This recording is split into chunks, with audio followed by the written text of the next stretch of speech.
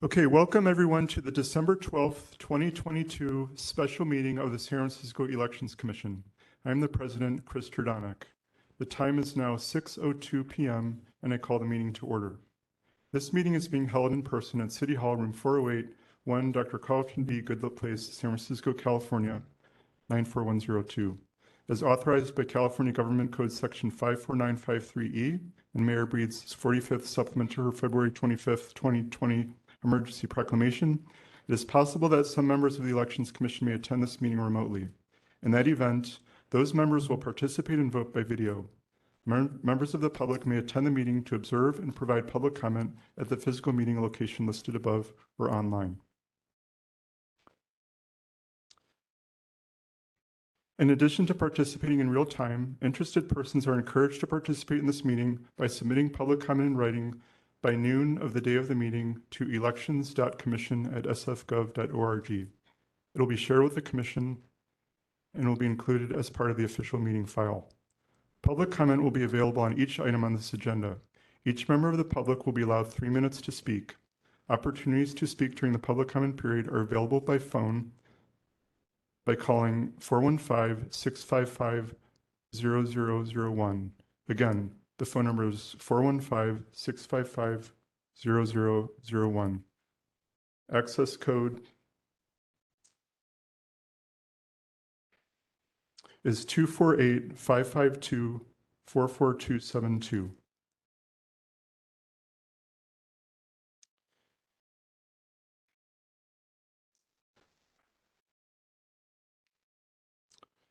And then you will follow that by the pound sign and then press pound again to join as an attendee.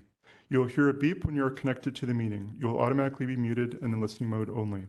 When your item of interest comes up, dial *3 to raise your hand to be added to the public comment line. You will then hear you have raised your hand to ask a question. Please wait until the host calls on you. The line will then be silent as you wait your turn to speak. Ensure you're in a quiet location. Before you speak, mute the sound of any equipment around you, including television, radio, or computer. It is especially important that you mute your computer if you're watching via the web link to prevent feedback and echo when you speak. When the system message says your line has been unmuted, then it is your turn to speak. You're encouraged to state your name clearly. As soon as you begin speaking, you'll have 3 minutes to provide your public comment. 6 minutes if you're on the line with an interpreter. You'll hear a bell go off when you have 30 seconds remaining. If you change your mind and wish to withdraw yourself from the public comment line, press *3 again. You'll hear the system say, you have lowered your hand. When a phone is not available, you can use your computer web browser. Make sure the participant's side panel is showing by clicking on the participant's icon. Make sure the participant's panel is expanded in the side panel by pressing the small arrow indicator in the panel. You should see a list of panelists followed by a list of attendees. At the bottom of the list of attendees is a small button or icon that looks like a hand. Press the hand icon to raise your hand. You'll be unmuted when it is your time to comment. When you are done with your comment, click the hand icon again to lower your hand. Once your 3 minutes have expired, you'll be thanked and muted. You'll hear your line has been muted. The instructions for public comment are listed on page 6 of the agenda. Okay, commissioners, please unmute your microphone so that you can verbally state your presence at today's meeting after your name is called. Vice President Stone? Here. Commissioner Bernholtz? Here. Commissioner Dye? Here. Commissioner Hayden Crowley? Here. Commissioner Lavolsi? Here. And I, Commissioner Turdonik, am here. So we have all members present, which means we have a quorum. And a friendly reminder to fellow commissioners, we request that you mute your microphones when not speaking to avoid audio feedback during the meeting. Okay, so we are still on item number 1, and as we did at the last meeting, a member of the commission will state our land acknowledgement. So I'd like to ask Commissioner Lavolsi to state the acknowledgement today. Yes. The San Francisco Elections Commission acknowledges that we are on the unceded ancestral homeland of the Ramaytush Ohlone, who are the original inhabitants of the San Francisco Peninsula. As the indigenous stewards of this land and in accordance with their traditions, the Ramaytush Ohlone have never ceded, lost, nor forgotten their responsibilities as caretakers to this place, as well as for all peoples who reside in their traditional territory. As guests, we recognize that we benefit from living and working on their traditional homeland. We wish to pay our respects by acknowledging the ancestors and relatives of the Ramatash community and affirming their sovereign right as First Peoples. Okay, thank you. Okay, so let us move on to the next item. Item number 2, general public comment. Public comment on any issue within the Elections Commission's general jurisdiction that is not covered by another item on this agenda. So members of the public can come forward to the podium if they have comments. Okay, for general public comment, item number 2. Okay, and today Vice President Stone is going to be managing the comments on the phone. So any commenters? Yes, we currently have four callers, and I will start by unmuting Roman. I'm so sorry, I can't pronounce your last name, but I'm going to unmute you at this moment, and you will have 3 minutes.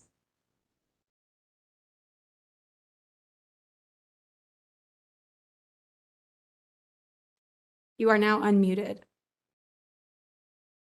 I'm actually calling in regarding the agenda item regarding Jones Arns reappointment. And so this is what I'd like to say.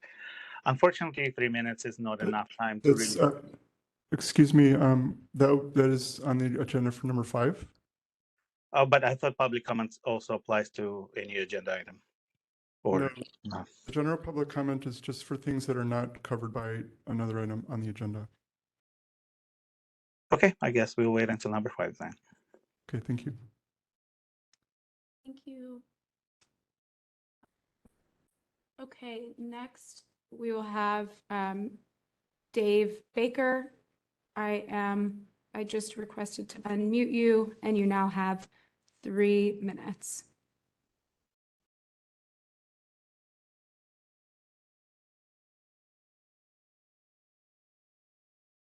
San Francisco voters, my friends and family included, were not particularly familiar with the Elections Commission until recently, when the story broke of their ill-fated blunder at the November 16th meeting.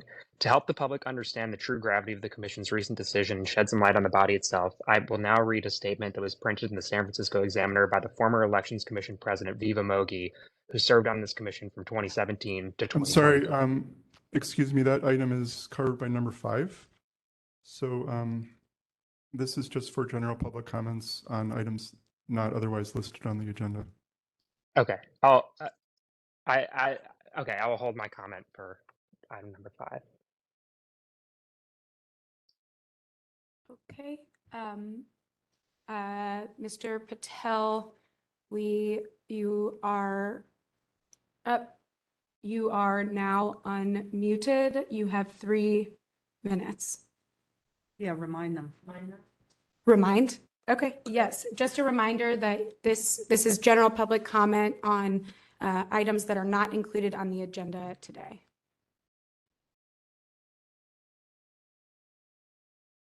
You're able to hear me?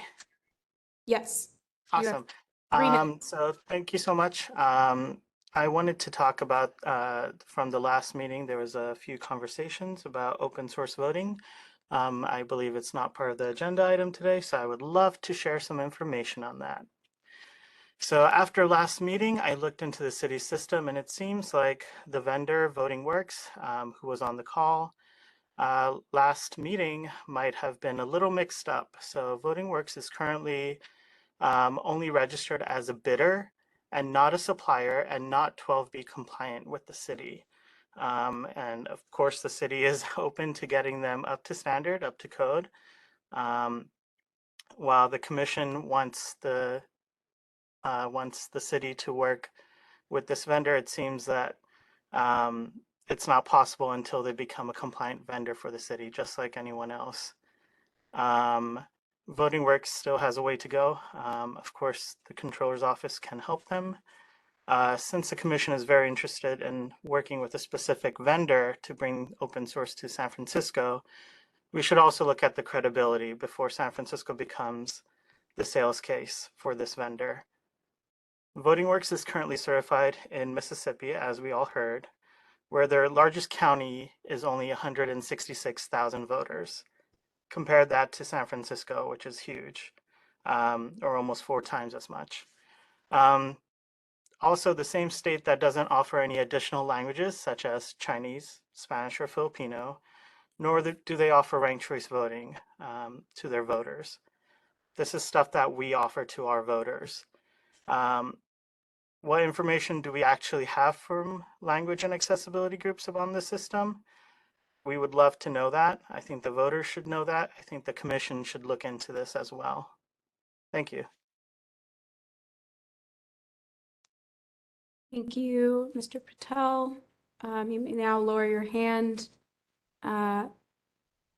Mr. Baker, you still have your hand raised. Is this on an agenda item or on a topic other than the items listed on the agenda for today? There you go. Okay. Caller number 5, you have 3 minutes to speak on general public comment for items that are not currently included on today's agenda. You are now unmuted.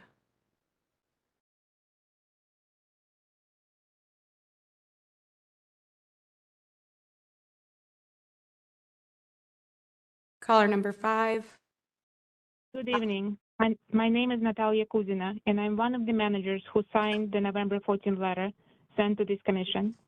During last week's Board of Supervisors meeting, I learned that the president of this commission, Chris Jordanek, suggested to Supervisor Peskin that we wrote the November 14th letter Excuse at me, the behest of Director Arnold. this is covered by agenda item number 5.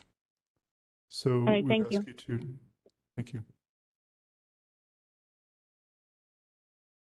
When that happens, do you want to jump?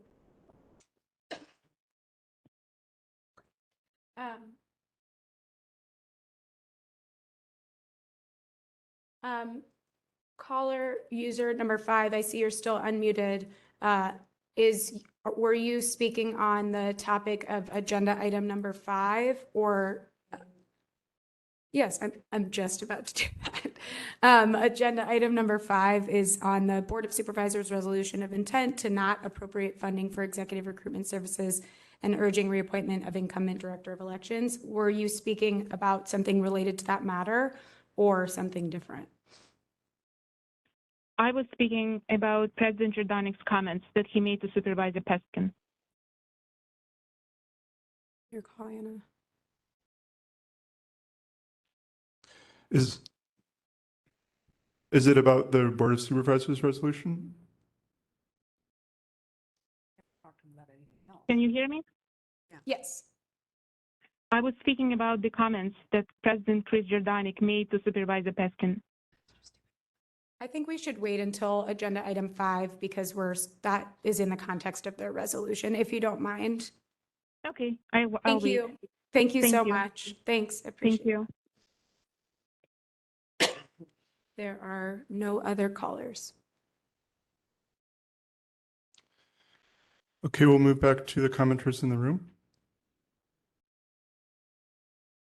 You have 3 minutes.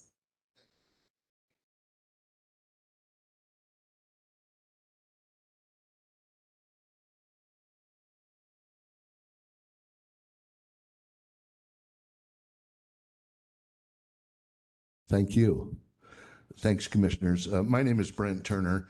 I'm here tonight representing some folks that couldn't be here, a lot of folks that couldn't be here. Namely, we have good representation and sponsorship from folks that are known nationally and some locally. The Harvey Milk Club, a lot of Democratic Party clubs, grand majority of them, the open source work that we do is in the California State Platform via the good graces of Christine Pelosi and others that help put that forward. And Southern Poverty Law Center. I just want to make mention the Equal Justice Foundation, many others that support this open source work. So the reason I'm naming them is because when we hear things from people that may appear to be representing the public that want to in some way lessen the efforts or denigrate some of the pioneers of open source, we always want to make mention that that usually comes from a business interest because, of course, we know open source is flying in the face of some heavy business interests. So I just wanted to mention that to you and appreciate your work again. I know it's not easy and there's a tremendous amount of political pressure right now, but I want to applaud your previous efforts over the past 10, 15 years of pushing for transparency and election integrity, and also standing through these last few weeks with this intense pressure from the right-wing press internationally to try to denigrate this commission. You've done great work. I hope that you continue to do it, and thank you again for your efforts. Thank you. Thank you. There are no other commenters. Okay, thank you, Vice President Stone. So let's move on to item number 3, discussion possible action on a resolution on continuation of remote elections commission meetings. We have our usual draft motion and resolution. I move we approve. Second. Okay, so we have motion before us. Is there any commissioner discussion? Public comment on this item? Item number 3? No public commenters. Okay, seeing none, any remaining discussion before? Actually, I take that back. We have one call-in commenter, and this is on discussion, on agenda item 3, discussion and possible action on resolution and continuation of remote elections commission meetings. User 17, I have unmuted you, and once you begin, you will have 3 minutes.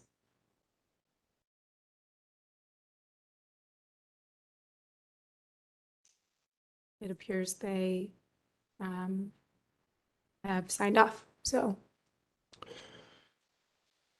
Okay, so let's close any commenters, No close other- public, No other commenters. so close public comment on this item. Any remaining discussion before we take a vote? Okay, then we'll take a roll call vote. Vice President Stone, Yes. Commissioner Bernholz, Yes.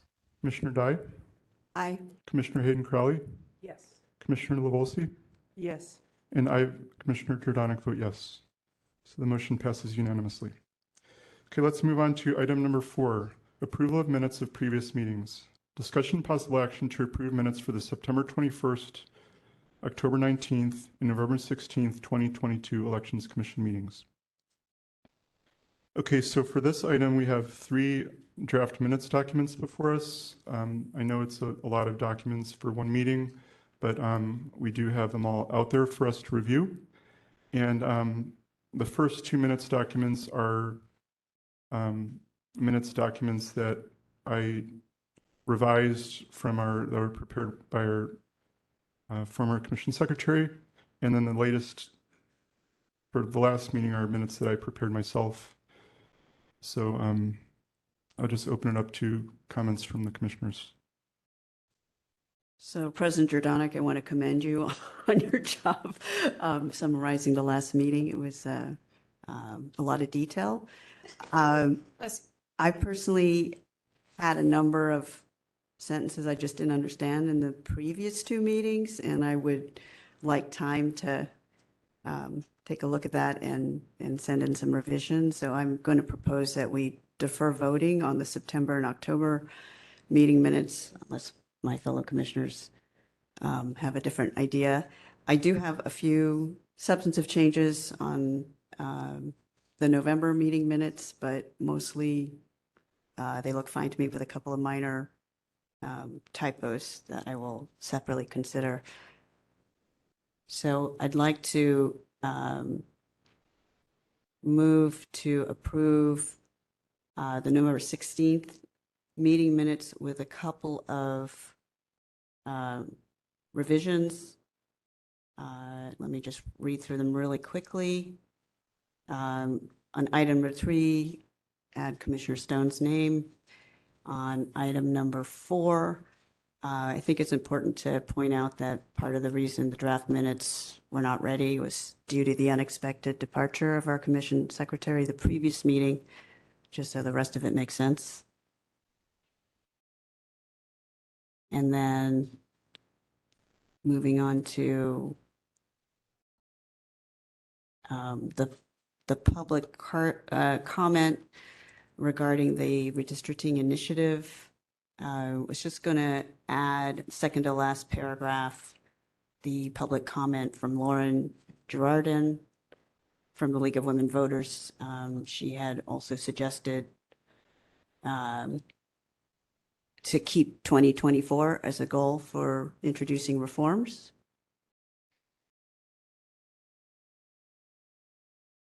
Is that under item 8? It's actually under item 5, and it's Got the last public comment. And then for item number 7 in Director Arndt's report, he talked about 2 measures. So one was about adding proponents and opponents to the state measures and local measures. And then the second one was Proposition H, which might result in 6 or 7 card ballots due to the election consolidation. So just make that the second measure. Yeah, that was important. Yep. And then, Increase costs. which could potentially increase costs and mailing, handling, and a whole bunch of other things. In item number 8, I just wanted to clarify that I had thanked Commissioner Hayden Crowley for her ideas on advancing the redistricting initiative, not in redistricting in general. And and then under item 9, just a note that the last public commenter had actually identified himself as a department employee, and I believe he actually gave his name, so we should try to put that in there. I wrote something down, but I'm not sure it's right, so we ought to be able to check that. So those were the only substantive changes I had, but again, fabulous job at capturing the substance of our discussion and of the public comments. Okay, thank you. Commissioner Dye?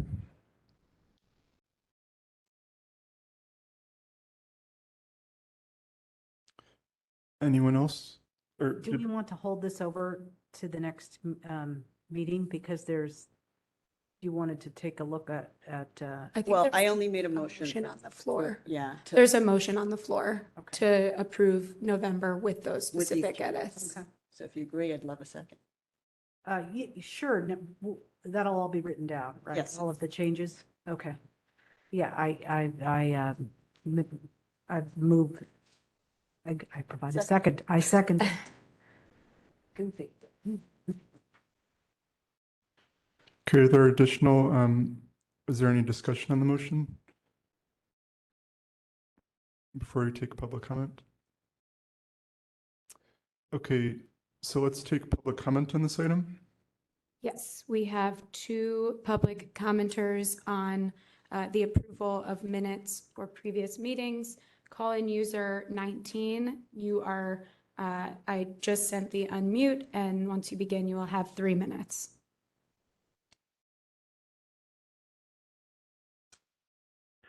Good evening. I am sorry, I wanted to comment on your next number 5, the number 5 issue.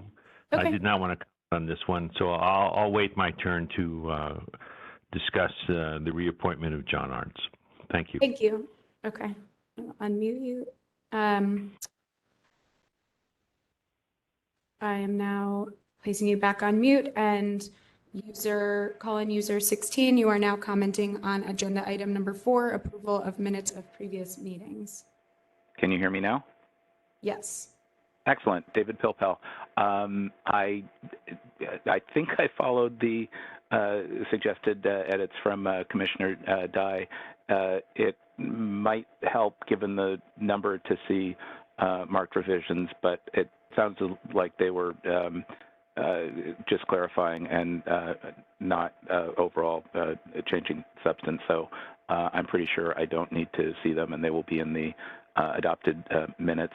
I did notice 2 things on the September minutes and wanted to call those to your attention, even if you're not approving September tonight. On page 5 of the September minutes, let me go there.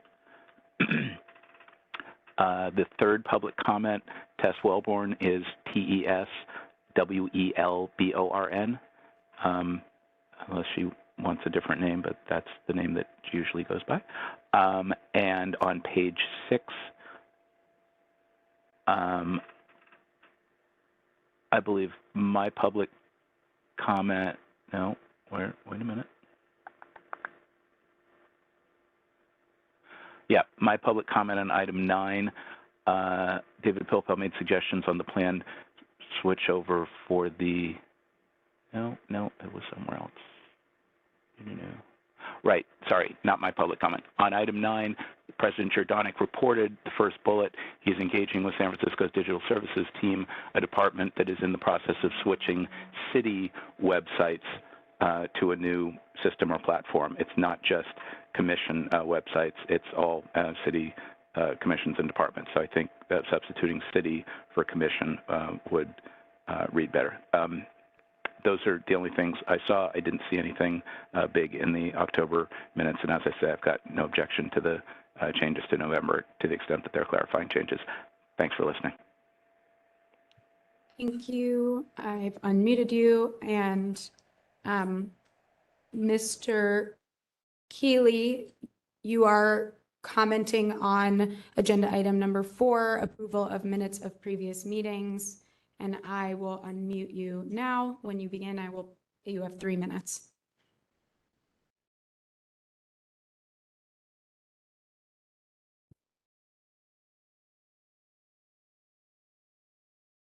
Yeah, just a small thing from last meeting. For the minutes, we briefly discussed revisions to new laws that are going to require the departments to potentially go past our 5 ballot card limit. Just wanted to be clear that neither of those were technically propositions. One was local measure H. Propositions only come from the state level, so that was a local measure, not a proposition. And the other one was State Assembly Bill 1416, which was not something that the voters directly voted on, but something that was signed into law that originated the state legislature. So while we're being specific on the minutes, probably good to have that stuff in there. So thank you very much. Thank you. And we have no more public commenters. Should we move to a vote? So that closes public comment on this item. So let's have any additional discussion on the motion before we take a vote. So I would like to amend my motion to reflect the last caller's clarification. This was for, I believe, the director's report, item number 7. So the first was AB, I didn't catch the number, but I know we have it somewhere. Director Arntz, what was the? 1614? Okay, 1614. And measure H, right? Okay, so with those additional changes, is that okay with you? So you're amending your amended resolution. You're making a motion. Yes.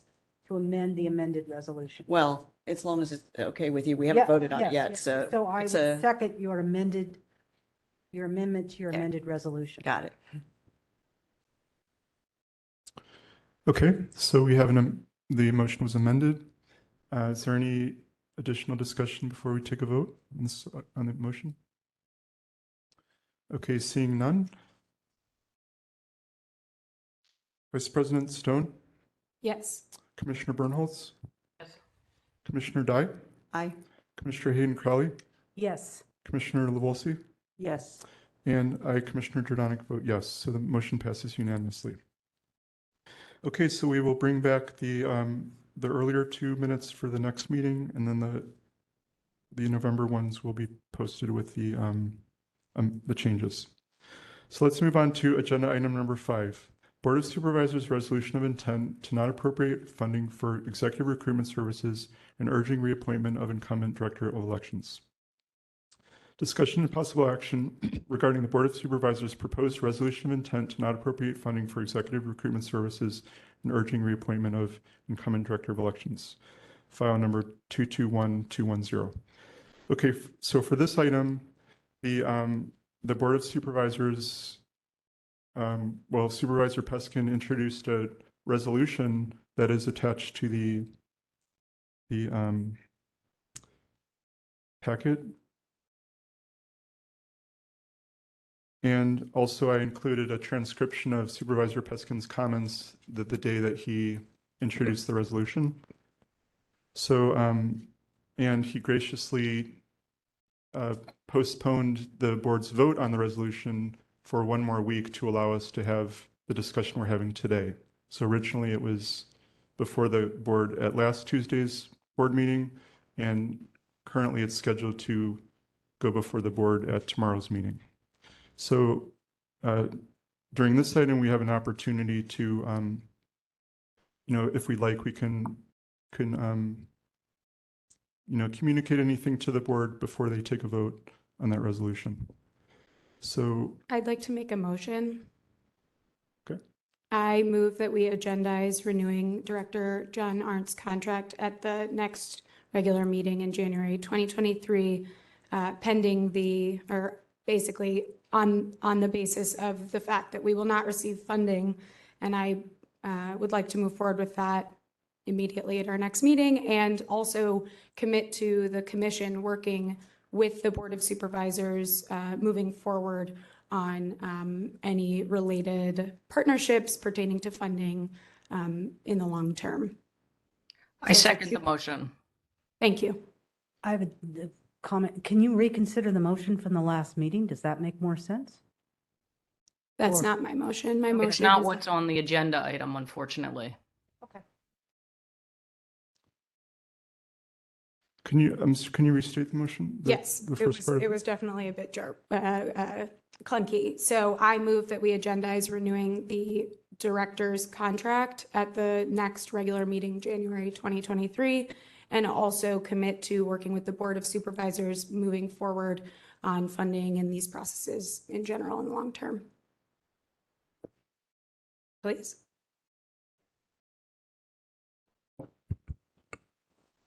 It sounds like you'd like to consider John Arndt's contract / reappointment or in a closed session item. So if we could label it as such, just consider John Arndt's contract / reappointment in closed session at the next agenda meeting. Thank you. I will amend my motion to reflect what DCA Flores just said. And I second the amended motion because it actually would encompass quite easily the proposed agenda item for this meeting, which I submitted to President Jordanik, but which he did not include on this agenda. So that agenda item may already exist and be ready to go for January.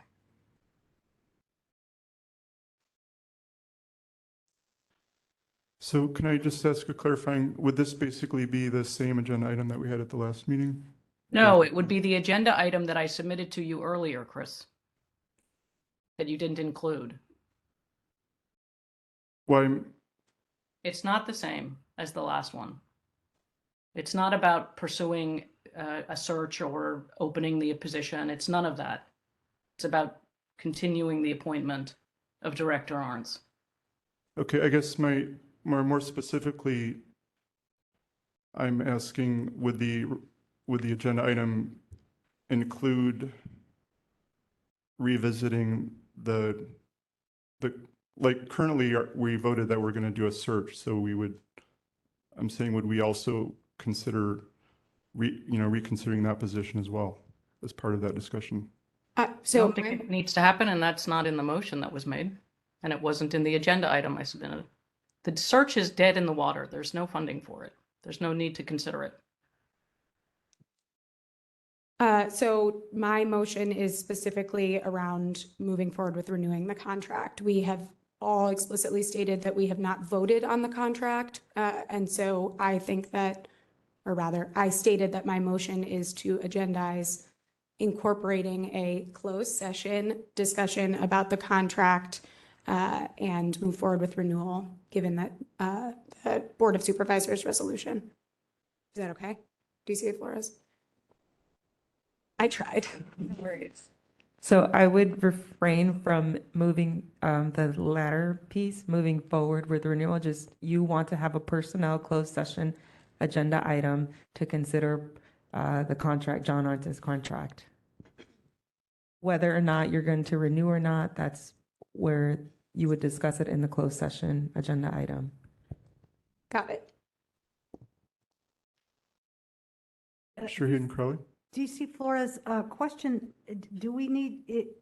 This just seems like a non sequitur to me. Do we need to make any action on the motion that's already there, or is that, I know that it's quote unquote dead in the water, but it seems like there needs to be some sort of subsequent motion. I don't know. You need to clarify that, I think.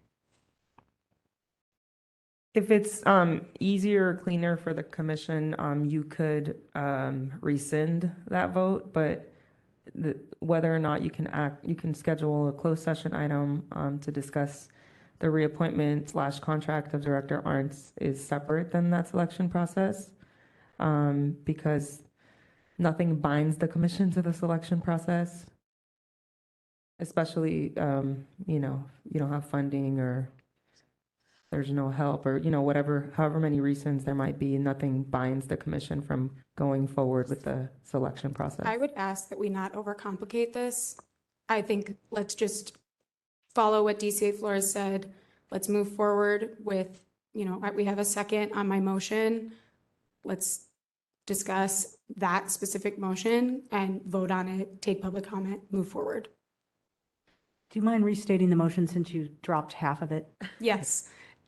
DCA Flores, help me if I get it wrong, but my motion or my amended motion is to agendize a closed session discussion around the director's contract, which could be incorporating a renewal potentially.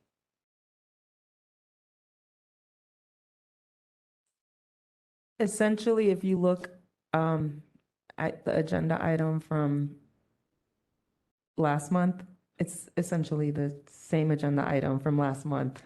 Except this time we'll be actually voting on his contract. Oh, I'm sorry. I thought last time was a closed session about his contract as well. It could have been, but Okay. we didn't take action on that. Okay, so essentially it's just a closed session item, the reappointment / contract of John Arntz. Simple as that. Correct. Thank you. Does that clarify? Yes, thank you. You're welcome. I also had included a commitment to work with the Board of Supervisors going forward as it pertains to, if you look at the attachment, one of the attachments in the packet item, Supervisor Peskin specifically said, it's incumbent on this board to work with them in good faith and also to acknowledge that in 5 years' time, they will need funds to do such recruitment and search that we, as a matter of policy, intend to fund that in 5 years' time. And so in several of his Supervisor Peskin's comments, he expressed an interest and desire to work and for us to work better with the Board of Supervisors from a process perspective. And I incorporated a commitment from the Elections Commission to do so in my motion. So Vice President Stone, you beat me to the punch. I was going to make a motion that would ask the Board of Supervisors to consider automatic funding to allow the commission to do its work in 5 years. But let's discuss the motion that you have at the moment.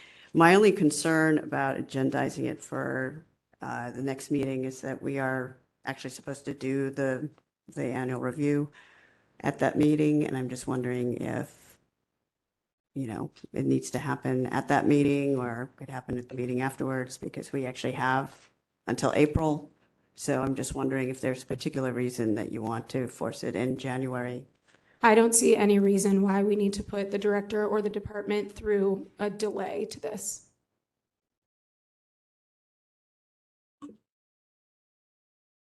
Commissioner Bernholz, you have your hand up? Yes, in response specifically to Commissioner Dye's last comment, I think it is incumbent upon this commission to rectify the damage done by the previous decision as quickly as possible. It is pure hubris to put it off, to think that Director Arntz isn't being recruited by any one of the 2,000 jurisdictions in the country that have lost their leadership. And it is the purpose of this commission to support and oversee the Department of Elections, not to damage the reputation of the commission, the department, the director, the staff, to unite the public and the elected leadership around the poor decision-making and lack of process that led to the prior decision. I actually think had we been able to agendize this issue correctly, we'd be able to take action now, which is absolutely our responsibility to clean up the mess we've made. And so everything else should be put off until we get out of this chaos, because it's actually even more hubris to presume that having done what this commission has done, that anyone in this city, this media, or the voters would take seriously any other decision we might choose to make. So not only have we inflicted damage on the department, we've made ourselves an unreliable, untrustworthy body. And until we fix that, all of the work we've done on other issues is out the window. I strongly urge us to move on this motion and to take action to rectify the situation as quickly as possible. Should have happened today. It's unfortunate that it cannot. I just wanted to jump in on one thing that is not necessarily in response to Commissioner Bernholtz, but something that I've been wanting to say to each of you, to the public, and to the director and the department, and really just the city, which is that I think we can all work to give everyone a little bit of grace and patience and just calmness and kindness. I recognize that we all care very deeply about elections in this city, and sometimes we're not going to agree, and sometimes we make mistakes, and sometimes we're going to face heat, but we still have to work together, and we still have to demonstrate that there is such thing as decorum. And I think I would encourage all of us to think about that in the new year as to how each of us can work together, understanding that we may disagree and we may make mistakes. We are all private citizens trying to do our job as volunteers to the best that we can. And it is okay if we make mistakes. And I agree 100%, also must repair harm when mistakes are made, but also give each other grace in that process. And I would ask everyone to consider that, given the level of vitriol that has been directed at each other and individual members. There is a lot of conversation about what San Francisco is supposed to stand for. And I agree that there are times when we may go against what is not always what some people who have strong opinions may feel, but we can still treat each other with respect. And I really would ask everyone to consider that in how we work together going forward and as we continue to repair the relationship. Thank you.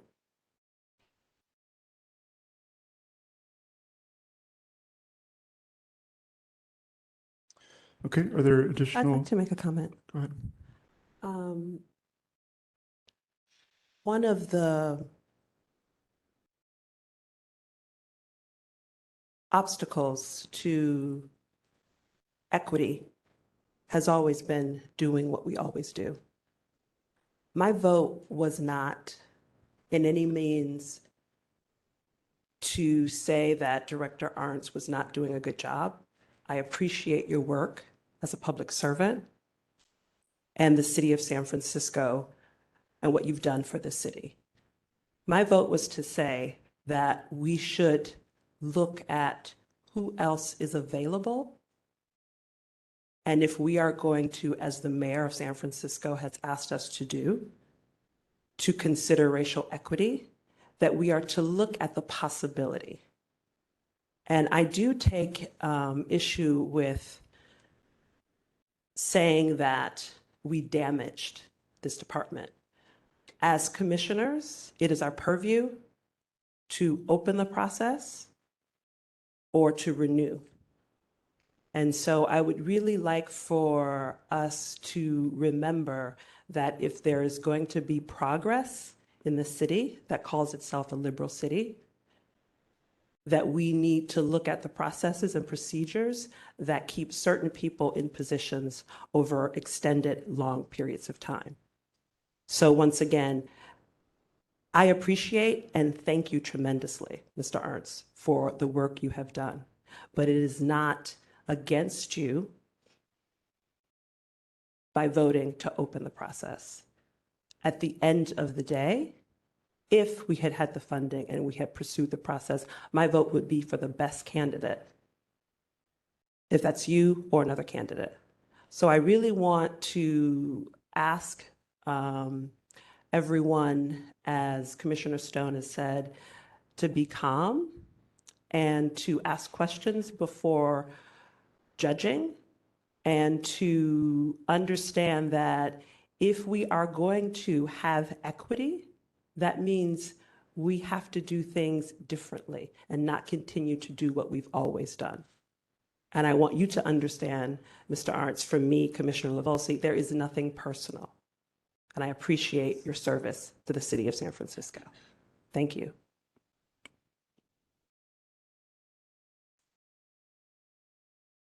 Thank you, Commissioner Levolsi.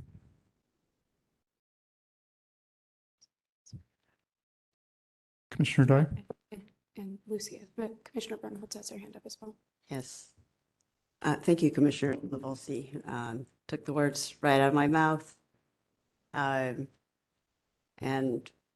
Director Arntz, I sent you a private note about this. I think that we did the right thing. A majority of the commission voted on this. It is something we discussed over 3 months. It was not a quick discussion. It was one that we undertook seriously because we take our independence as a commission and the mandate to make sure that we are following the charter, and that means ensuring that we have checked to make sure that we have the best person as the leader of this department. And while I think many people believe that they know the answer already, the reality is that we have not even looked. And under civil service rules, we are not supposed to provide any kind of preference or favoritism for an incumbent. That is just the rules of civil service. So my vote for this was also not personal. It was about process. As most of you know, I served for 10 years on a commission which was about good process and let the results come out the way they can, have the process be open and transparent, and allow public participation and let it be independent. And I see this as in the same vein, that we are following the mandate that the voters put into place when they created the Elections Commission. And when the voters chose to make the head of the elections department a civil servant with a 5-year contract. And it gave the Elections Commission the sole authority to open a search and in its sole discretion to not do the search and simply reappoint. And for me, and I know for the majority of the commission who voted for the open competitive search, this was about making sure it was done once in 20 years because it hasn't been ever done before. And making sure that we did it early enough that it would be a fair and equitable process, not only to other candidates, but also to Director Arntz himself, whom we explicitly invited to participate, knowing that in fact, perhaps he might be the best candidate at the end. And to have a look at that process and to allow others to compete is fundamentally what equity is about. It is not about any kind of, like I said, preference or favoritism or any kind of special qualification that's not related to talent. It's about equality of opportunity. And it will also would have been an opportunity for the city to look at building a pipeline, to think about succession planning. For much as we've enjoyed Director Arndt's service over the past 20 years, he's not going to be in this role forever. And it would be a chance to see who else is out there. Potential pipeline for other positions potentially in the department, and possibly for a future director of elections. So to me, this was simply about making sure that the city had a look at the full breadth of talent out there. As I said recently on a radio program, in 20 years, children have grown up and gone to college. It is a long time. It's time to look. And so that is the reason I believe the majority of the commission supported this motion.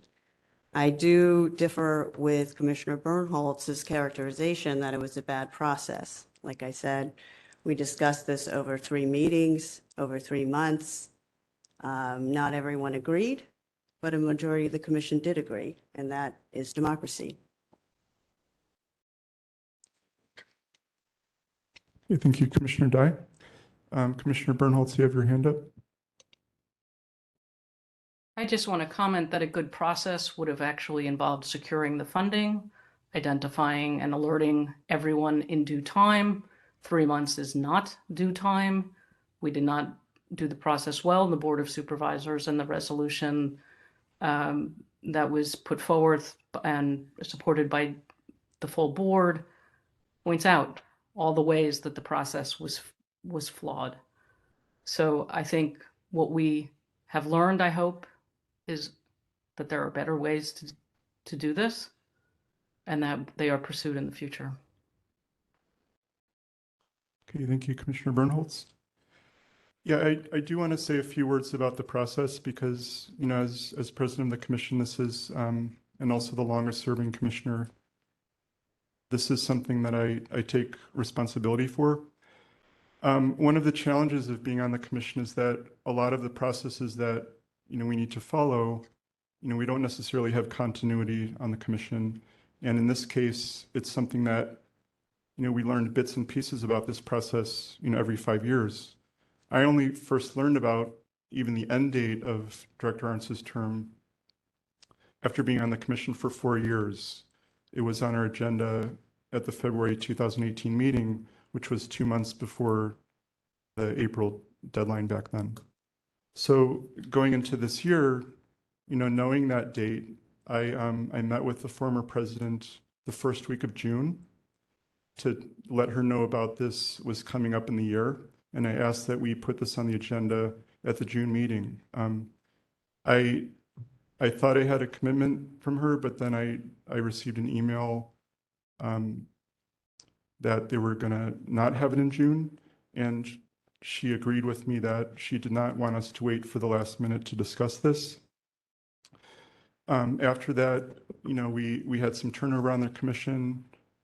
And I was also informed by staff that this type of issue is very unusual to put it on the agenda more than 6 months in advance of the day of the deadline.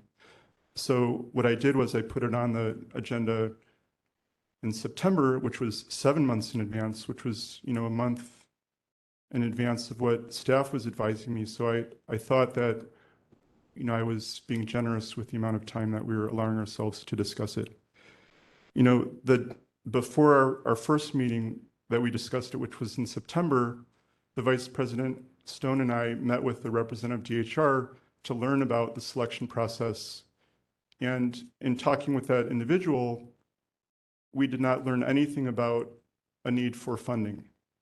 So going into the September meeting, even at that point, we did not know that we would need money. So our commission only learned that we needed money during the October meeting, which was, that's late October.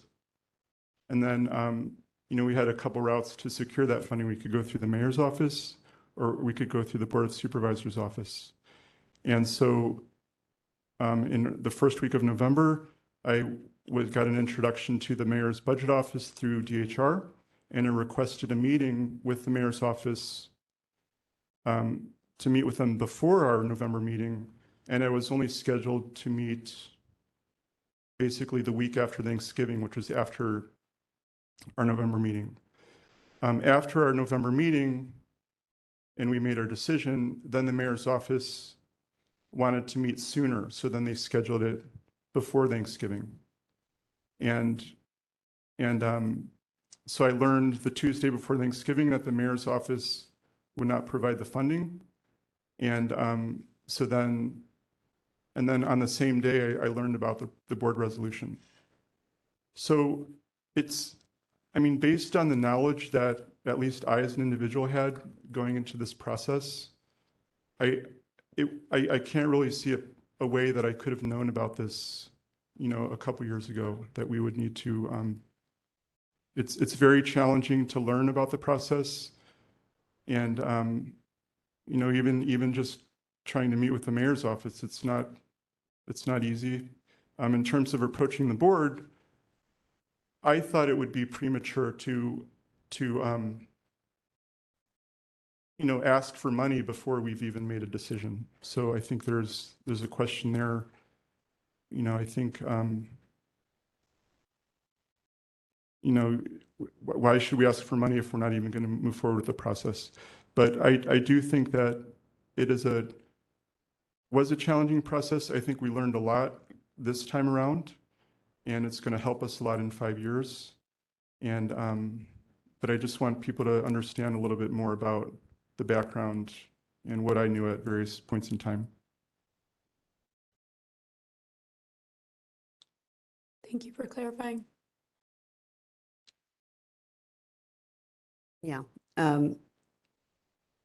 I think that it is difficult for a Citizens Commission that has had as much turnover as we've had this year to know everything about the process. A majority of this commission was appointed this year. And so we had no history of how to do this, given that it had not been done before. So all we had was the information in the charter, which gives us this mandate. And as President Jordanic pointed out, many of us didn't even realize that it was a budget item that we had to somehow supply. And that's also when many of us learned that, in fact, the commission does not have an independent budget and would need to get the money elsewhere. So as President Jordanic pointed out, we actually moved as quickly as we could with the information that we had learned just in time. So unfortunately, that made it a crunch because we had just also learned from DHR that ideally we would have about 6 months to run a search. So I wanted to note, and I don't know if it makes sense to just do this as a separate motion afterwards. But I did want, in response to Commissioner Hayden-Crowley, I did want to respond to the Board of Supervisors resolution and see if we can remedy this for the next commission. Because one of the things is that each commissioner's term is 5 years. It's supposed to be staggered. We should not have had this kind of turnover, but the reality is that very few commissioners actually serve out their full 5 years. So it's a good likelihood that this group of citizens will be entirely different by the next 5-year contract renewal period. So I think it's incumbent on this commission to try to clear the way and make this easier on our future selves. Just quickly, we have a motion, so any new motion, I think, needs to come later. So that's all. Yeah, I was going to ask if that was a motion or just an ask to amend mine. Yeah, I was going to say, I don't know that it makes sense to amend yours because I think it's too much. Yeah, I actually would like to respond. If it's not a motion, if it's just a discussion, then is it just a discussion at this point? Okay, so I recognize the sentiment behind that, but I disagree for a couple of reasons. One is that I don't think that it is going to work within the commission's favor to try and pass a motion to change the Board of Supervisors resolution. I think it is in the commission's best interest in the short and long term as I put in my motion, to work with the Board of Supervisors and commit to working with the Board of Supervisors going forward as it pertains to budgeting, whether it's an independent budget that this could be a part of in 5 years, but just having a larger conversation and a relationship. You had mentioned, I think it's you or President Jordanek, that, we are new, and I think a lot of us are new. And I think for the long term with the commission, being able to have not just this one moment of resolution, but rather a more longer term relationship with the Board of Supervisors is probably in our best interest. The other thing I would say is I hear the element of not going to necessarily be commissioners. I just don't think that that's a reason to try and pass. Sorry. Oh, I thought someone was speaking. To pass a motion here that would basically ask them to amend it. I don't anticipate them changing their resolution either way. We have a motion, so let's stay on topic. Well, it was a discussion about whether or not we were going to amend mine, and I was just explaining. Okay, is there any additional? Commissioner Bernholtz has her hand up. Commissioner Bernholtz? Thank you. A couple of things to Commissioner Dye's last comment. I actually very much see and understand Commissioner Stone, Vice President Stone's motion to be a response to the board's action. Otherwise, we couldn't be talking about it now. So that's how I view this, which is as a direct response to the board's resolution. So in my mind, that purpose has been solved. I want to clarify what I meant earlier about damage, because I feel very strongly that this commission has done damage.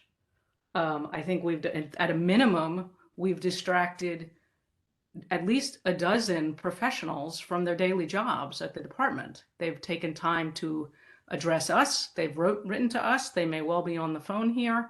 They've presented at the Board of Supervisors meeting. None of that is what they are supposed to be doing as part of their jobs, and yet they've been taking the time to do it. So there's damage there. I think we have brought upon ourselves both inaccurate and unwanted attention during a time of national crisis in election administration. And I think that is true damage. I think we've damaged the credibility of the commission quite significantly. And I think for my colleagues who have worked so hard and so well on issues of redistricting, this may well come back to bite us there. And that is a serious concern to me, at least. And quite frankly, I think as it was Supervisor Peskin, I believe, who referred to the specious arguments by some of the advocates and perhaps some of the commissioners that were being made about the relationship between the bodies. I think that too is unnecessary damage. And I think we should take this seriously. Finally, I to the procedural comments and questions, I agree completely with this.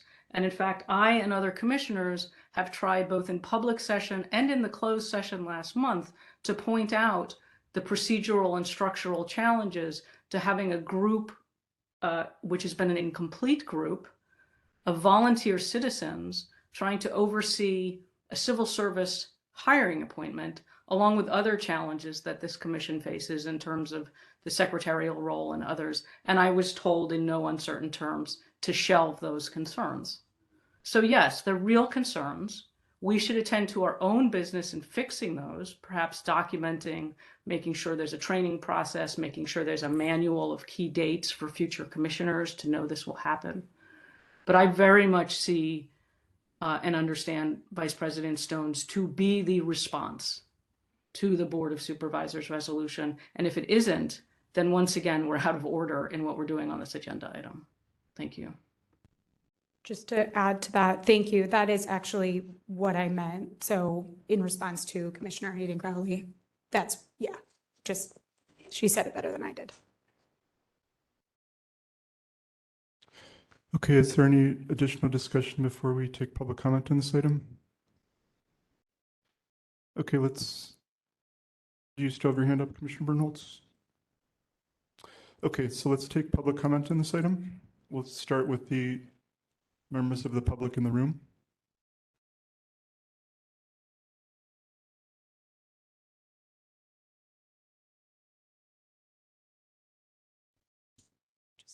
Hi, good evening. You have 3 minutes on agenda item number 5, Board of Supervisors resolution of intent to not appropriate funding for executive recruitment services and urging reappointment of incumbent director of elections. Okay, so on the timer, it says 2 minutes. Can that be reset, please? 2 minutes worth. I'll give you a 30-second. My name is Deanna Mitchell. I work with the San Francisco Department of Elections. I'm a long-term part-time employee. I've worked for and with John for 15 years. Our department, 4 of you are new here.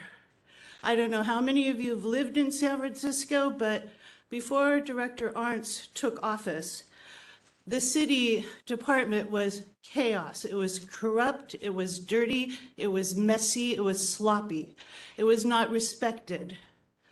I really appreciate that you take the time to honor the Ramatash Indians, the Ohlonys. But I do not appreciate the lack of respect for this man who has given 20 years of his life cleaning up the department, getting it in order, putting together a staff that works well together and respects each other.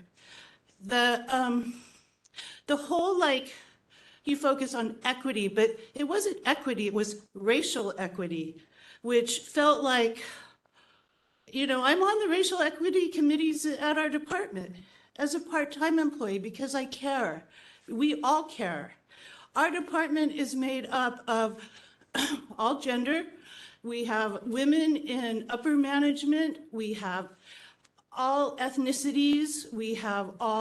We're not ageist. Here I am. Here I stand. We are so open and fluid, and to be treated like this is my personal feelings here. I mean, I have a list I could go down, but I only have a little time. You're new, I get that. I think you came out of the gate running, we're gonna do this. But I have to ask, is it really about racial equity? Is it more about open source voting? Are there underlying things here that are really what's happening? Because if it is, if you guys are really on about racial equity, I'm just gonna say you're playing one-dimensional checkers. This is not impressive. This is not, like, I appreciate your volunteering your time and stepping up, but like, who do you report to? Because this is like a debacle here. And I think you've gotten pretty much cleaned out upside down and backwards from our city government agencies, from like press around the world now. A lot of like trashy press. Did you really want to bring that to us? Because that's where we're at. You know, like 20 years of his life, every election, on election morning, we're all there at 4:30 in the morning. I leave almost at midnight to go home. He leaves to go, he leaves to go to the pier to watch the process of the ballots. He is so hands-on. That's 3 minutes. Thank you. I did give you a 30-second mark, but maybe I thought you had seen me, but I guess not. Okay, so I appreciate the time here. We're like coming after work, and I think you guys have a lot to learn, and I will stop, but I'm going to finish first. The thing is you should know that it costs money to hire somebody else. And please get paperwork in order for the future. Thank you so much. We appreciate it. You're so welcome. Thank you. Thank you so much. Hi there. If you could give me 30-second warning as well. Yes, and I'll say it verbally. Yeah, that's what I did. So about 17 or 18 years ago, I wasn't that into politics, but I got involved with the League of Women Voters. And I've always been interested in good government and a fair election. I think that's so important for our rights, and I really like my rights. And so I started getting involved in open source voting, and I started coming to these meetings 17, 18 years ago. You don't remember me because you weren't here, but I was. I've been here 25 years. I remember the ballots in the Bay. I remember those fiascos. And we did get some improvements. We maybe didn't get open source voting, but our ballots are now online where people can look at them and they can check them themselves. They can use open source, they can use whatever they want to check those ballots. And this is from Humboldt County, who found an error with their closed source voting machines by doing that. And that's something John Arntz put in place. Now, I haven't been that involved, but I have been watching. And I do know what's going on with our elections in this city because I've been a poll worker about 15 times. Have you guys? Asked to ask questions. 15 elections I've been a poll worker. I've been an inspector because I feel like you need good people at those polls to make sure our elections are run well. So as part of the League of Women Voters, I did a vote by mail study. I came in and we got an appointment with John Arntz. And we sat down and we looked at the vote by mail process. And I went, wow, they've got their shit together, their stuff together. And I've always been impressed. I've been proud of our elections department. I've been proud to be a poll worker. It's not perfect, but our training is good. We do the best we can. I've been proud of it. I've always gotten a lot of respect from the department, and I've always trusted Director Arntz and the process. Because from the time I started paying attention, he was the director. Is he the best man for the job? Maybe, maybe not. But I think he's doing a really good job. And if somebody's doing a really good job, I don't think it's time to look for their replacement. In fact, that's demoralizing. That's what's happening to the SFPD right now. And they don't even want to do their job. Do we want a department that doesn't want to do their job because they've been demoralized? I agree with what Director Bernholtz has said, that this needs to be cleaned up and fixed as soon as possible. Director Arntz should get an apology. That's my opinion. The reasons in the press are ludicrous for this going on. I'm sorry, it's a waste of our city budget, $50,000 for something that's not needed. You have 30 seconds. To say you don't understand the process is to say that you also don't understand one of the major roles of your position on this commission. I understand your volunteers, but that's a question that should be asked if this is something that needs to be done. Back in the day when I was attending these meetings regularly, and Brent Turner remembers me from way back then, and speaking out in favor of open source and good governance and good of elections. I remember his contract coming up and it was renewed and there was nothing that could say. So anyway, thank you very much. I want to ask that you reinstate John Arntz and approve his contract for the good of the city and to ensure whatever you need to do is get better morale and take care of our election department because they do a good job. Thank you. Thanks. You have 3 minutes. Good evening, Commissioners. My name is Leo Samuelson. I worked with John Arntz for 5.5 years. I still currently work for the city and the department. Outside of high school, I'm a born and raised San Franciscan. I've never heard anything about the Department of Elections in terms of being in newspapers and things like that outside of election results, which from my understanding was great up until recently, until I heard of what was happening with the whole contracting process. And sitting here tonight, listening to the commission president talking about how he didn't know about the process, he should have figured that out sooner rather than because it felt reading it in the newspaper, hearing about it in the SF Standard, in the Chronicle, SF Gate, all the local publications. As a lifelong resident, it demoralized. It ceded the trust that I had in the elections department, that I had grown, being a part of it, no longer being a part of it, but knowing that under John Arntz, it was in a steady hand and he knew the process and all the staff that were there. So yes, I agree with Commissioner Bernholtz that it did create damage in the public perception of both this commission and the department itself. I see my time. Thank you. And I just wanted to mention, I fully support the reinstatement of John Arntz and renewing his contract. Thank you. Thank you.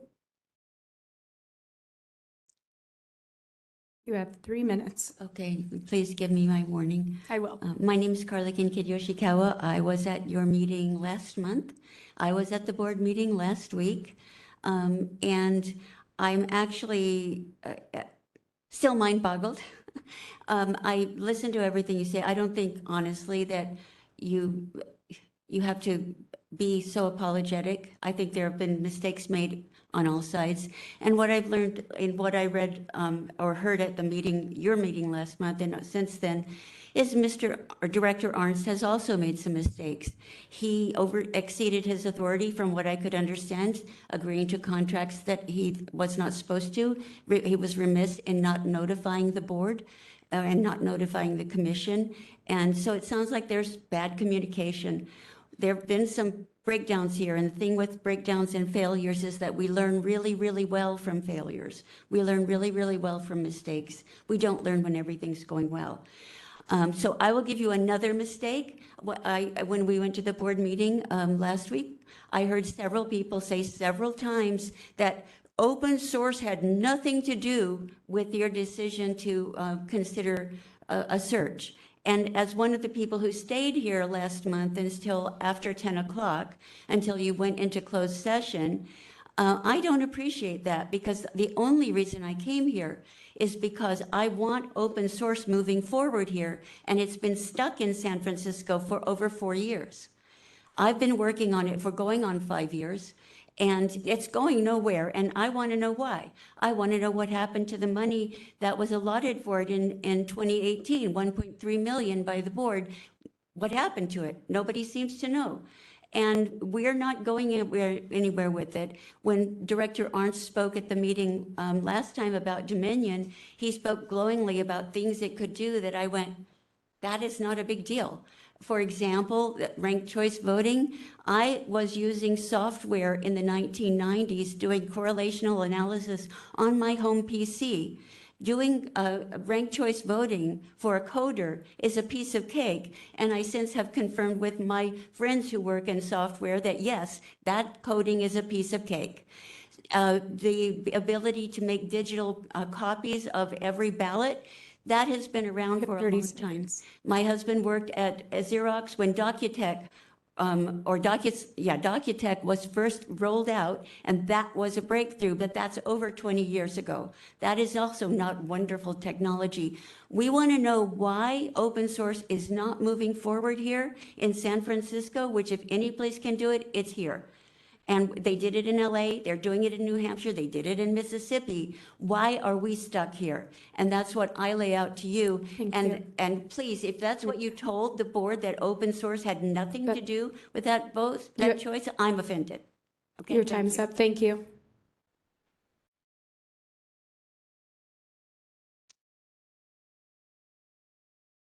Okay, you have 3 minutes. I'll let you know when you have 30 seconds left.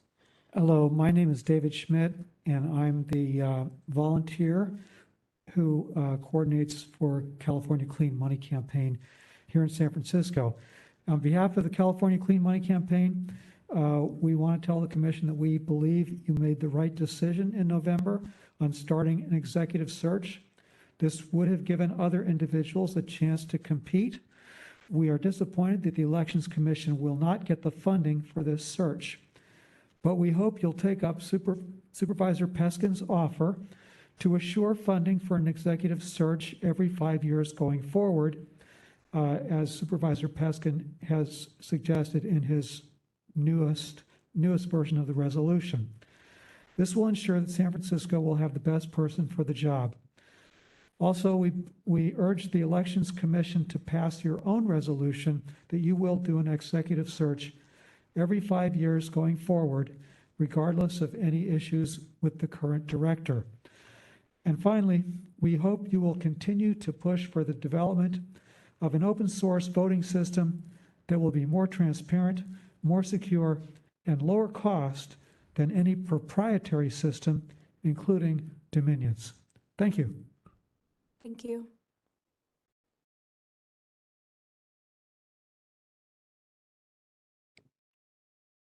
Mr. Turner, you have 3 minutes. Thank you again, Commission. My name is Brent Turner. I'm here on behalf of the people. I work pro bono. I've been doing this for 20 years, free of charge. It's been quite burdensome in my life, but not as burdensome as a friend of mine, Rena Evers, who's the daughter of Medgar Evers, who has blessed our work toward open source, and not as burdensome as other people have had their lives affected by these kinds of issues. I see the Commissioner Woolsey, who shares a namesake with former CIA Director Jim Woolsey, who also advocates for the immediate movement toward an open source system, because this is a national security crisis we're in. So I appreciate the people that have worked for John coming forward and saying he's a good guy and all that, but this is a little bigger situation because there's bad people around the world that take shots at our infrastructure that have to do with our technology. Some people think maybe Russians or Chinese or North Koreans, and hackers that can penetrate the current systems because nobody really knows what's going on inside the systems because the code is proprietary. So this is all simple stuff. This shoot the messenger sort of a style, the false outrage and indignation by Commissioner Bernholtz makes me think, because of her association previously with the Open Source Election Technology Group, that was involved in the 300 million Los Angeles County debacle, she should probably recuse herself, because when you are either working for a proprietary interest or working with people that purport to be open source but really aren't, because they really are kind of proprietary people dressed up like open source people, you see the mud that we're in on this issue. It's the third rail politically. So we don't want to shoot the messenger. We don't want any scare tactics. Obviously, John Arnst isn't the only person that can do this job, and everybody across the country thinks their particular person is the best, and John might be very good, and I'm glad there's no ballots in the Bay, but we need to move forward on some of these technology issues, and we can't be hoodwinked or gaslighted into thinking that this commission did something wrong, because actually you stood up for a big civil rights issue. There is some racism involved here, and I think looking at his replacement through an equity lens is more than appropriate. So thank you for your time. Thank you, Mr. Turner. You have 3 minutes. Okay. My name is Jonathan Auberg. I work in the Department of Elections. There's a lot more going on in elections than the voting software.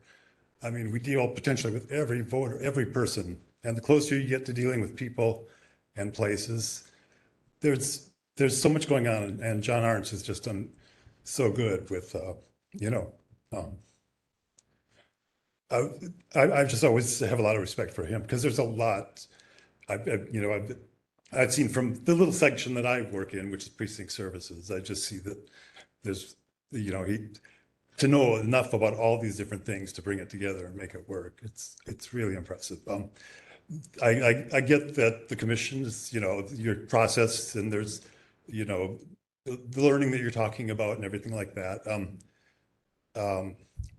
So great, but the process, there's consequences if it drags out too long.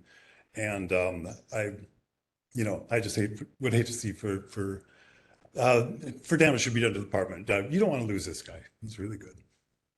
Thank you. Thank you. Okay, we have no more commenters in the room, it seems, so we will move to callers. And user 16, you are commenting on agenda item 5, Board of Supervisors resolution of intent to not appropriate funding for executive recruitment services and urging reappointment of incumbent director of elections. I will unmute you now, and then you will have 3 minutes. You're now unmuted. Can you hear me now? Yes. Great. David Pilpel. I will keep it brief. I will summarize to say that I support the motion. You could rescind the prior action or abandon the search later if you indeed do reappoint the incumbent director. That has the effect of abandoning the search. You could formalize that by a later motion. In any event, what do they say? It is what it is. I could talk about the budget for this item, or generally I intend to mention that when we get to item 7 under the director's report. I think it's important to attend to this sooner rather than later. I agree very much with the comments that Commissioner Bernholz made. If the item that she referred to had been agendized for tonight, this could have been resolved entirely tonight. I believe fundamentally that the director's position is largely a ministerial function, and that leadership on policy issues and advocacy is rightfully in the purview of the commission or the Board of Supervisors, and not the appropriate role for the director. It's simply to implement the law, develop and implement procedures that follow the law, and ensure that people have the opportunity to vote and that their votes are counted. That's all. That's enough of a task right there, and he does a fine job of it. I think very much that the credibility of the commission and the 6 commissioners now in office is very much at issue here, and I hope you will listen carefully to what people have to say and make a thoughtful choice tonight and at the next meeting. Thanks very much for listening. Thank you, Mr. Pilpel. Call in user 5. I am, let me mute. Okay. User 5, you are now unmuted and you have 3 minutes. Good evening. My name is Natalia Kuzina, and I'm one of the managers who signed the November 14 letter sent to this commission in support of reappointing Director Arntz for another term. I support the board's November 29 resolution not to fund the search for a new director and to instead reappoint John Arntz for another term. During last week's board meeting, I learned that the president of this commission suggested to Supervisor Peskin that we wrote the November 14 letter at the behest of Director Arntz. I want to make sure everyone here understands the commission's president's accusation is absolutely untrue, and that Director Arntz had no knowledge of this letter until after it was submitted to this commission. I must say The Elections Commission president's accusation was very hurtful and an insult to the integrity of employees of this department. His accusation also made me consider the possibility that the Elections Commission president may have an unfounded and unfair animus toward Director Arns. I leave it up to each of you to consider if this is the case, and if so, how to factor that into your future actions. Thank you. Thank you, Natalia. I'm putting you back on mute.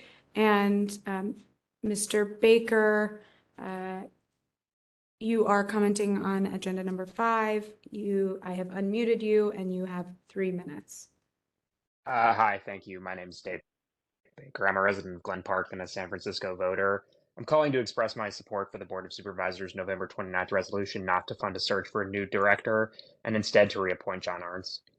In the past several weeks, I've witnessed an extraordinary outpouring of support for the elections director, John Arns. Today, I stand unified with the many, many people in our community, including the mayor, all 11 Board of Supervisors members, our state senator, dozens of other sitting and former elected officials, former members of the Elections Commission, the staff at the Department of Elections, and thousands of other city residents who took to social media to express their support. If one thing has been made clear in the past weeks, is that the public stands behind Director John Arns and respects and trusts the Department of Elections. What hasn't been made clear in the past few weeks is why exactly the Elections Commission made the decision it made behind closed doors on that fateful November night. Was it the director's performance? Was it open source voting? Was it because they thought there would be a better candidate than the person who's been performing the job immaculately for the past 20 years? Or was it because they thought no one was paying attention? If you haven't noticed, the public is clearly paying attention now. And although your intentions remain somewhat of a mystery, what we see is that the Commission did not exercise good faith nor right action. You made an unpopular, ill-conceived decision behind closed doors, and we, the voters of San Francisco, will not turn a blind eye to that. I support the reappointment of Director Arns, and thank you, and I cede my time. Thank you, Mr. Baker. I have now moved your hand. Call-in user 7, I am unmuting you to make public comment on agenda item number 5. You now have 3 minutes.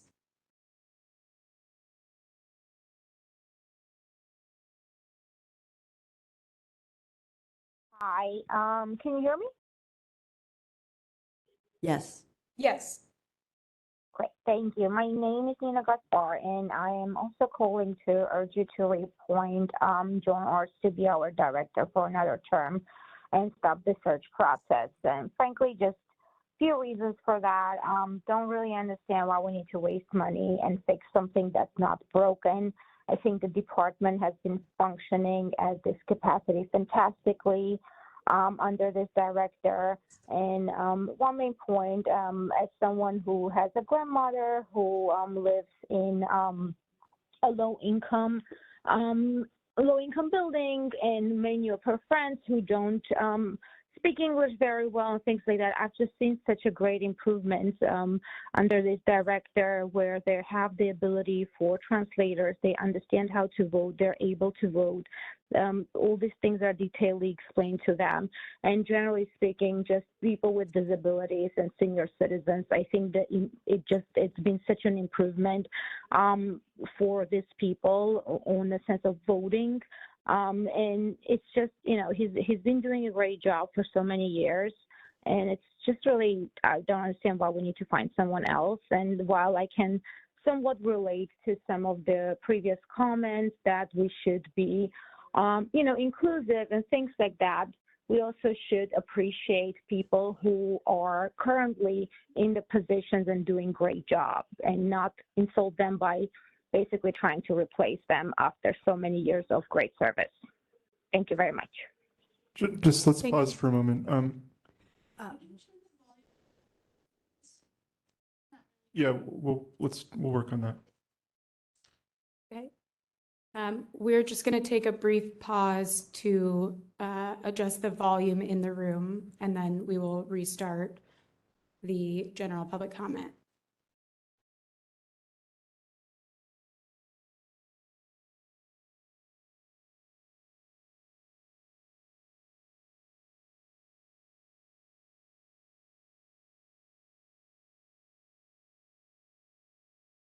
I don't know.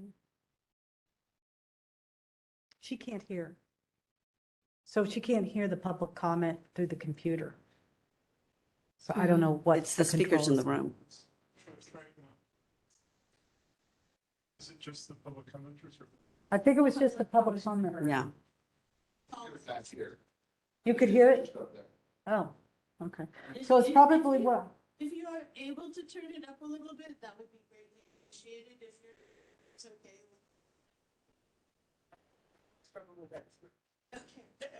It might have to do with the placement.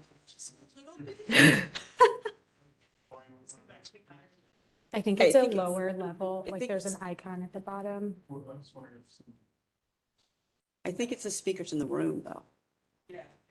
It's not the 'Cause computer. if Brent can hear it in the back and they can't hear it in the front, it's It's the probably the speakers in the room. speakers. We don't know.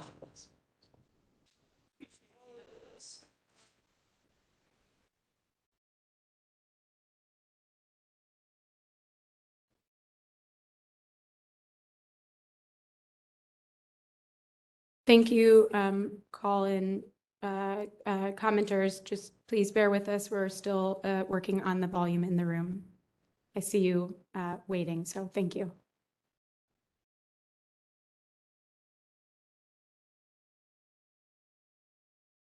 This is Chris in the room 408 for the elections commission.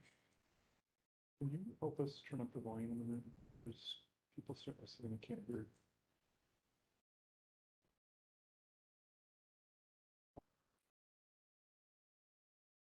Well, I think it's the callers on WebEx. It's not coming through the speakers very loud. I don't know if it's the computer or if there's a console setting. We're not gonna fix this. Let them try. Would one of you be able to come through? It's going to take a few minutes. Yeah, I don't mind that.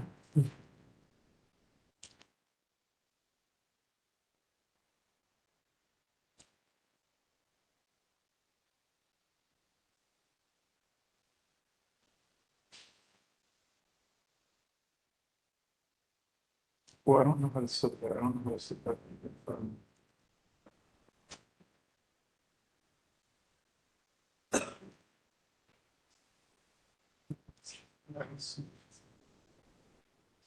I don't see one of these. It is freezing. I'm about this. Oh, really? So when this starts here. There. No. Two.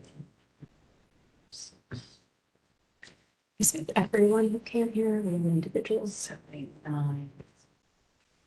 Perhaps with your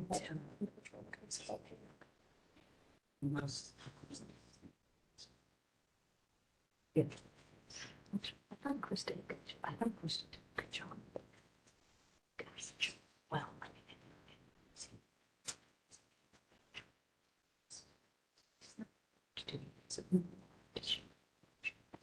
Just a comment to the commissioners talking to each other. We can hear you on the mics. I'll tell you what I said. Chris did a great job with the minutes. He did. He did an awesome job. I mean, honestly, if someone knows how to turn the volume on this computer, it could be. Also, was it several members were? Or was just, would you like to come sit up here? No, you can hear, but it should be louder. Yeah, we're holding it for a meeting. Would you like to move out a little bit? So you can hear?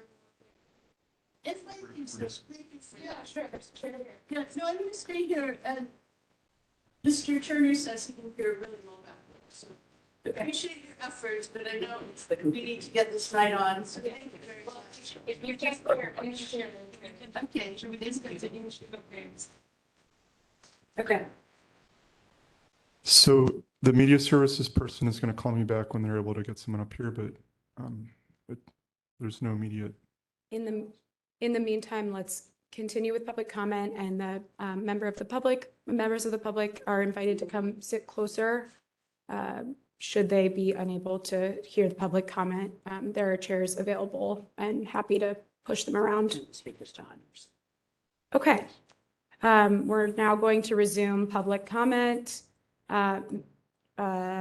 We have Carly on the line, who you are making public comment on agenda item 5, Board of Supervisors resolution of intent to not appropriate funding for executive recruitment services and urging reappointment of incumbent director of elections. I have unmuted you. When you begin, you have 3 minutes.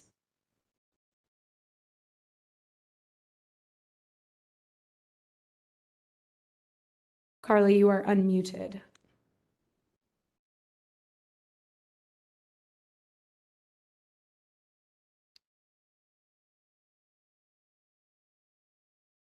Okay, we'll come back to you, Carly.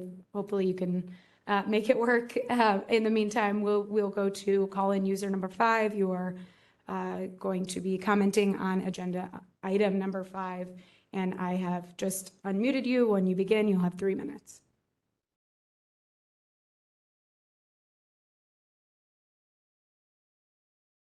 We do something with the. No, they're coming out. All I do is increase. Call-in user number 5, you are unmuted now. You have 3 minutes. Okay. We will move to Mr. Oganesian. You are unmuted now, and you have 3 minutes to speak. Thank you. So far, Commissioner Bernholz has touched on the fact that voters and employees had feedback and haven't been heard, which is not good and it is damaging. Same, it seems that the board seems to not care. I thought commission has community's best interest at its core. It does not seem that way. It's not only about the commission. Thank you, Commissioner Bernholz, for that. Truly touched my heart personally. Unfortunately, 3 minutes is not enough time to really cover why we urge you to appoint John Arts as the director of the Department of Elections for another term. I'm a San Francisco voter, and I'm also a minority member. I'm also a temporary needed employee for City and County of San Francisco, serving our community for 18 plus years. I believe that's 33 elections that I worked. For the last 20 years, Department of Elections has served as San Franciscans extremely well. I know over the past 18 years, I have seen our director transform our department from what I called Wild West to the reputable department it is today. He has reached and refined every single corner of our department in the last 20 years. The director, along with the rest of the management team, gives us each and every employee an opportunity to perform their best. John Arndt supports and listens to our ideas. He's thoughtful, well-spoken, humble, caring, and more importantly, fair.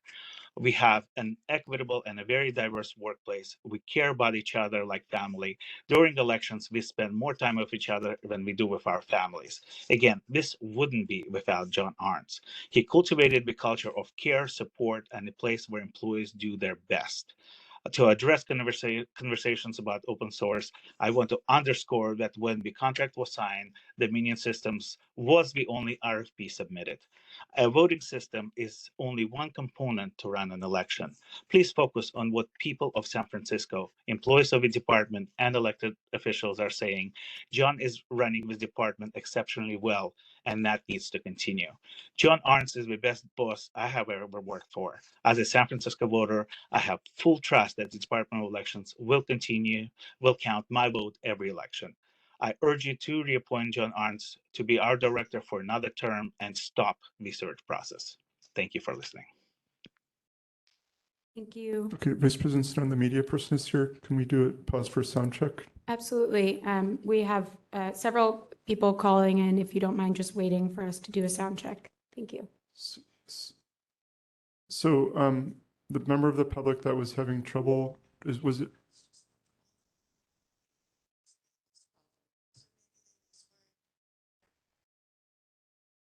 I'm passing, sir. Thank you for coming. Turn up a little bit.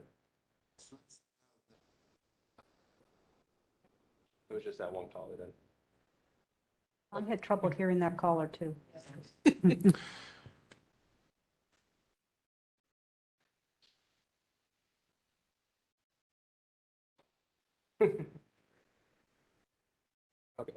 Okay, thank you very much for assisting us. Appreciate it. Thanks for coming. Okay, we're going to resume public comment on agenda item number 5, Board of Supervisors resolution of intent to not appropriate funding for executive recruitment services and urging reappointment of incumbent director of elections. Call in user 11. I have unmuted you. You have 3 minutes.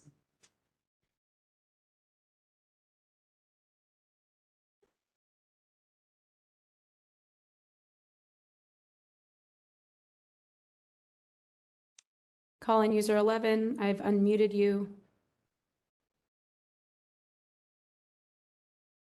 Okay.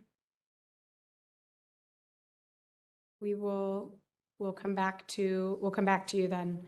Mr. Oganesian, we will move to your comment. I have now moved to unmute you. When you begin, you have 3 minutes. He was the last guy.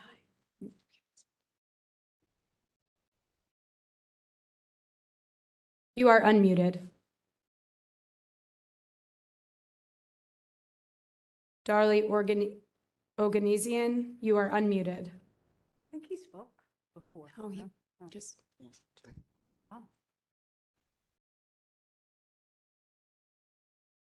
You are unmuted. Hear me? Now we can hear you. Okay, perfect. Sorry for that. No problem. 3 first of all, minutes my starts name is now. Darlie Oganesian, and I would like to start saying that I am a person of color and with a Latin background, and I fully trust the Department of Election. I am a young voter in San Francisco, and as a young voter, I can honestly say that the Department of Election has done a great job keeping me informed. I think the department should continue to be managed by the director, John Arms, for another term. So I urge you to reappoint John for another term and stop the search. Thank you. Thank you. We will now move to Jim S. You have 3 minutes. You are now unmuted.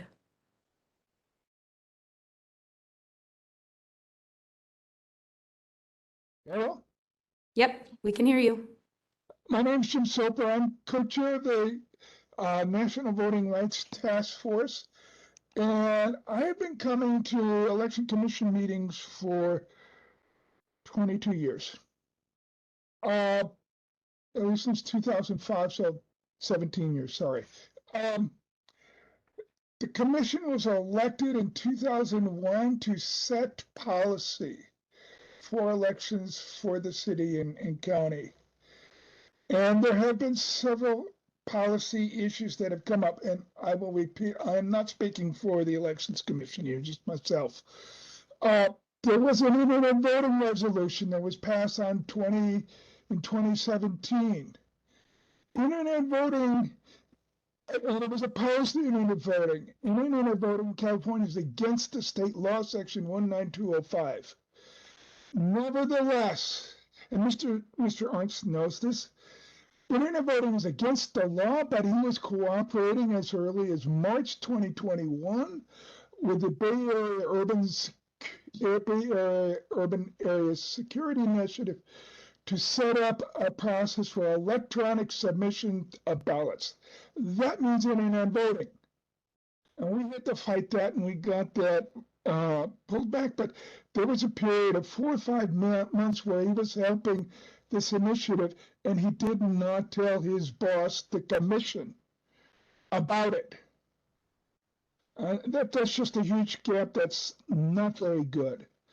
With respect to the open source issue, I got here in 2005 supporting open source. I'm still with it. The policy set by the commission and by the Board of Supervisors set up a technical advisory committee. They set up a voting systems task force. I was on that task force. And they just voted saying that the department should give priority to voting systems that provide maximum level of security, et cetera. In other words, open source. Here we are 17 years later, we still don't have it. You have 30 seconds. Okay, thank you. And yet I hear talk of getting a 10-year contract, or close to 10-year contract for Dominion, a private company. If you're giving a private company a 10-year contract, you're not interested in open source. Not at all. You don't want to see it for 10 years. And that's opposed to the commission. What the commission has set as policy, what the supervisors have backed. And Thank you so much. Things that need to be changed. Thank you. Your time is up. Thank you.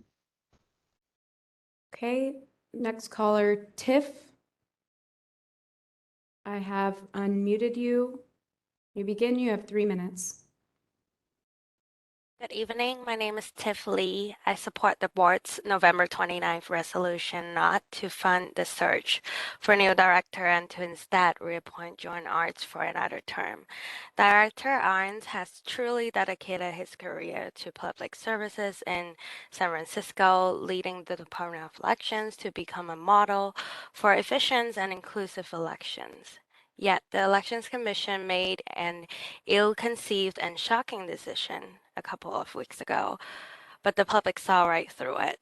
As all of us have seen in the days that followed, many people, including city leaders, a former Elections Commission president, elections experts across the state of California, former and present employee of the Department of Elections, and city voters all united in support of Director Arns. It is clear to see how sincere and honest the support for Director Arns has been. I truly hope that the Commission reverse their ill-conceived decision and reappoint Director Arns for another term. I also hope that the Commission considers how to find a way to rebuild the working relationship and sense of trust it once had with the Director and all the voters of San Francisco. Thank you so much for listening. Thank you. Call-in user 17. You have now been unmuted. You have 3 minutes.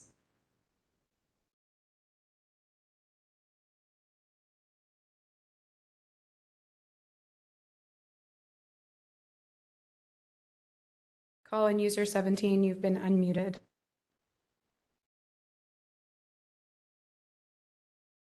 Okay. Can you hear me? Yes, we can hear you now. You have 3 minutes. Hello, I'm one of the managers of the Department of Elections and a resident of the Richmond District. First, I'd like to start off by stating that Director Arns had no involvement in the letter of support that we submitted to the Commission on November 14th. Second, I'd like to reiterate my support for the reappointment of John Arns. In the 4 years that I've been working at the Department of Elections, I've had the privilege of being involved in some of the many programs and services that our department offers to San Francisco residents and voters under Director Arns' leadership. To mention a few, our emergency ballot service allows any San Francisco voter to request for department staff to deliver and pick up their ballot at the voter's convenience. The Incarcerated Persons Voting Program provides all individuals at the San Francisco County Jail opportunities to register and vote in every election.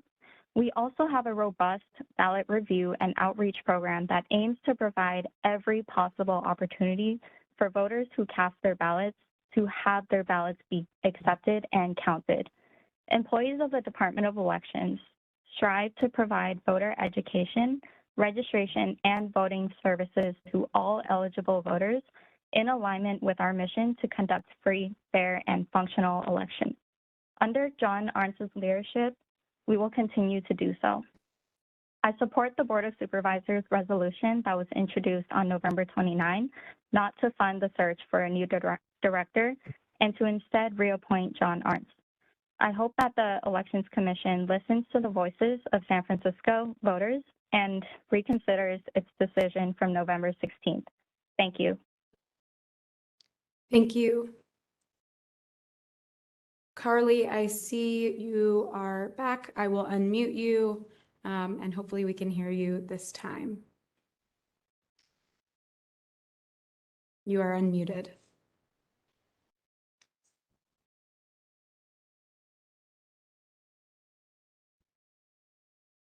Carly, you are unmuted.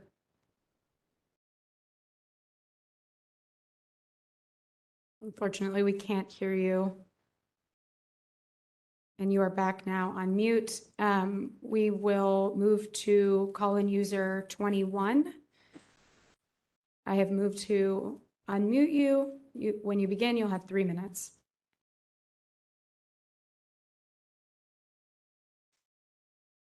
Hello, can you hear me? Yes. Okay, thank you. I'll be very short. My name is Mikhail. I've been a resident of San Francisco for 20 plus, almost 30 years from Sunset.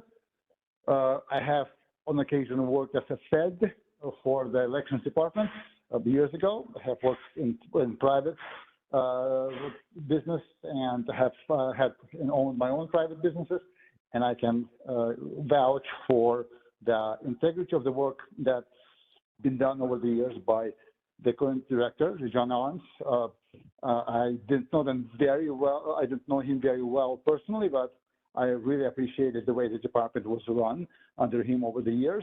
And I think it's ridiculous to waste enormous time and resources of the city on trying to push him out and replace him with with someone who would be kind of a cat in the bag. So someone who we don't know, have much experience with. So why fix something that doesn't need to be fixed? Thank you, and I yield my time. Thank you. Call in user 19. I have unmuted you. When you begin, you'll have 3 minutes.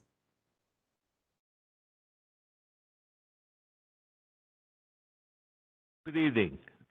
My name is Barney McKellar, and since I retired from Levi Strauss in 2006, I've been affiliated with the Department of Elections in many different capacities. Inspector, field election deputy, recruiter, trainer, worked in vote by mail, worked in the 1%. I'd like to tell you I think I have, after 17 years, a good perspective on John's management skills. I'm proud of association with two organizations in my life. One, Levi Strauss, a company who pioneered equal opportunity, a company who trained its managers in best practices in customer service.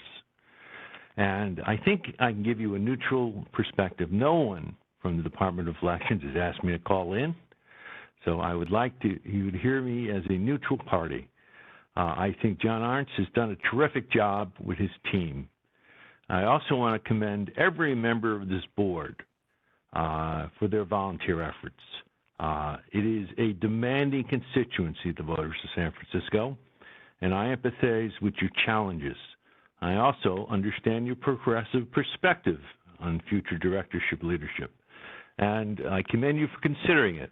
However, in conclusion, you can find a different person than John Arntz, but you can't find a better person than John Arntz management leadership. And I would ask you to reconsider for the next 5 years. And thank you for your time.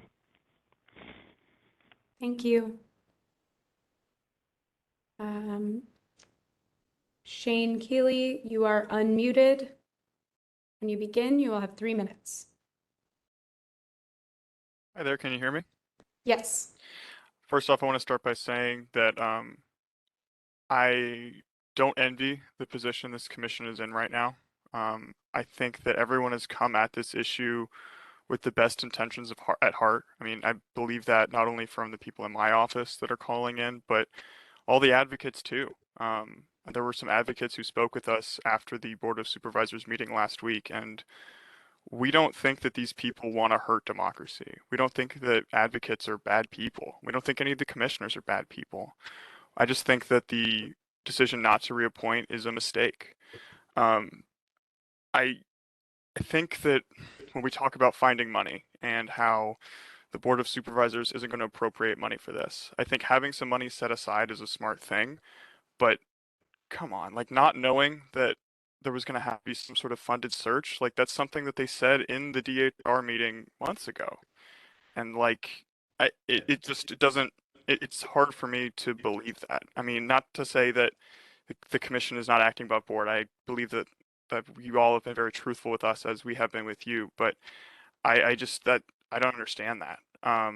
I once again want to thank you for all of your support, and I want to thank pardon me, Vice President Stone for introducing this motion. I'm very supportive of that motion, and thank you for your time.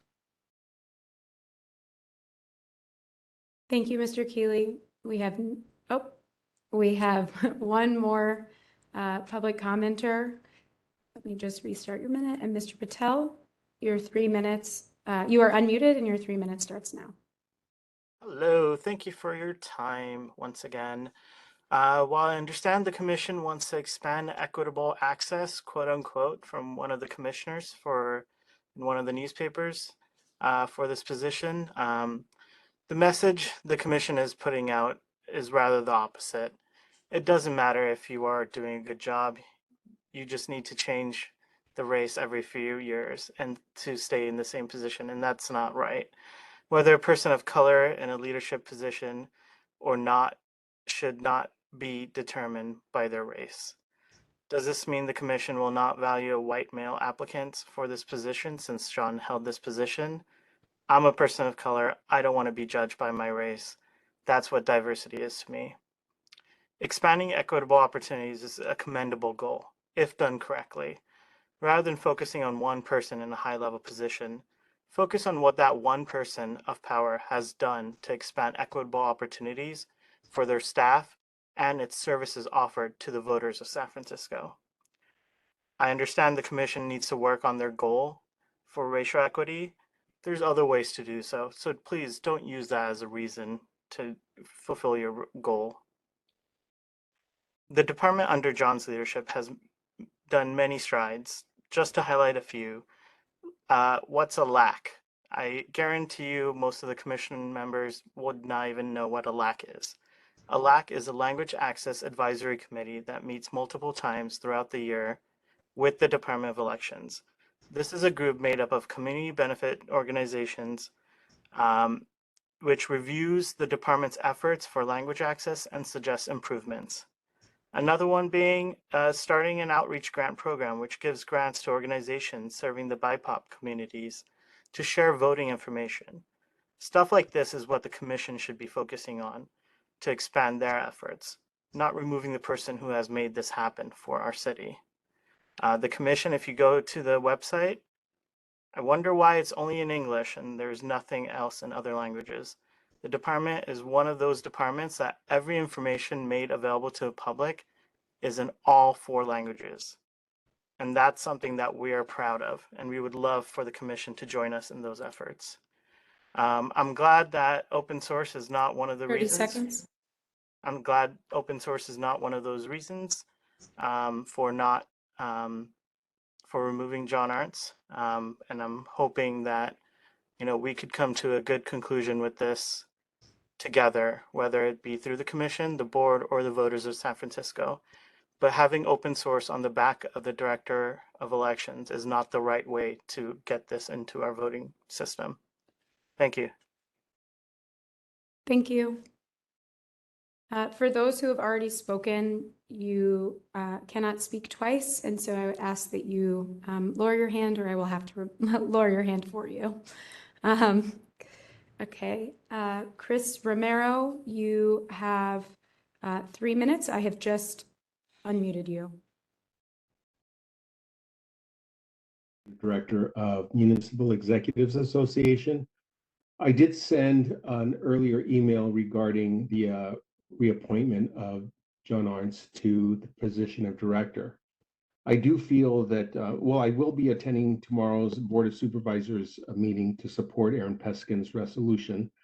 I do belong to a disenfranchised community, and I would tell you that people like me, my family, are more concerned about being able to vote as opposed to the way that we vote. And so this decision, I have to agree, has done a lot of damage to the issue of racial equity, because it became an issue only because this department, this commission, brought it up when it really was about open source voting. So I would ask that you reappoint Director Arntz to his position and put aside, you're able to work with him over the next 5 years about open source voting. So this is not something that is going to be set aside. This is going to be continuous conversation. So again, we would ask, MEA would ask that you reappoint him to his position. And again, if this becomes more of an issue, we'll be speaking tomorrow at the Board of Supervisors. Thank you. Thank you. Call in user 18, you are unmuted.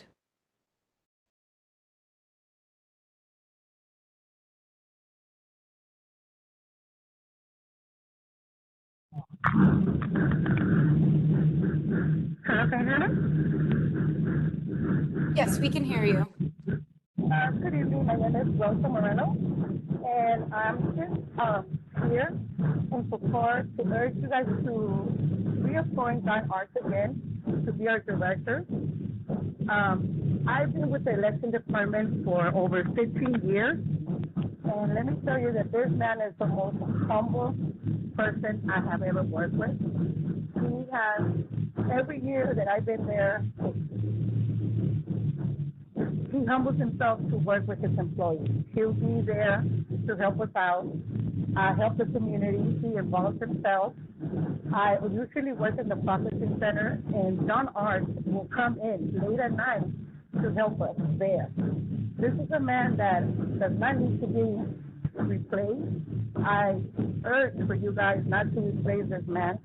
He has done a lot for the election department, and I really hope that you guys reconsider and, you know, re-electing him. He is the person that needs to stay in our department. He has created a family among all of us, and like I said, he is the person that I love working with. I have no complaints with this man. He's very supportive. He helps out all his employees. He's very spoken to people and everything. I have had the opportunity to work along with him. He does not present himself as a person that he has a high rank. He humbles himself with other employees at the same level. I have worked in different departments in the Department of Elections as a driver, as a clerk, as a vet, and not once have I ever seen that this man is not doing something. He's always involved in his community and anything that has to do with the election department. So I really, really ask to please reconsider and have him again serve another term with us. He is the man that you need there. Why change a person that already knows what's going on and have someone else that has to start all over and everything is going to get this person? Thank you for hearing me, and I hope that you guys reconsider him and leaving him with us. We want him to stay with us in the San Francisco County, please. Thank you. Okay, caller 15, you are now unmuted.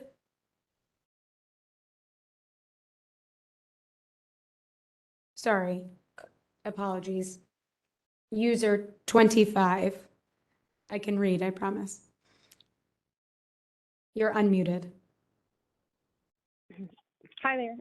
As an employee of the department, I'd like to agree with Commissioner Bernhold's comment regarding the stress this decision to essentially remove Director Arntz from his position has caused me. So what Commissioner Jordanek, Dye, and Levolsi's their decision means to me is that it really doesn't matter if you're hardworking and demonstrate near excellence at your job, that in this day and age, if you're too white, you should lose your job to pave the way for others. I'm half Asian, half white. I've been literally thinking about ways to market myself as more Asian because you made me so insecure about something I can't help. The decision to reappoint or not reappoint should not be racially driven. Based on the comments from some of the commission members, that appears to be a driving factor to remove Director Arntz. this can signal to other people to downplay their whiteness in fear of losing their jobs, myself included. I implore you to not only apologize to Director Arntz, but to fully support him in keeping his current position as director. Thank you. Thank you. And with that, we have no further commenters. There was a question in the meeting about why more, I had said previously the last caller, of course, folks called in thereafter. So now we have no further callers. And that is. Looks like there's one more. Okay. And now we have another one. Okay, Mike Glico, you are unmuted. You have 3 minutes.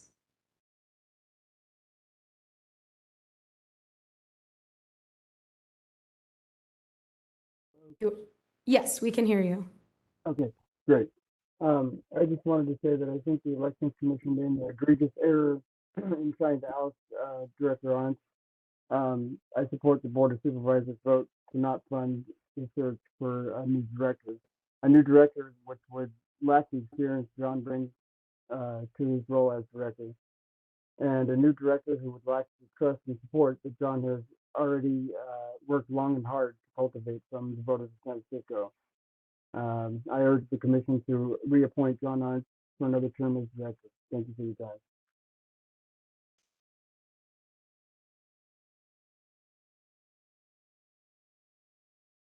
Oh, okay, thank you.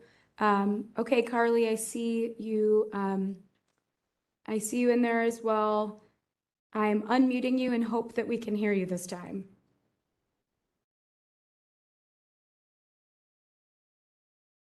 Hello, hopefully you can hear me now. Yes, we can hear you. Your 3 minutes Great. starts now. Thank you. I, like many of the callers preceding me, work at the Department of Elections. However, unlike many of my colleagues, I have not worked at the department or under Director Arntz for decades. Instead, I've been here for about 10 months. However, as someone who has worked for other cities and counties and other states, for district and appellate court judges and corporate law firms, I will say with confidence that I have never before witnessed a workforce so humbly dedicated to service as those that work at the San Francisco Department of Elections under Director Arntz. You know, I'm an early riser and I get to work before most of my colleagues every day, but do you want to know who gets there, who gets to work earlier than I do? John Arntz. And guess who's there every single day when I leave? John Arntz. Anyone who has ever been a manager or is in charge of hiring in any department anywhere in the world knows the difficulties associated both with hiring and retaining employees for temporary positions especially. However, those difficulties are few and far between at the San Francisco Department of Elections because everyone wants to work here. And in my opinion, it's because of John.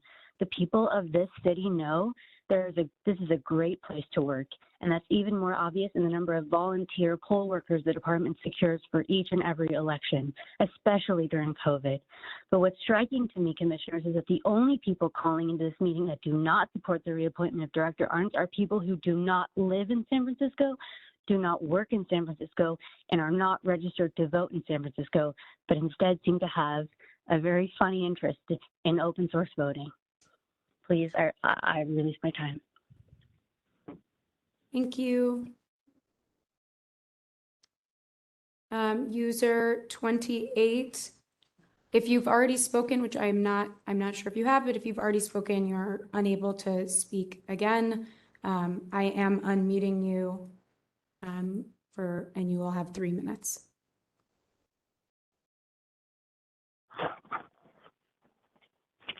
Hi, my name is Sean Welsh. I'm a resident of San Francisco for about 4 years now. And yeah, I'm calling to just urge you all to reappoint John Arntz to be our director for another term and discontinue the search process.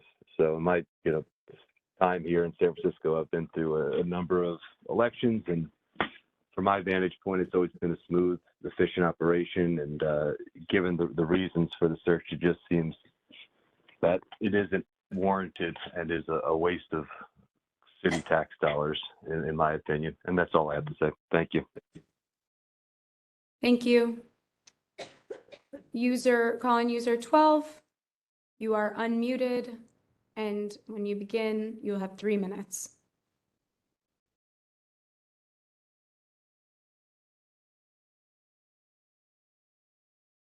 Am I unmuted now?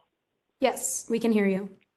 Great. This is Tim Mayer, and I'm a San Francisco resident for some 40, 50 years, and also sat on the San Francisco voting task force and been watching this process go on since it was decided unequivocally that there was only one system for San Francisco, and that was the open source publicly owned software. That Jim Soper sat on the voting task force with me there, and he said the same thing. There wasn't any question about where we were going. So we've got a lot of misdirection, it sounds like, because this became somehow an issue of about John Arnst. And since I've been involved in this process, it's never been in my mind that John Arnst wasn't anything but the best administrator that could have come to San Francisco. That being said, we weren't talking about that. What we were talking about was someone championing the best system available, which is not proprietary. You just can't have it with proprietary. You have to have eyes on the code, and it has to be accessed to the community, and it has to be transparent and well. We just happen to have one with the greatest administrator administrating, this is basically, one of the worst kind of systems you want to have. So nothing negative to say about John Arnst ever. This is not about that. This is about championing open source, publicly owned software. Let's not, get all this distraction that we had. Oh my goodness. Just ridiculous, just having nothing to do with the issue. The issue is a simple one. Publicly owned, transparent, open source software for the machines so that somebody, and more, even better, a lot of somebodies can actually have read the code, look at the code, verify the code, and say, oh yeah, this is consistent with what we ask our code to do. This is good. 30 seconds. Thank you. As long as we have something that's in a box and not viewable by the transparent community that can take a look and say yay, nay, well, we're just in the dark. And that's all we're talking about here. All the rest of that stuff, oh my goodness, it's merely misdirection. And thanks for listening. Thank you. Val, I have just unmuted you. You have 3 minutes.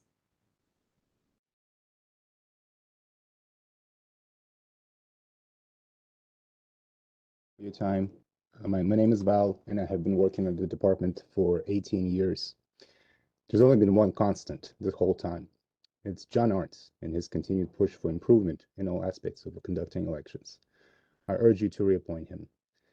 I'll keep it short. I just have one quote here that I really like. Knowing what to do is wisdom. Knowing how to do it is skill. Doing that thing that needs to be done is service, and that is what John and all of us do at elections. Thank you.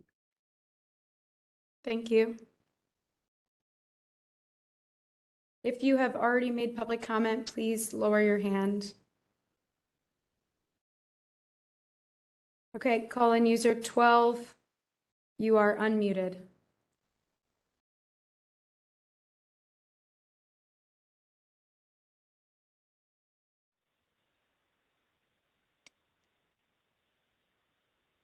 Were you asking me to unmute myself again?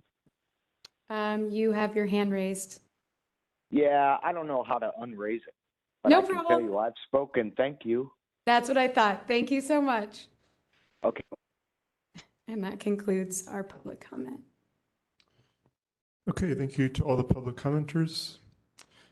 So, commissioners, we have a motion on the floor. we can continue to discuss the motion. Is there any comments? I just wanted to make one comment and just extend my thanks to members of the public and members of the department who have really participated in this process. And I don't remember which public commenter who made this comment, but I really appreciated it and I wanted to echo it, which is that we all equally care about elections and democracy, and we all are acting in good faith. And I appreciate everyone who took time to participate in this process. So thank you. Do we have a second on the amended motion? Did Lucy second that? Yes. Okay. Okay, so are there any remaining comments before we take a vote? Okay, seeing none, let's take a vote on the. Could you restate the motion? I'm going to let Vice President Stone restate it. Yes, I will do my best. The motion is to agendize a closed door session to discuss renewal of, or the contract of the director, and commit to working with the Board of Supervisors moving forward.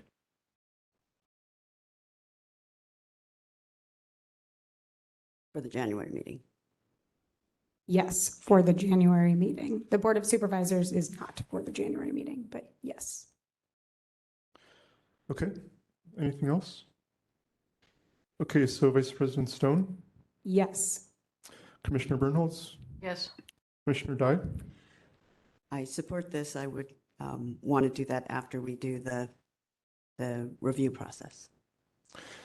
Commissioner Hayden Crowley, Wait, is that a yes? You have to vote yes or no. It's a yes. Okay. We're doing that in January.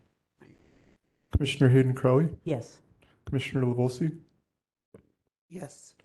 and I, Commissioner Jordanik, vote yes. So the motion passes unanimously. Okay, Commissioner Dye? Yes, I would like to put a separate motion to take advantage of Supervisor Peskin's offer to make sure that we clear the way for future commissions to act and to avoid this kind of misunderstanding of what is part of our normal 5-year process. So I don't know if it's best to do that as just a resolution from the commission.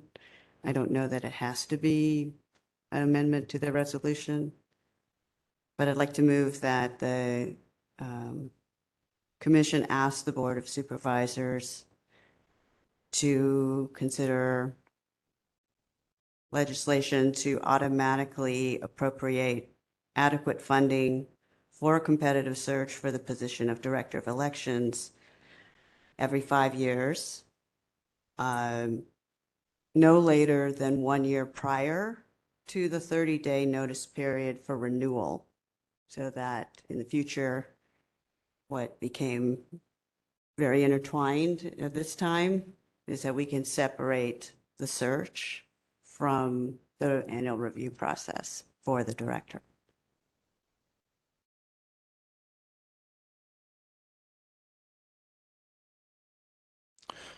I seconded the motion.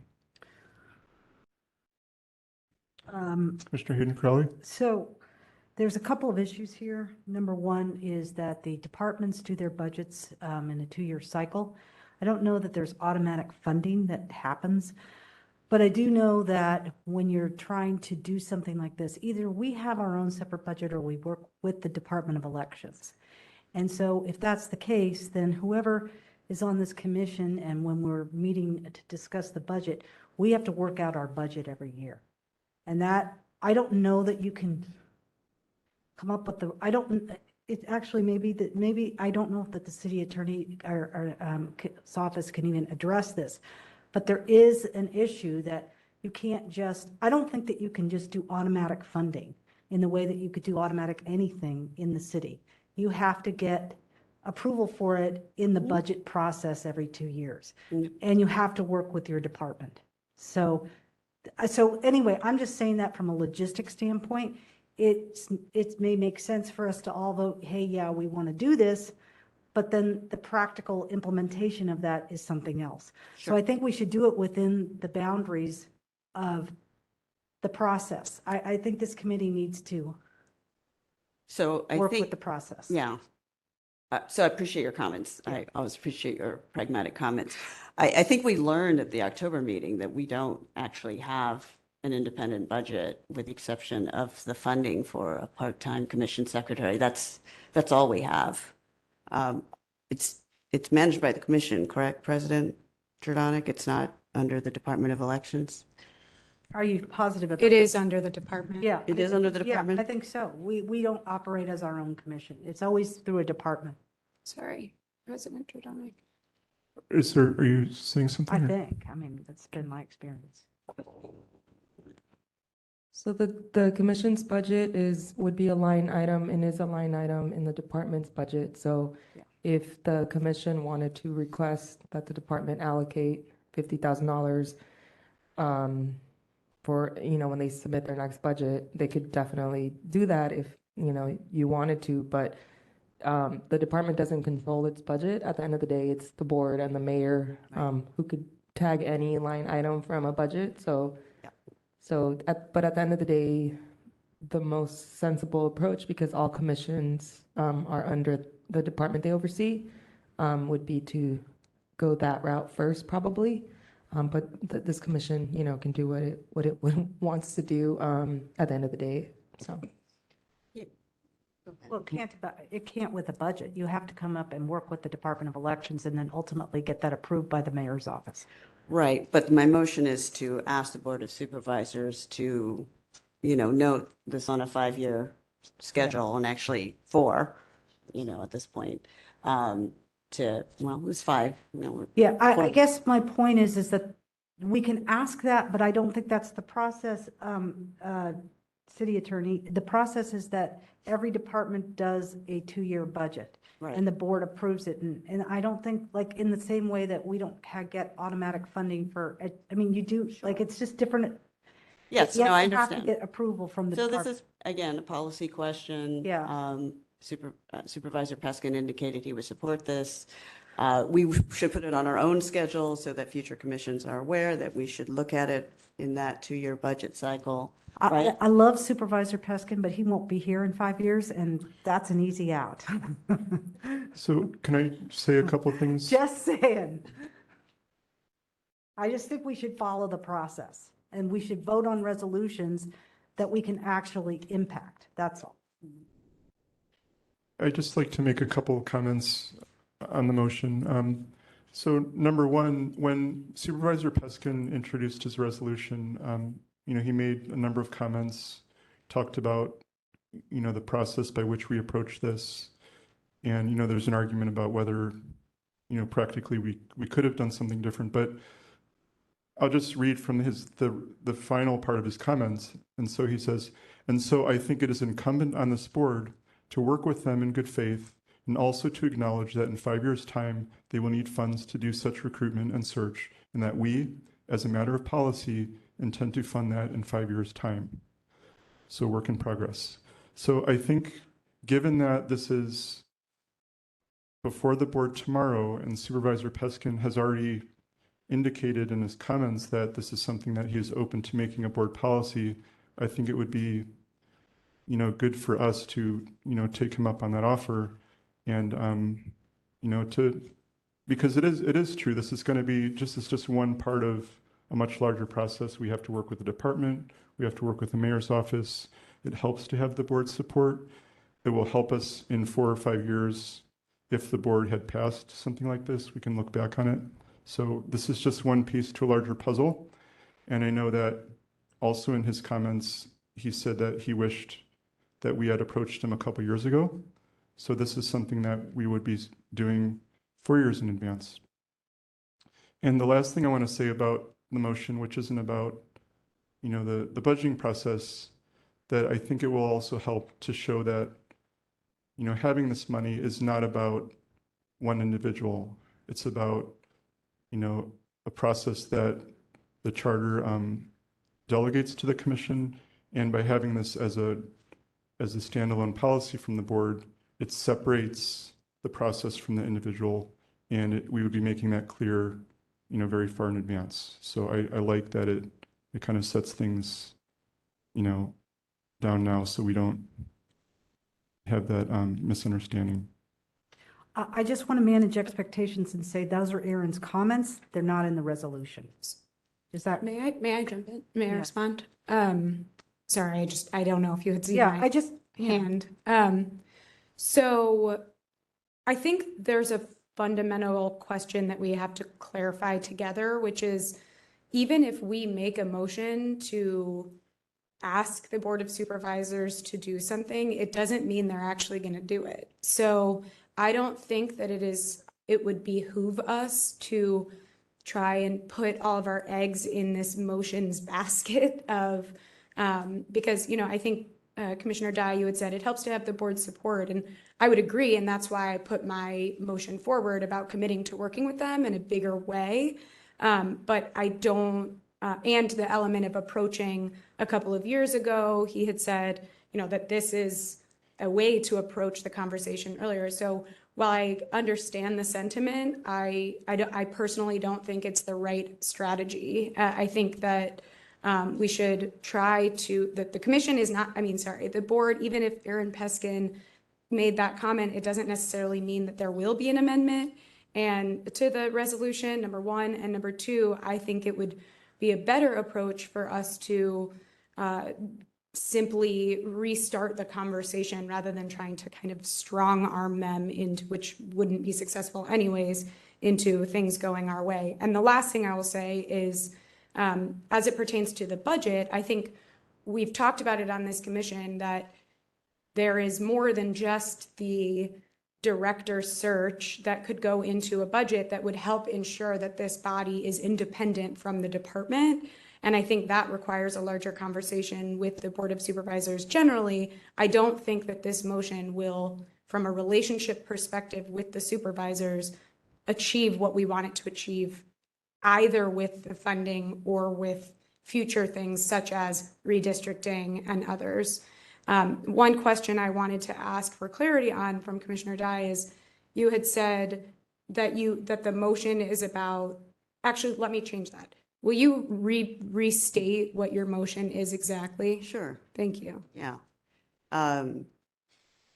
To request that the Board of Supervisors consider automatically appropriating adequate funding for a competitive search for the position of Director of Elections no later than 1 year prior to the 30-day notice period for renewal. So it's simply a request that they consider this.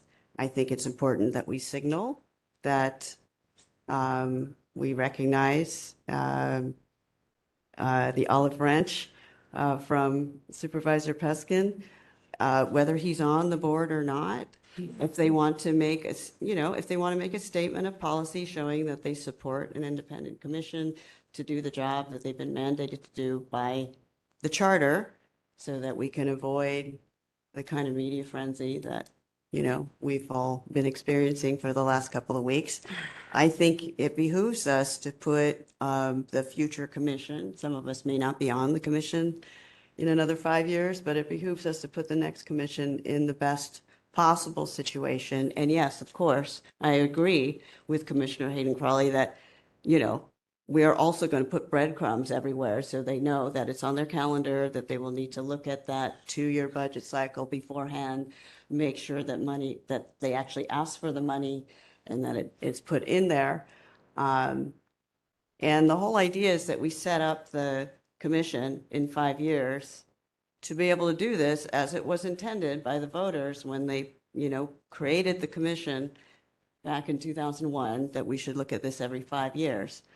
I don't think it's necessary to make it a statement of policy that we, definitely do it every 5 years, because I would want any future commission to have the choice of whether they want to do a search or not.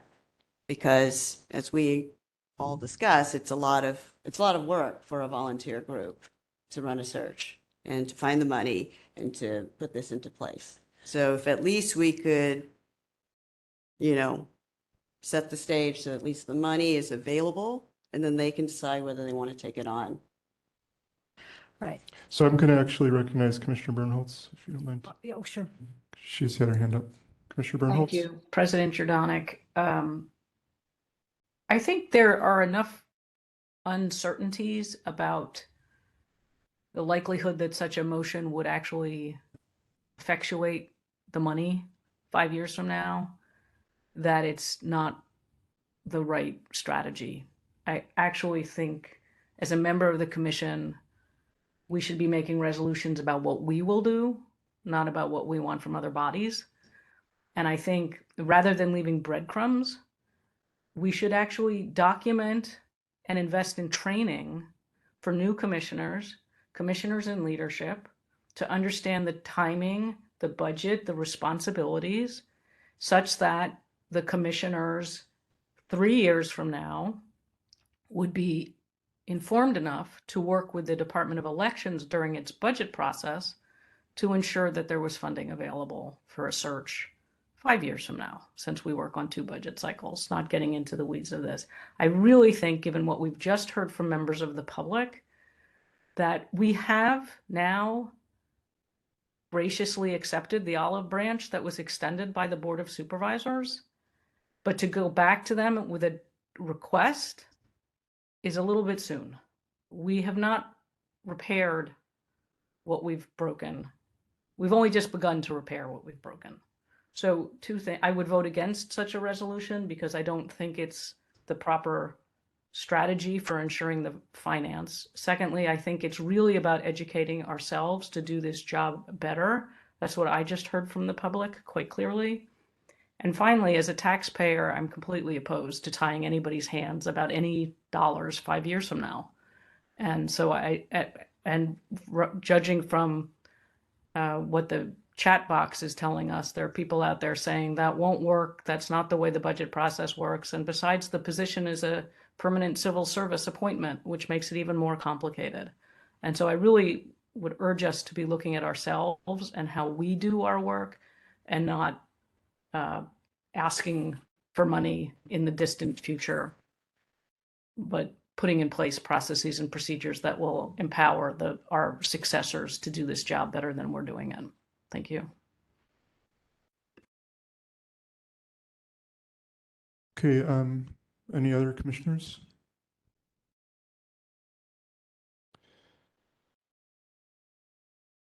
Okay, so then let's so we'll take a vote on this motion. Is there public comment? There's We've one. already taken public comment. Isn't there public comment? Yes. No, we've already taken public It's a comment on this item. There's a different motion. Do we? We haven't taken public comment on this motion.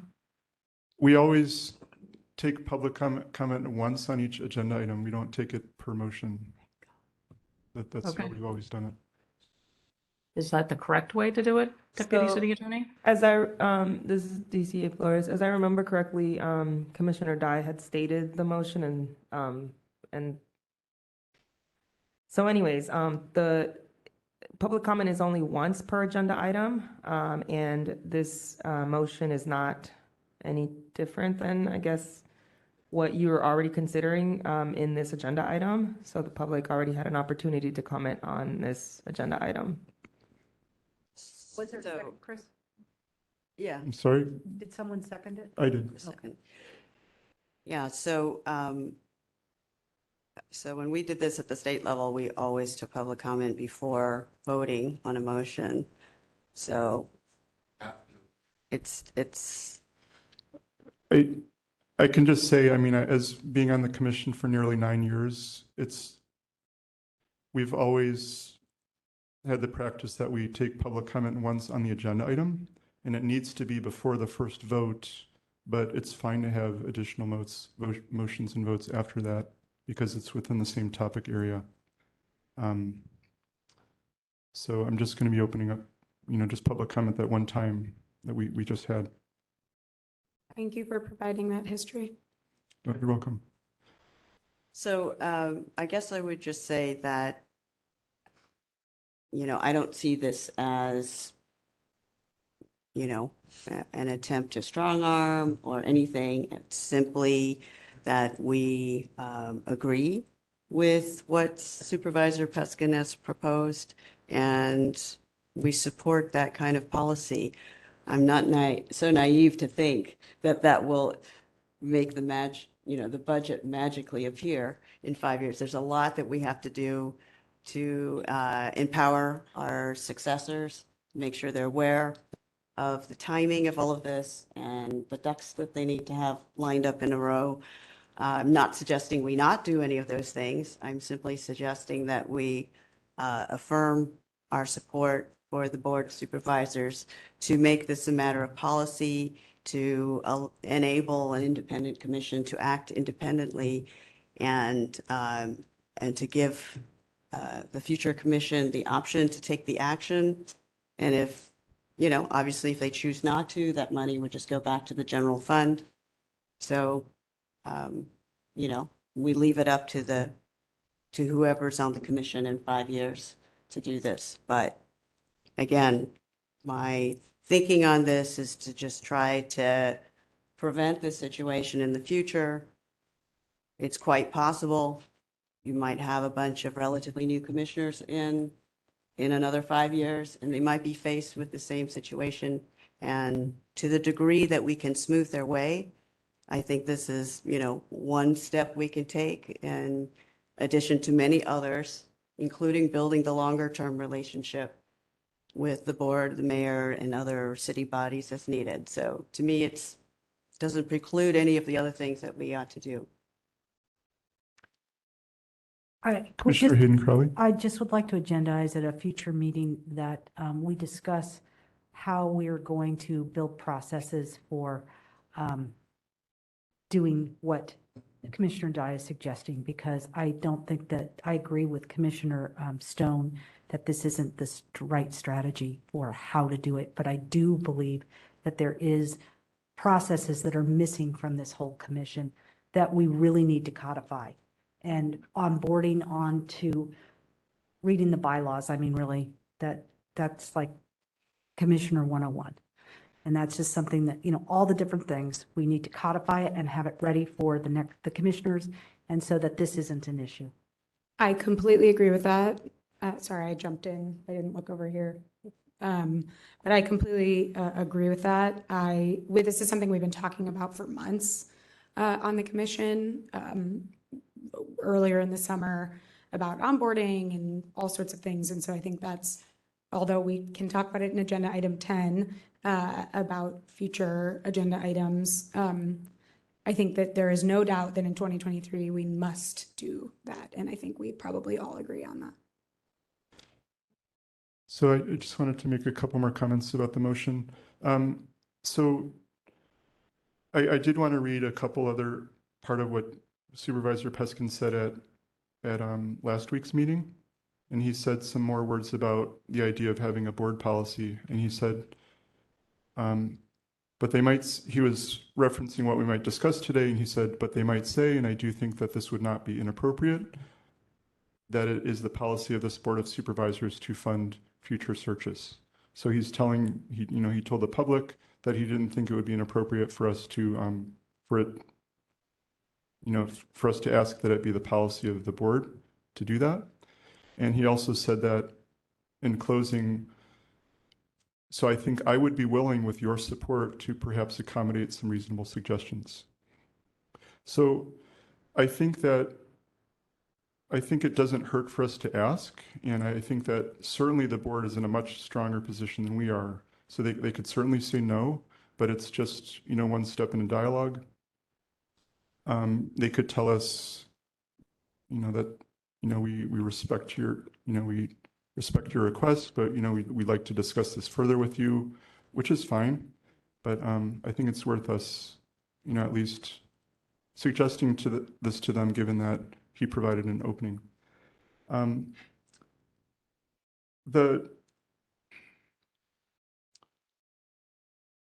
Yeah, so that's all on that. Oh, yeah, actually, and there's one other thing. I also spoke with Supervisor Peskin last week about this issue, and because I wanted to explore with him what does it mean for the board to pass a policy because it's not binding? And he acknowledged to me that, sure, like in 5 years, a different board, might feel differently, but, the way these processes work in the city, it helps to be able to point back on things.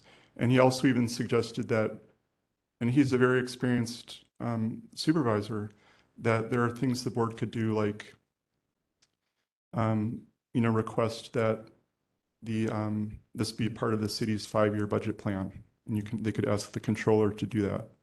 So these are things that Supervisor Peskin is well aware of, and he's expressed some openness to it. So I think it's worth taking them up on the offer, and maybe they'll say no, but that's fine. I think it's just one step in a dialogue. I would like to make a comment. We have the authority to review the director's position and to renew it and to not renew it. And I think it would be unwise after the discussion and after listening to public comment for us to go to the Board of Supervisors with nothing. And I think Commissioner Dye's resolution helps in saying, we hear you. We need to come to you. We need to talk to you. We need to build our relationship with you. And we need to notify you when we may do a search. I see this resolution as simply saying, please allow us to do that. That does not hurt for us to ask. I don't think it's ill-advised. I think we can walk and chew gum at the same time. We can ask for this as well as make sure that our onboarding process is better.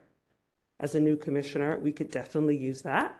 But I don't think we have to, because of the situation and because of the public concern,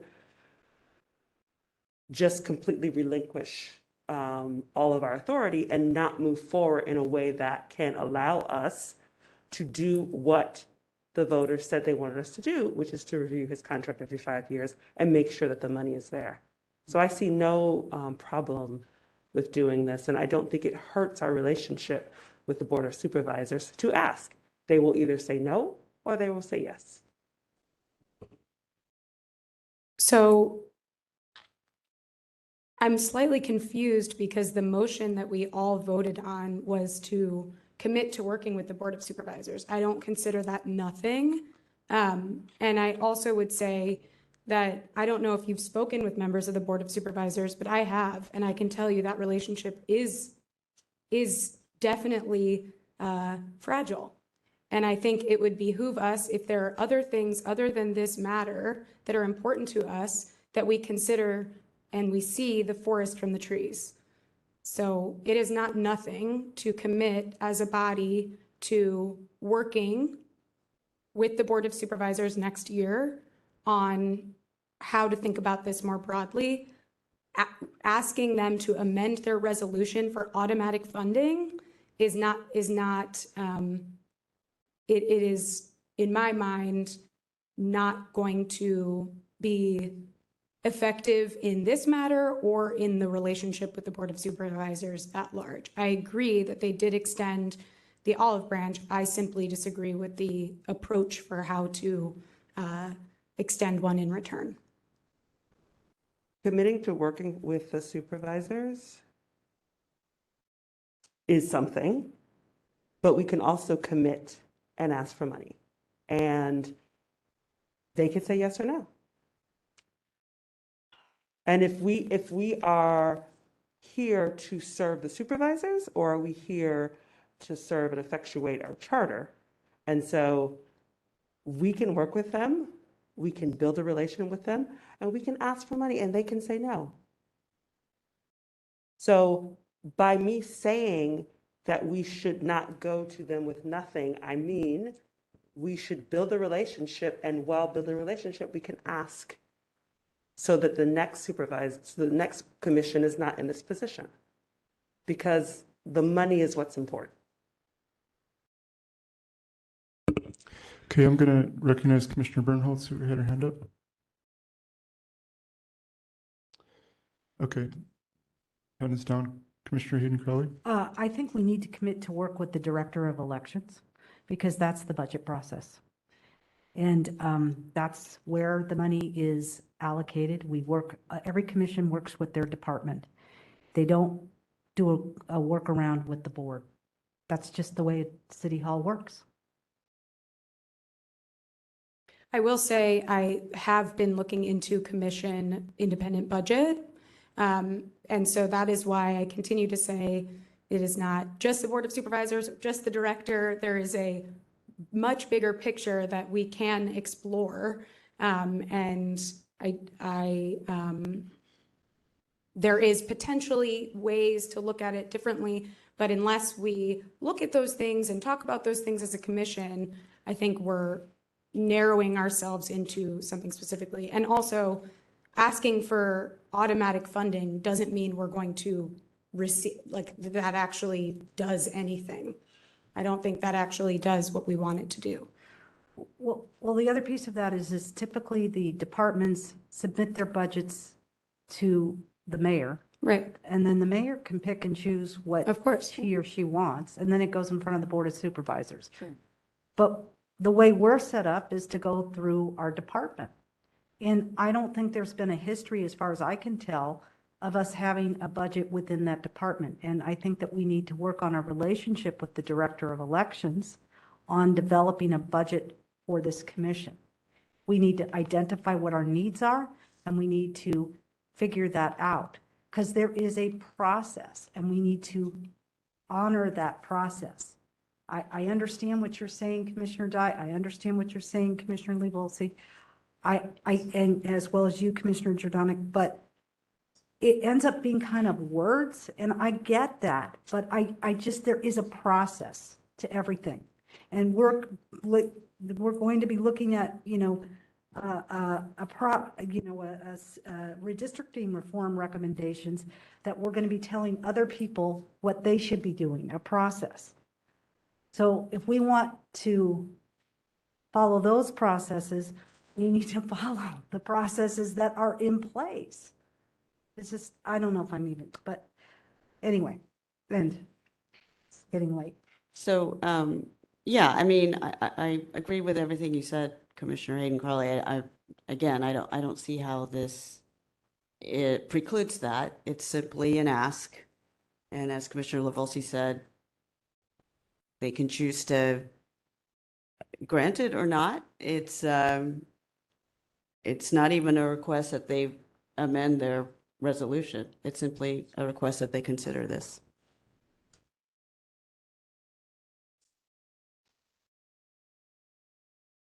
I think that part of building a relationship is saying what you're, communicating, saying what you need.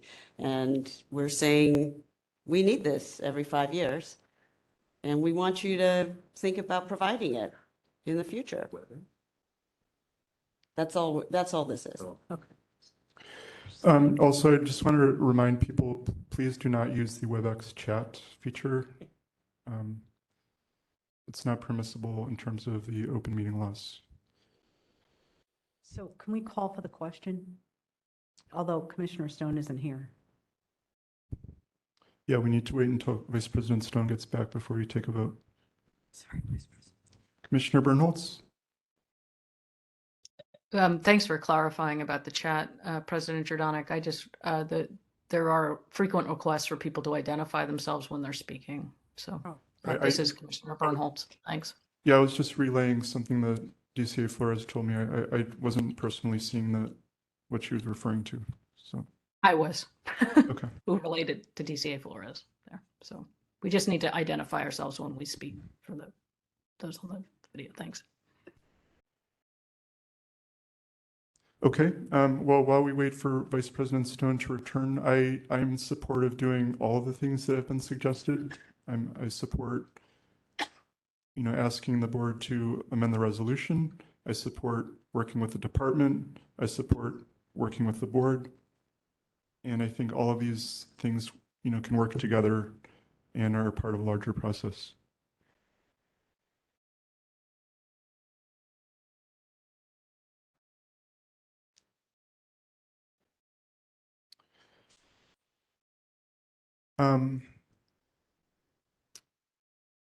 So I'm open to suggestions. I don't know exactly how long Vice President Stone will be away, but I heard a suggestion to take a short break. It's almost 9 p.m. Let's do that. Let's take a 7-minute break. How's that sound? It's 7 minutes. Okay. Okay, so the time is now 9:02 p.m. We are resuming the meeting after a short break. So we have a motion on the floor, and are there any additional comments before we take a vote? Okay, then I'll take the roll call vote. Vice President Stone, No. Commissioner Bernholtz, No. Commissioner Dye, Aye. Commissioner Hayden Crowley, No. Commissioner Levolsi, Yes. and Commissioner Jordanic vote yes. So the motion failed 3-3. Okay, so anything else on this item? Can I make one comment? Just to clarify, they weren't ballots in the bay. There were allegedly ballot box lids in the bay. Just for the record. Okay, thank you. Okay, so seeing no further discussion on this item, move on to agenda item number 6, review of the November 8th, 2022 consolidated general election. Discussion and possible action regarding the November 8th, 2022 consolidated general election.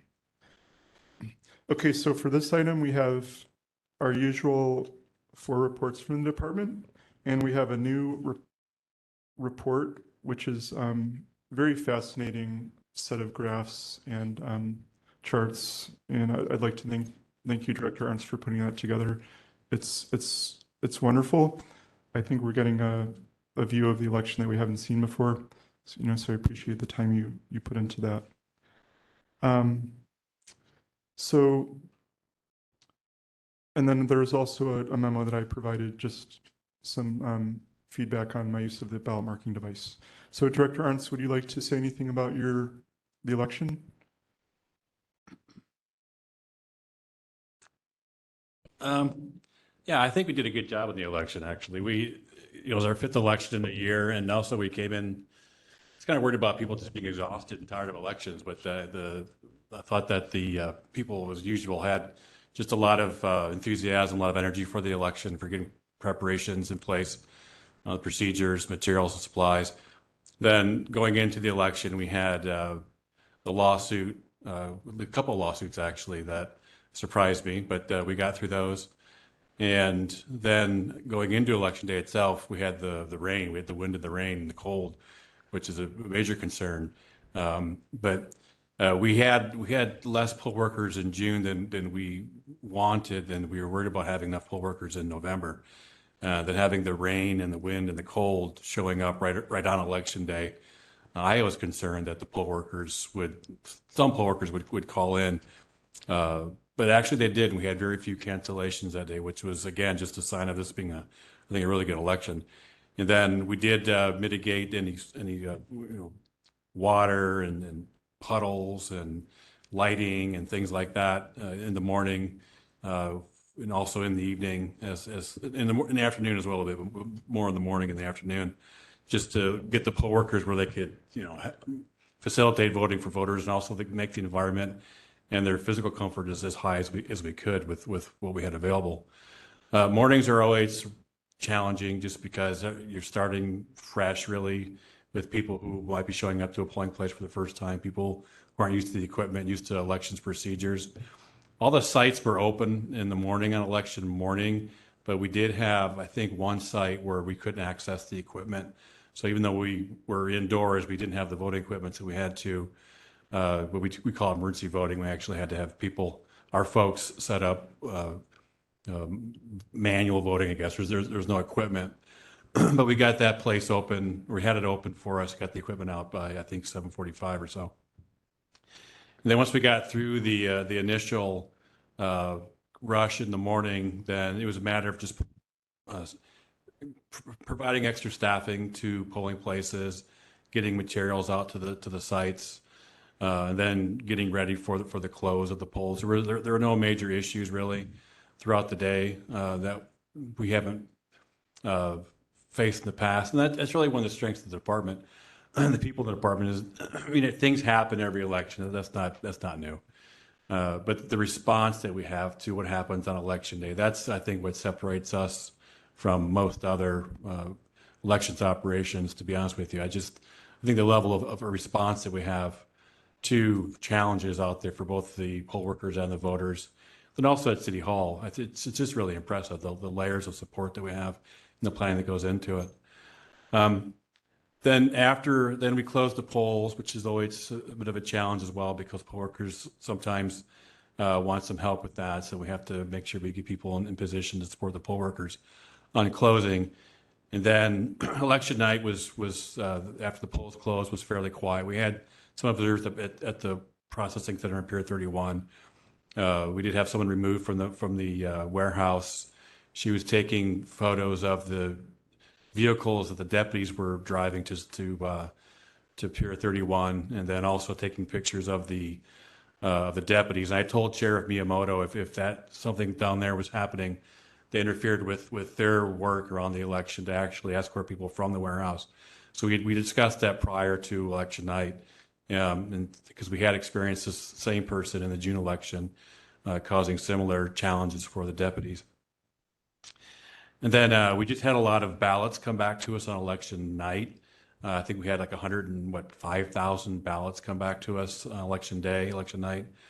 And then another 18 to 20,000 come back to us after election day in the mail with valid postmarks. So we had about 125,000 or so ballots. And it just takes a while to get through those. I know that we had some close contests and people were wondering when the results will be finalized. It's just a matter of us getting through all the ballots to come back to us. And in San Francisco, this will be more important even as we go forward. With these multi-card ballots, 5-card ballots, it just takes 5 times longer to count a 5-card ballot than it does to count a 1-card ballot. So in April and February, we had 1-card ballots. We were done very quickly. I mean, we processed those. And then June, we had a 2 or 3, I can't remember now, 2 or 3-card ballot, and it's just a faster processing time. Now, as we go into the March primary in 2024 and then the presidential, especially, if we get up to 8 cards, it's just going to take forever to count those ballots. We'll have to do a lot of messaging around that right away. So, and then we just processed the ballots. I think there was a lot of trust in the department's processing. There were no challenges to our process. We had very few observers. And by the time I certified the election, there really was no buzz around the election at that time. People accepted the results. People trusted the process. And then I certified, and the board will declare the results tomorrow. So so overall, I think it was a very good election. I really give the department a lot of credit for it's a real strain on people to do 5 elections in a year. You cannot actually understand what it means to run 5 elections in a year unless you do it. And everyone here today, they were part of that team, and I certainly want to set out my appreciation and respect to their efforts, and also the folks in the department, because it's a tremendous achievement that they were able to provide to the city and to the voters. So now we are looking at the election, considering what lessons we can learn from this and what we can apply going forward. We're also, getting ready for the budget season ourselves. And what we need for the next elections, we'll include in the budget cycle. But overall, I mean, it was a huge voter guide. From the very beginning, really. I mean, from the filing period through the receiving of the nomination information, the mail argument information, the development of the voter information pamphlet, the development of the ballots, getting the vote by mail ballots prepared and out to the voters, getting the polling places located and organized, getting them set up, getting the deliveries to the polling places set up, which ran very smoothly. To the poll worker recruitment, which was tremendous. The training of the poll workers was done very well. The team actually had in-person training out in areas where people that may not have transportation to City Hall where they could have in-person training if they wanted to. Then just, just keeping our teams, our folks, our personnel up to date and organized, people that were communicating well. And then, election day, and just we had that rain. We had, everyone in the department showed up. Everyone was supportive of the poll workers and the voters. And then just, that crush of ballots that comes after election day, and just dealing with that initial pressure that you get from the media and from the campaigns a little bit about when the results will be finalized. Just kept moving through that in a very well organized, very thought out manner. And in the end, so yeah, I think it's a very good election. I think it shows up in the incident report. There's nothing really in there that surprised me. There were a lot of ballot jams, like there 50 ballot jams in the incident report, which is it seems like a lot, but we processed like 177,000 cards at the polling places, even though it was a 7% in-person turnout at the polls. So, 50 jams is not a lot, but just when a jam occurs, if you have to pull that card from the machine through the bin area, it just takes time, and it just delays when the next person can use the machine for tabulation.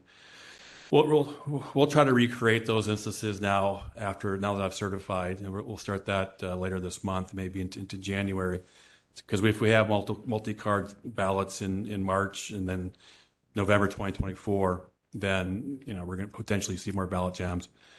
We don't know how the weather affected it. We did do testing on we actually wetted cards prior to election day, anticipation of rain being an issue, moisture being an issue. And we really didn't have these sorts of issues come up during our testing where we have had the ballot jam. So it's something else, I think. So yeah, I can take any questions, but I think the department did a fantastic job. I think we provided really good service. The phone bank, again, well run. The email responses that we had, it was just a really good. And I think we need to recognize everyone in the department, despite what's going on elsewhere regarding elections in San Francisco. I think just the department really delivered, and I think they did a fantastic job. And I want to thank them, and I'm sure the commission feels the same as I do. So. Okay, thank you very much, Director Arntz. Commissioners, are there any comments, questions that you have, Director? Vice President Stone? Yeah, I want to echo what Director Arntz just said and say thank you to all of the members of the department and all of the hard work. I firsthand got to observe a tiny percent of the work that went on election day, and it was really amazing. I think I had commented on it in our last meeting, and it's a testament to folks in the department, and I thank all of you for your work.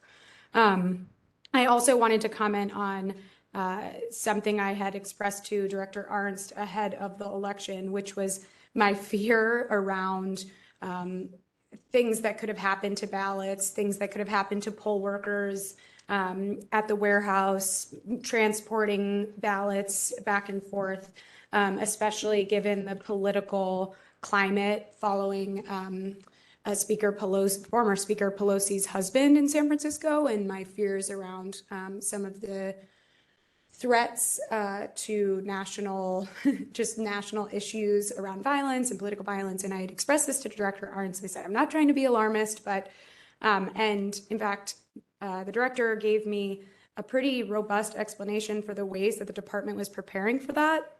And I think what we don't necessarily realize sometimes is that things are easy, or things seem more simple on the outside, but there was a lot that went into it to ensure that it was safe for poll workers, for everyone. And I also want to commend the department for that, because I was very nervous about what could have happened. If we see what's happened in other counties in this country, it's pretty amazing the preparation that went into protecting the integrity of the election. One question I had for the director is how many election workers were there total for this election? Just so, yeah. Poll workers? Just across, like, working on the election. Well, we had around 2,500 or so poll workers, and then we have around 300 people they work with the department. Then we had around 110 sheriff's deputies. I think a similar number of parking control officers. So 3,000 or more people total coming together on that day. Thank you. Mhm. Oh, and also thank you for the new report. This is awesome. Yeah. And I look forward to it being included in future elections as well. Commissioner Hayden Crowley. Right, just a quick question. Director Arns, you had said that, I think in the previous election, and I'm just doing this by memory here, so I could be completely wrong, but that it was like 93% of people were voting by mail, and that there was, but like something like 14% showed up day of with vote by mail, and it looked like that increased with the people that voted by mail but showed up that day. I'm just curious, it looks like it's a trend of increasing from the last, is that because of COVID or what? You mean the in-person voting? Yeah. Yeah, well, it has at least for this cycle, we had more in-person voting for November than we did for June, more in June than we did for February. I wasn't making any predictions on the amount of in-person voting there would be versus vote by mail going into the election. But we had a lot of day of voters this election versus the previous elections. And so that includes not just people going to the polling places, but also the vote by mail voters. And that's why we had so many ballots to process on election day or going after election day, because people were just really waited. More people waited until election day to vote than they had in the previous elections, starting with the November 2020 election. And so this was actually, I think, the highest turnout at the polling places we had since the November 2020 presidential election. I think there might have been 5,000 more on election day in November 2020 than what we had for this past election. It's still a 7% turnout at the polls, which compared to the previous years, we used to have up to 50. And then, but this was definitely an increase of in-person voting compared to the past several elections. Is there any, I mean, do you see that as a trend, or is there any reason for that, do you think? Or I just, I'm speculating, I know. Yeah, it's hard. I think, the type of election always sort of determines the type of turnout you're going to get and also when that turnout will occur. And I think this was a big ballot. This was 5 cards on this ballot, and people needed the time. That was one message I was trying to get out with the interviews that I was having going into election day is don't wait till election day to pop open your envelope, because you vote by mail envelope, because that would dismay people to potentially even vote. So we really wanted people to at least open the envelope. And that's one thing I'm going to take an aside. Our outreach team did a fantastic job this election. We did so much. It was just incredible. Every day, those folks were going out 2-3 times a day. It was just very impressive.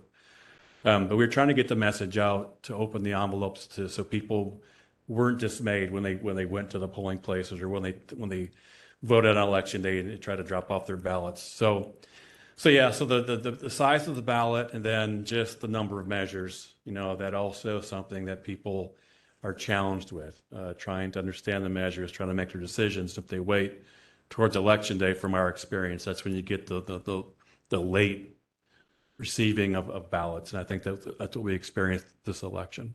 And the number of judges. It was, the judge contest, right? Yeah. Okay, thank you. Mm-hmm. And thank you also to you and to your department and also to the sheriff's department for protecting the voted ballot. Yeah.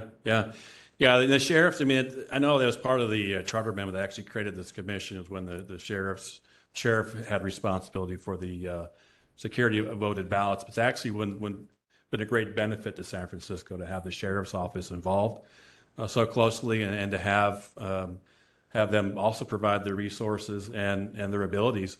And one thing with the sheriff's office that makes it nice is that it's very easy to get them organized to support the election, because we meet with their leadership early in the election cycle, and then we meet with them throughout the election cycle. But then they're able to organize their deputies, very quickly for election day to go out to the polling places and also provide support to us for additional security if we need that. So it's definitely a great benefit. So, thank you. Okay, I have a few comments, questions. So Director Arntz, a few on the document of graphs, one of the things I noticed is that the Dropbox usage seems to be going up over the 3 elections. And do you think that's just because of people are, this is on page 4 at the bottom on the left. You can see the yellow is kind of increasing. Is that because you think people are just becoming more familiar with it, or have you just been putting more boxes out, or do you have any comment on that? So the number of boxes is the same. I looked at these numbers, they're almost proportional to the turnout.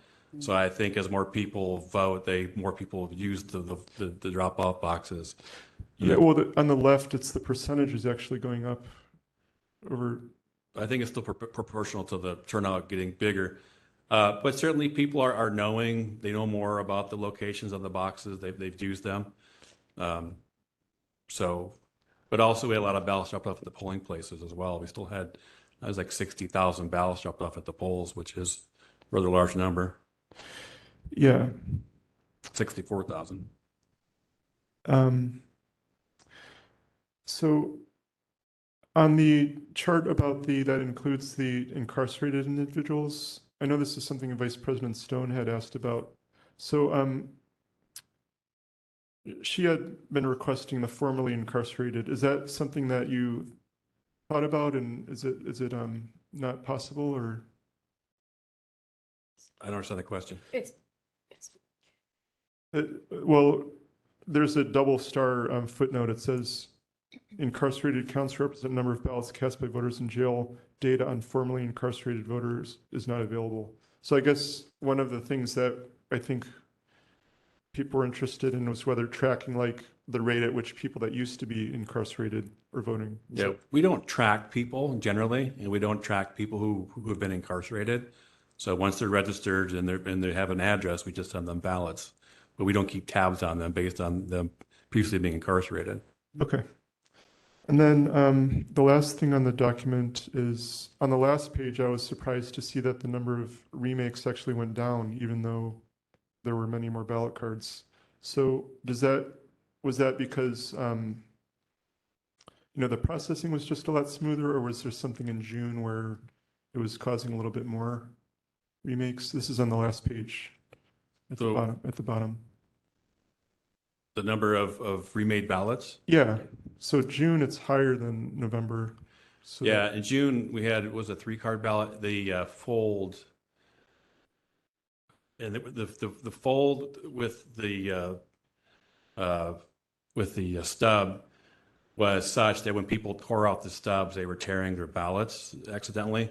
Right. So we had to change the folds on the ballots going into November, so there was less chance of voters tearing their ballots. Gotcha. When they're tearing off the stubs from those ballots. Gotcha. Okay. And then 2 more questions. There was an individual that reached out to me and was wondering about, I know after Election Day, you take a day off from counting, and then you ramp, and the day after that is when you start up again. And they were saying that it seemed that you were counting a bit less than in previous years. And I was wondering if there was a reason for that, like that first day where you started counting after Election Day. Was it? Yeah, so since November 2020, we actually haven't released results. We released some, like maybe 3,000 votes, but we don't process ballots on Election Day. So we actually stop our process. And the reason we do that is we send out lists to the polling places on election morning, indicating which voters from those precincts have already cast their vote by mail ballots. So now that everyone receives a ballot in the mail, we know who's voted at the precinct, who's in the roster. So if we inform the polling places of which voters have already cast their ballot, then if someone goes to a polling place without their vote by mail ballot and their name's not on the list, they can vote a regular ballot. So they don't have to vote a provisional ballot, which means that those voters can have their ballots tabulated at the polling places and not place their ballots into another envelope and have us review that. And so it also reduces the number of provisional ballots that we have to process after Election Day. I think we had 9,000 provisional ballots this past election. Usually we'd have 20 to 30,000 provisional ballots. And so by not processing ballots on Election Day, we actually provide the service to the voters to vote at a regular ballot at their polling places, We also reduced the number of provisional ballots, which means we have less to process after Election Day. And then we just pick up the processing again on Wednesday. And that's why Thursday is the first day that you have results. Yeah, so my question was, like this November, the number of ballots counted on Thursday seemed to be like less than in previous elections, relatively. 5-card ballot. I mean, it's that simple. That's- It takes five times longer to count a 5-card ballot than a 1-card ballot. Okay. And then my last question is, I don't know if you had a chance to look at the document on the BMD that I prepared for this packet or the one I did for the last election. But one of the things I'd be curious about is of the things I observed, like which of those things are under the department's control versus which are things that you can't control based on, you know, the software of the BMD. Like I know one of the things was when you're reviewing your votes for the local measures, it doesn't have the letter next to the contest. So it's just like, you know, it's, you know what I'm saying? When you're reviewing your vote on the local measures, it just has the ballot title, but it doesn't have like A next to it or B next to it. So it's kind of harder to know how it matches up. But maybe if you could, you know, take a look at the document and just, I would be curious to know which of the things are like how the department configures the machine versus what's built into a limitation of the machine. If that makes sense. Okay. So yeah, those are all my questions. And thanks again for, you know, for your work on the election and for the enhanced reporting. Commissioner Dye? Yes. Director Arntz, I read out through the incident report and yes, concluded it was a cold and rainy day. Did you have a record number of hand warmer requests? There's a lot, yeah. The only other thing that I noticed in the incident reports that I wanted to ask about, I'm assuming the high school students go through the same training as any of the other poll workers, because I noticed there were a lot of requests for regular poll workers because they only had students. And I'm kind of curious if you know what was behind that. I know when I was a poll inspector, my high school students were the best poll workers. Yeah, there were a few. There weren't a lot. And no, I can't speak to each instance for those requests. I don't know what the reason was. Okay. The only thing I can think of is my high school students had to go home early. They couldn't stay late, and that was the only consideration.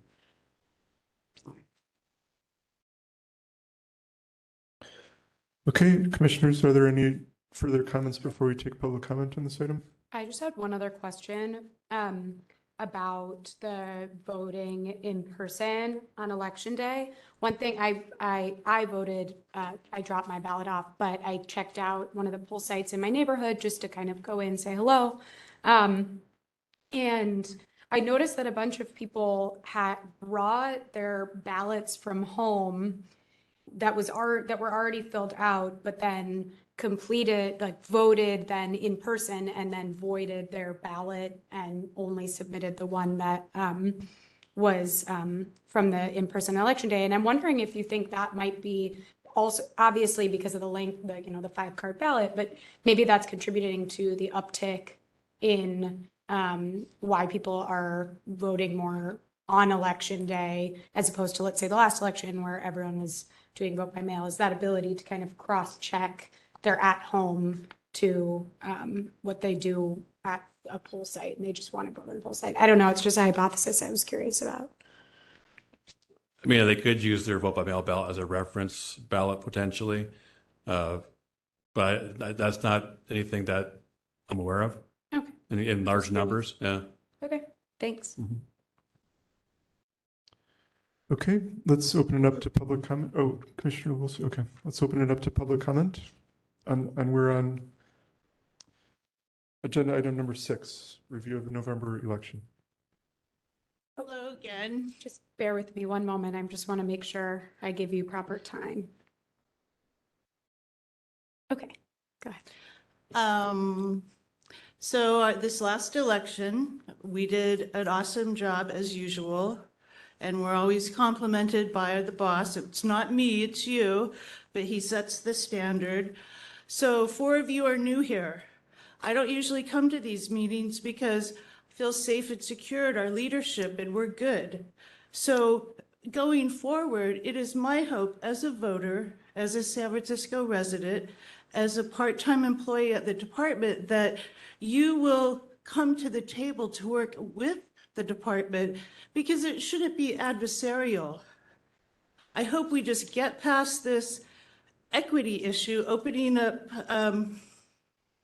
the hiring process, which is valid, certainly, but you don't change the cook when the food is really, really good. We run a highly functional department. If you look at other departments in the city, do many of them compare to ours? We are passionate employees. We believe in our work. We work hard at it. We strive through it, and we have him to look to. So I hope that you will study up on the requirements when you put something forth, because obviously You have to remain on the agenda item. This is the big on the agenda item, because Okay. it is about the election. It is about us all working together here. So hopefully you will study up on what the bylaws are. If you want to put in the hiring thing every 5 years, you have a lot of work to do on that, but do it. Do your admin, like put things in place so the next people that come on have something to work with, because it doesn't really seem like you guys had much to work with. Again, if you wouldn't mind staying on the election. I'm pretty much done. Okay. I just Ann. wait, I want to end with one more thing. Is since 2020, we've had 7 elections. Most of them have been in the pandemic. A deadly pandemic, redistricting. We did a seamless job. So respect and work with the department, not trying to turn it over in some way, please. Thank you. Thank you for allowing me to DCA go off Flores, topic. would you mind also helping when, if someone comes, like, I don't necessarily know the appropriate, and if they're talking off topic or not? No. Okay. No worries. Oh, sorry. Go ahead. You have 3 minutes starting now. Thank you again, Brent Turner, speaking on behalf of the public, and I'm not a employee of John Ernst. But I appreciate the ones that are here, the many that have shown up as employees to testify on his behalf. And I think it is a tremendous achievement that they got through the elections. The public sort of expects that, I think, that we get through these elections. And usually it's interesting because you have Republican areas where I think a lot of the problems have come up, and they're attacking a Democratic administrator. Here, I think we have the opposite, which is unique. So, we're in a Democratic area, and it's a nonpartisan issue, but we have the reverse of what you see in other territories. So I think it behooves us to also understand, when we take the director's report into consideration, what part, of course, we want to bolster confidence. As the Little Hoover Commission said, let's make a good system better. That way we don't denigrate the current system in the events, but we recognize that we can do better. I think that is obvious, and we need to differentiate between what Mr. Ernst is doing and what the vendor is doing. Unfortunately, as Mr. Ernst, I think, will testify for himself, he doesn't really know what's going on inside the tabulation piece, because that's happening on proprietary software. And I would bet my life that nobody in the department really knows what's happening with the tabulation process either, or who or what is really happening, because only the vendor knows that under the current system, which is why we want to change that system. So I appreciate John's great work on this past election. It appears everything went pretty well, but we don't really know. Only some people that wrote the code for the vendor that aren't really witnessing the events in real time, only they kind of know what's going on, and they might not even know. So the problem with the current system is Anybody that says they know what's happening is a liar. And that's the truth of the science of the matter. That's why we want to move toward open source. So we can 30 seconds. we can applaud John, and I think we should, for a job well done under the circumstance. But let's follow the Little Hoover Commission as what they said to the governor. Don't pass go, move directly toward open source. And if John won't do it, let's get someone that can do it. Thank you. Must remain on the agenda item.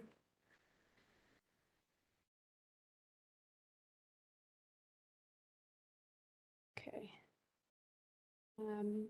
We have no more commenters in the room, and we're going to move to the commenters on the phone. Mr. Patel, you are unmuted. You are commenting on review, agenda item number 6, review of the November 8th, 2022 consolidated general election. You have 3 minutes. Thank you once again. I really want to thank Commissioner Stone personally. It was great seeing you at the processing center. I can't say I've seen any other commissioners ever at the processing center. After a long election day, it is a long evening for us as well. And to see you there was really nice. I'm sorry you missed seeing more action and the director joining us later that evening. But I want to use that message and, invite the rest of the commission, come observe our activities either online or in person. I'm sure the director and us, we would love to give you a tour of the department. We would love to talk about the processes that we work on. I think it's really important to understand how the department works in order to judge what the department does. And, this could be part of the orientation that you give to future commissioners. Build that in, help them experience what the department does. And for other people that are interested, I'm also dropping the link into the chat. That's it. Thank you so much. Thank you.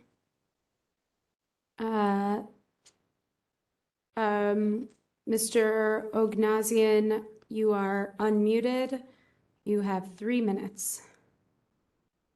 Thank you. I just want to say that this was one of the most difficult elections for my team. I work with the feds, field election deputies, who are out in the field helping poll workers at every polling place set up and run on election day. And this is, I think, the first election in the last 18 years that we had rain that started basically the night before and didn't stop until the morning after. As some of you probably know, quite a few feds start early. We start around 4 o'clock in the morning, and I tip my hat to every single fed in the field, and I think commission should know that field election deputy job is a one-day job, in addition to training that they do and any support that they provide to other divisions throughout the election cycle. But it's truly a one-day job where they come in and do such an important job. And I'm tipping my hat to every single fed in the field, because even though it rained in the last election, in the June election in the morning, and quite frankly, it sucked. It really was cold and it was really wet this election. Not a single fed, as it was pouring, has complained about being wet or cold. Everyone showed up, everyone had a smile, everyone worked a long day and delivered everything we needed to do. And again, it's such an important role for a one-day job. Where people come in ready to put in their 100% effort into what we want them to do. I think it is about what you give out, you get back. And in this case, we give that to our people that do that job. And they've done a tremendous amount of work with selection under really difficult conditions. unlike many other elections we have done in the past. Therefore, again, it's just a thank you to 30 seconds. everyone. And I want the Elections Commission to understand that every single temp employee, every single permanent employee delivers every single time. And for the last 18 years, I can say they have done an amazing job. And again, it's thank you to John for cultivating that effort every election. Thank you. Thank you.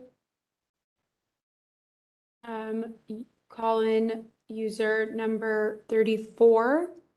I have unmuted you. You have 3 minutes. Can you hear me now? Yes. Great, David Pilpel again. So 2 points here. I disagree respectfully with Brent Turner's earlier comment. In my opinion, we do know what happened. People voted. Their votes were counted. Their votes were counted efficiently and effectively without controversy, and we got results within 30 days as required. People won, people lost. Some people were turned out of office, others were newly elected. Ballot measures passed, ballot measures failed. We got results, the system worked. So I believe we do know what happened. In summary, I encourage the Commission to make a motion to find that this was yet another free, fair, and functional election, one of your core responsibilities under the Charter, and I think it went off once again in ways that we would want pursuant to the well-crafted, well-executed elections plan. Thanks for listening. Thank you. There are no more public commenters. Okay, we're closing. Oh, someone just, oh, nope, they put their hand down. Okay, no more public comment. Okay, we're done with public comment on this item. Commissioners, is there any further discussion?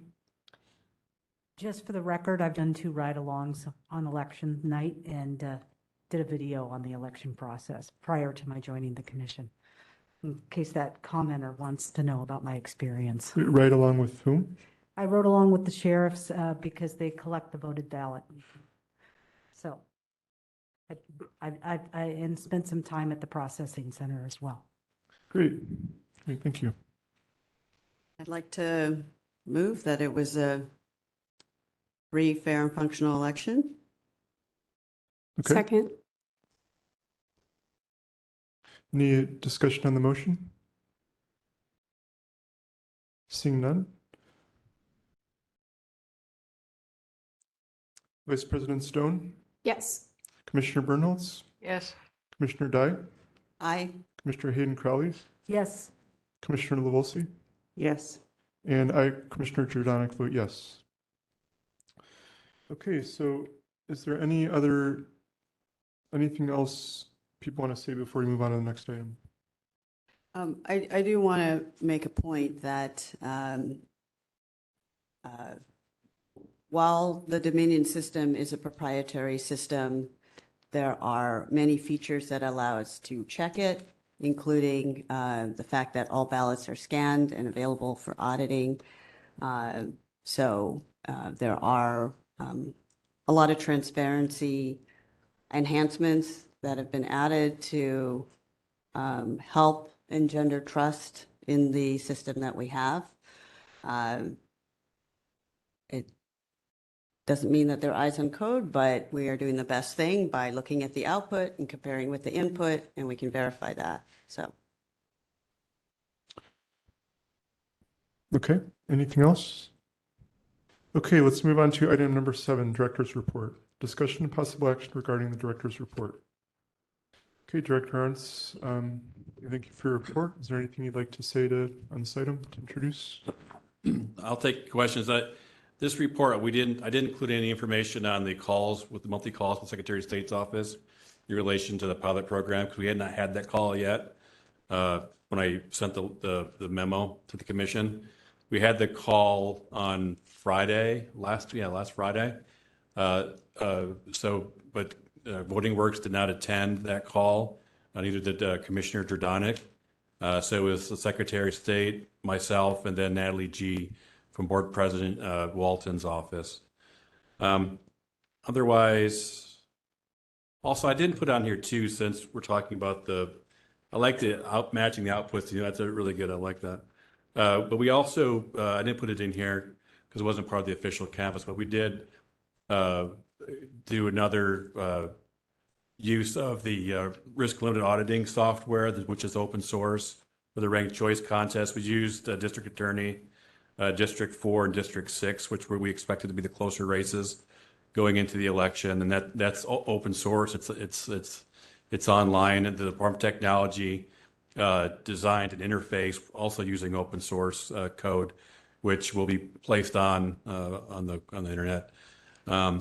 And the ranked choice, the risk limit auditing reviews of the citywide contest for district attorney, and then the 2 district offices for supervisor in 4 and 6 showed that the system did operate as reported. So it did count the ballots correctly. It did tabulate the votes correctly. It did report the results correctly.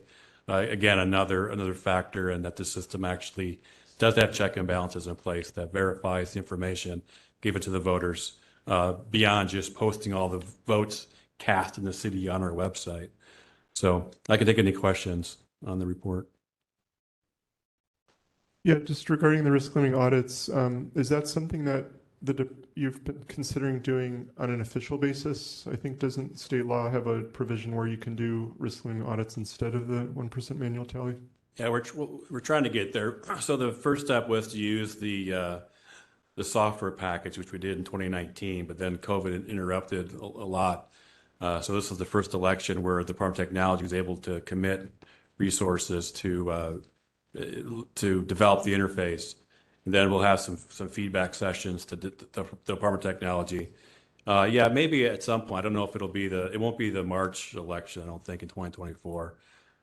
Maybe the 2024 November election, but you'll have to see. I mean, for all contests, not just the ranked choice voting. Oh, I don't think so. I think a blend of actually doing the 1% manual tally and also the risk limit auditing is a better choice than trying to pull thousands of cards, especially if we have a 7-8 card ballot November 2024 for the risk limit auditing. So I don't have an specific answer now. I'm not trying to open up a debate on this. Right now, no, we don't have plans to do risk limit auditing on every single contest on the ballot. Okay, it might be worth looking into that, because I'm pretty sure it wouldn't require pulling thousands of ballots, and there is a big distinction between using the state approved process versus what you're doing with the Department of Technology, because you would be using you could officially do it in place of the 1% manual tally, but you'd also be using one of the state approved solutions. So I don't know, do you have plans to approve the Department of Technology solution with the state? We may, yeah. Okay. Thank you. Anything else? Commissioner Bernholtz, you have your hand up. Thank you, and thank you, Director Arntz. I have a couple of questions, and then I also want to just flag for the commission in the director's report, item 3E, item 3G, we will need to hold 2 meetings, either a full commission and/or a BOPEC meeting in line with the budget process in January, prior to, if I understand this correctly, prior to January 27th. So I want to draw the leadership's attention to that. I also, I'm curious about this phone call with the Secretary of State, Director Arntz. Will you provide us with more information about in the January report then, because of the timing, or is there anything to share? No. Yeah, I can do both. So the call we had last Friday was very short. So Secretary of State's personnel was on the call. I was, and then Natalie G. And, the calls are an opportunity for Voting Works to provide updates on the development of its system, I think generally, but also specifically in relation to a pilot program in San Francisco. I did inform the Secretary of State's office that voters in San Francisco passed local measure H, which moved all contests from the November 2023 scheduled election to November 2024. And so that the potential of a pilot program happening in 2023 is ended, essentially. And then Secretary of State's office requested that we not have the call in January, which we all agreed. And then also the Secretary of State's office will put forward, and I agreed with this, that we end the calls at this point because because the way that the calls were going, and I mentioned this, I think, in the memo that I sent out, that Voting Works essentially was trying to have this to affect the Secretary of State's regulations in relation to pilot programs, where the Secretary of State's office stated several times that the purpose of the calls was for Voting Works to provide updates on the development work on its voting system. So at this time, I don't think that there's a need for calls with the Secretary of State's office, because it's not about the regulations, it's about Voting Works development, and there's no pilot program right now scheduled to occur in 2023. Okay, thank you for that. I appreciate it. It occurs to me that that's, I think, important for this commission to pay attention to, given the effort to host a pilot program with Voting Works at one point, and then also the reality that they don't yet have the technology to support either ranked choice voting or non-Roman alphabet languages. So there's a significant equity issue in the way that product is developing, and any guidance that could be provided would enhance our opportunities in the future. Finally, I had one other question for you, sir, and it is about item 3A on the outreach program, maybe because you used the term barrier-free voter registration and poll worker opportunities. I was surprised to see the list of targeted populations not include people with disabilities, but that may be just my interest. Could you just tell us a little bit more about what's happening here? It's it will cover a significant portion of the upcoming year. I'm interested in this, hearing more about the outreach program, please. Yeah, so outreach is not, the review of outreach is not limited to those 4 items listed in that section. These are areas where people potentially don't recognize or realize or have been given information regarding their ability, their rights to register and to vote. And this is something that we started to look at more closely in relation to our racial equity plan in the department. And so we're kind of combining our racial equity plan and some of our outreach topics in this one section in item 3A. But we're not limiting our efforts on just these 4 topics. We're just highlighting the areas where people potentially would need additional support, additional information to fully understand and exercise their rights to get registered and to vote. That's really helpful. That's actually quite commendable. The department would be taking on that kind of outreach specifically to these these populations and others, but those that may not be clear on the law, the rights. Thank you for that. You're welcome. Thank you. Commissioners, any additional comments? So I did want to make one response to Commissioner Bernholz, to your comment about those meetings with the Secretary of State. Voting Works, in terms of the development of those 2 capabilities, they came to us offering to develop those capabilities. And when it became clear that the pilot wasn't going to go forward, their position was that until they receive the regulations, they're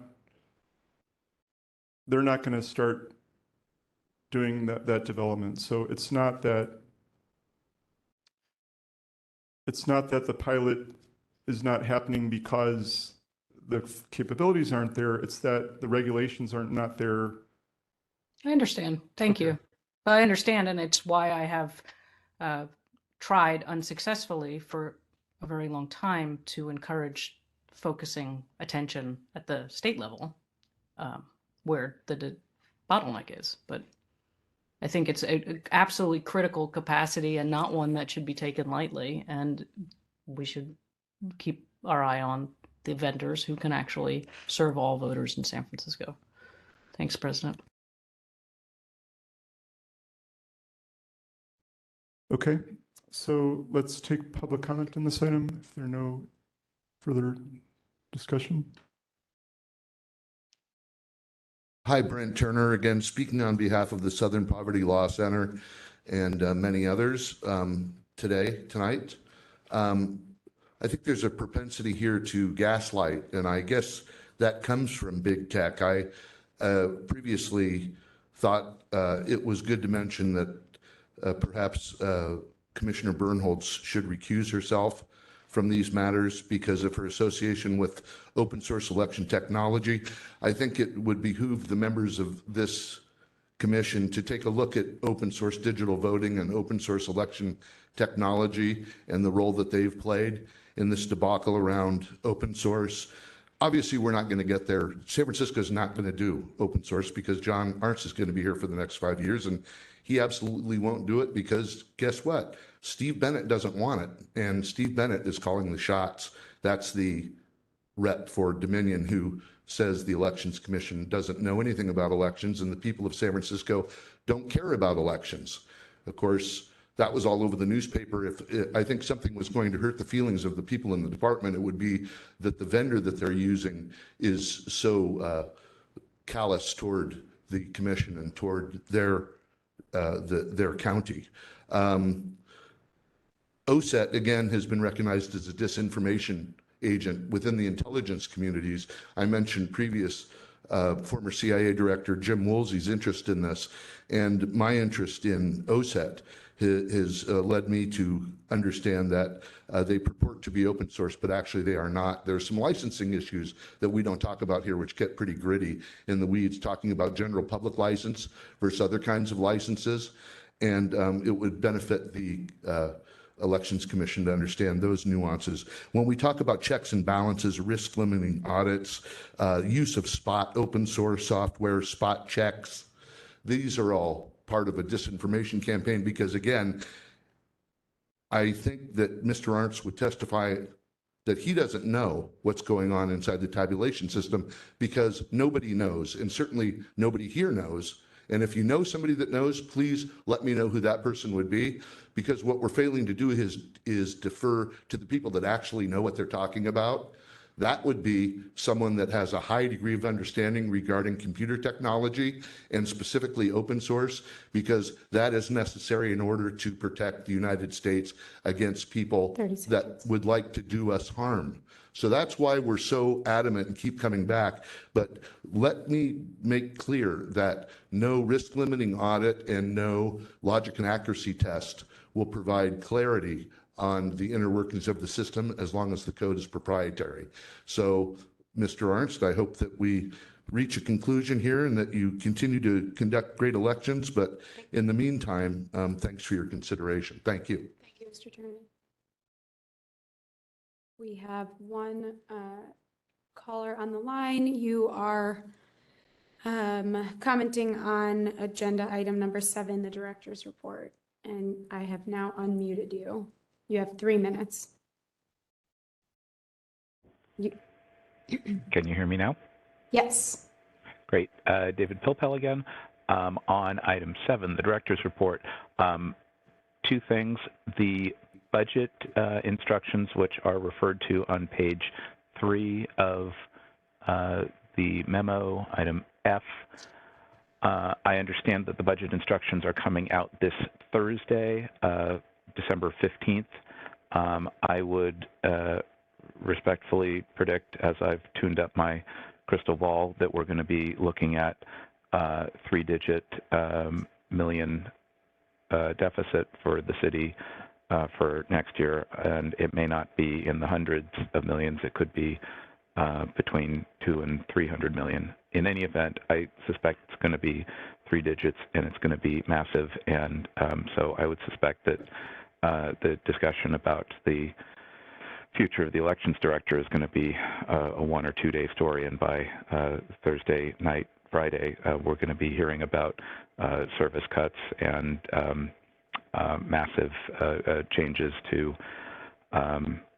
what we can anticipate in the big budget fight next year at the Board of Supervisors and all kinds of whatnot. But I do believe that that's going to provide even more pressure on city departments, in particular general fund departments, to cut back and trim and be more efficient and whatnot. So I think as we look to the budget process in January and February, either at BOPEC or at the Commission, we're going to need to look very carefully about that, and perhaps only having one election in the 23-24 fiscal year will help a little bit, but it's still going to be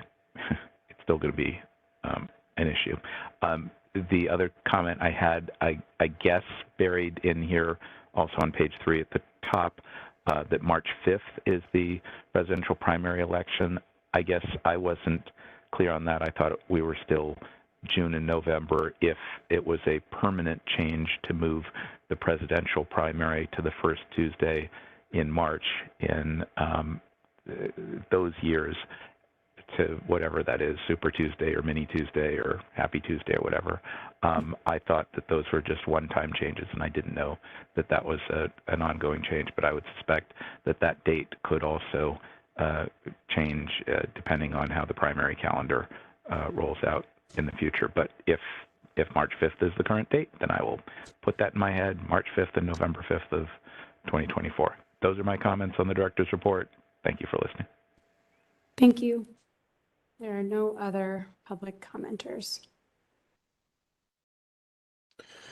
Okay. Closing public comment on that item. Is there any discussion before we move on to the next item? Okay. Seeing none, let's move on to agenda item number 8, redistricting process initiative. Discussion and possible. Did we vote on that motion? Oh, good point. So, oh no, there was no motion. That was the director's There's a report. motion on the 11th. Oh, I'm sorry. It's late. It's late. I know, it's Just late. a little tired. Yeah, And old. you and everyone. So discussion, agenda item number 8, redistricting process initiative. Discussion and possible action regarding the Commission's potential recommendations with respect to the San Francisco redistricting process, including historical background and the proposed project plan. So I will turn this one over to Commissioners Dye and Lavolsi. I'd like to introduce this item. May I ask something just quickly before you introduce it? Since the packet item was only added today, would it be possible, and I'm happy to make a motion, if we postpone this so that we all have time to read it until the next meeting? Because it's really important, obviously, and personally, I want to make sure I have time to read through it. So I anticipated that and plan to just run through this really quickly with everyone. So hopefully after the executive summary, you will feel comfortable because we're not introducing anything new this time. Based on Commission's requests last time, we were going to take a pause for this meeting and just kind of review everything. And Commissioner Bernholtz had requested that we provide a synthesis of all the recommendations that have been presented to the Commission. And I will tell you, it was a slog to go through this. So I hope that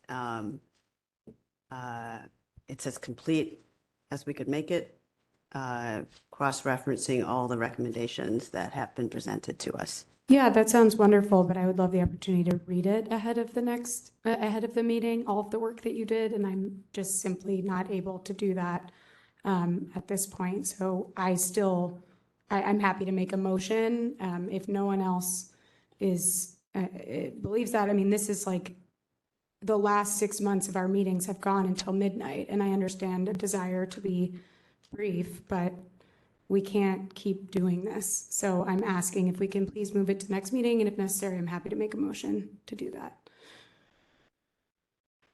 I would second such a motion. So my concerns, we have a lot on the agenda for January, and the purpose of this was really to get feedback from you guys on what else you would like to see, because we do have extra time because of Measure H passing. So it was really to give us some direction from you folks on what else you would like to see next so that we have time to set that up. So if it's okay, we'll just run through this quickly.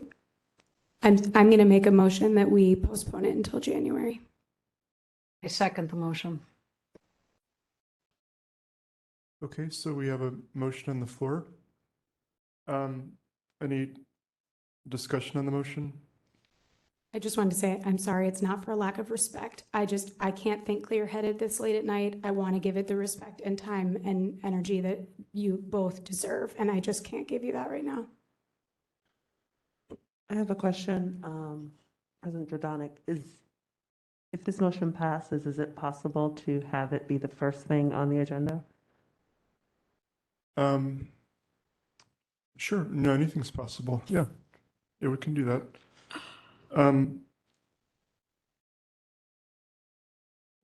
Yeah, I mean, personally, I'm happy to discuss it if people want to discuss it.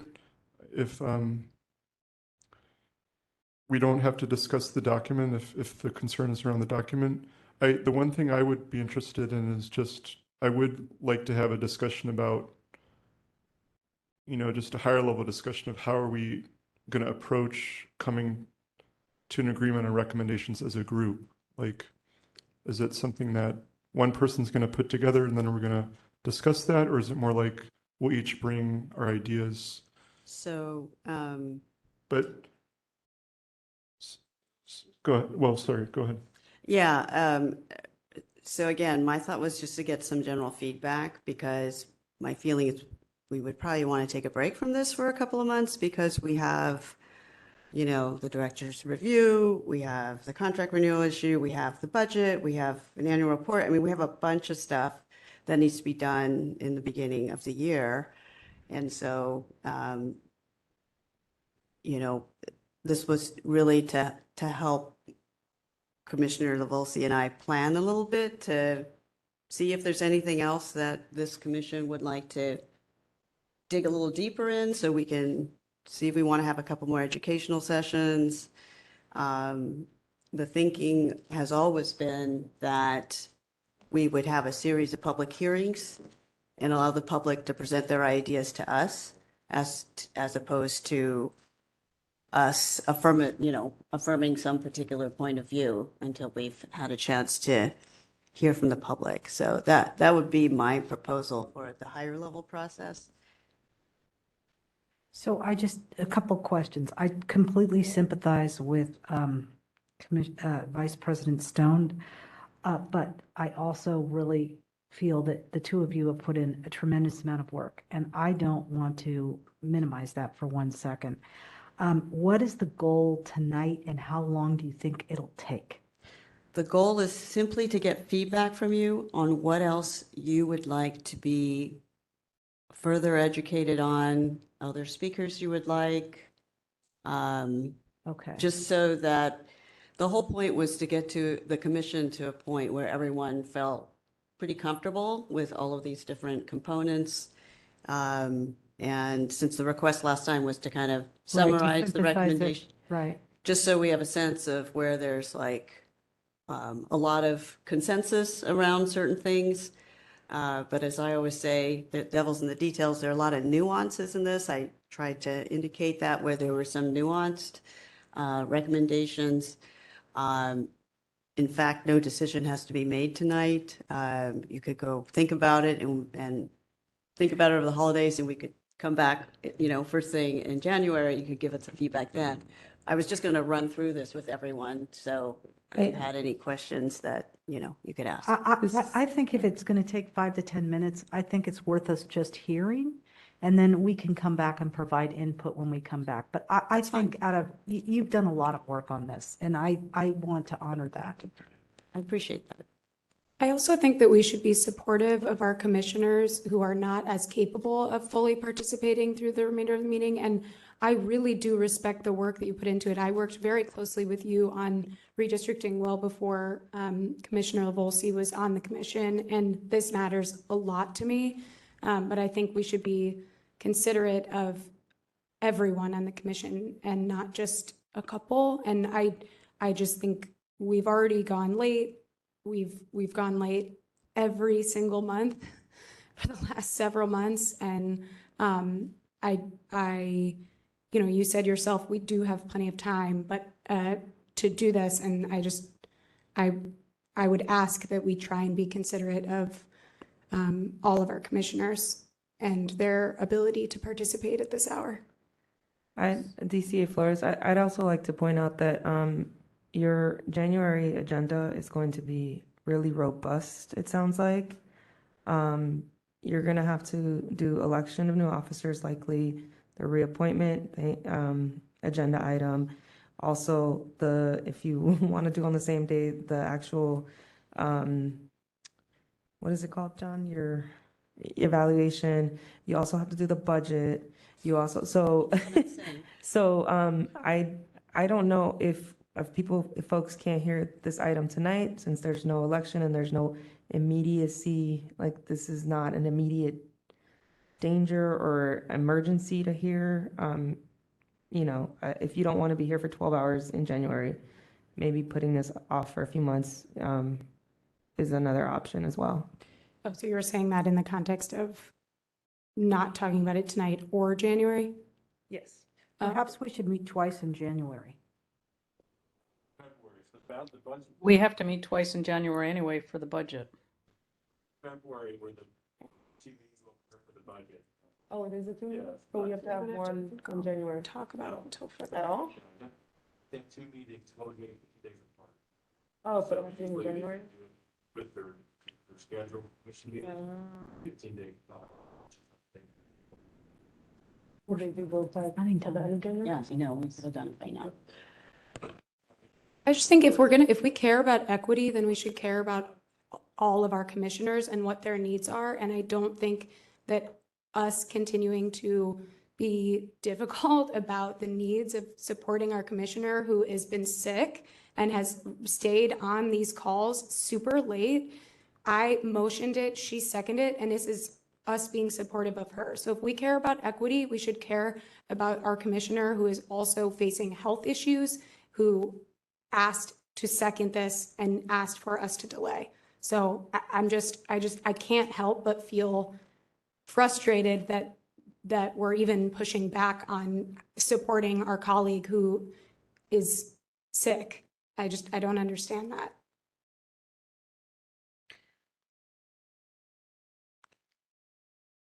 So I don't think we need a vote on this. Like, if we don't, like I said, it's not necessary to make a decision tonight. I just wanted to provide some framing because I know it was posted late. If this was done at Commissioner Bernholtz's request, if you would rather just read it without the framing, that is fine. Can this commission meet twice in January? Believe me, it's not something I want to do, but if we can put boundaries around and identify the subjects, because you just listed off like 5 things we have to do.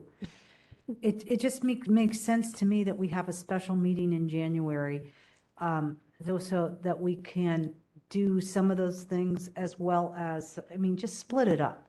I support that. You may also do a BOPEC meeting and assign. Well, I'm not going to go for 3. Assign a smaller subsection of your commission so that not all commissioners have to attend the meeting.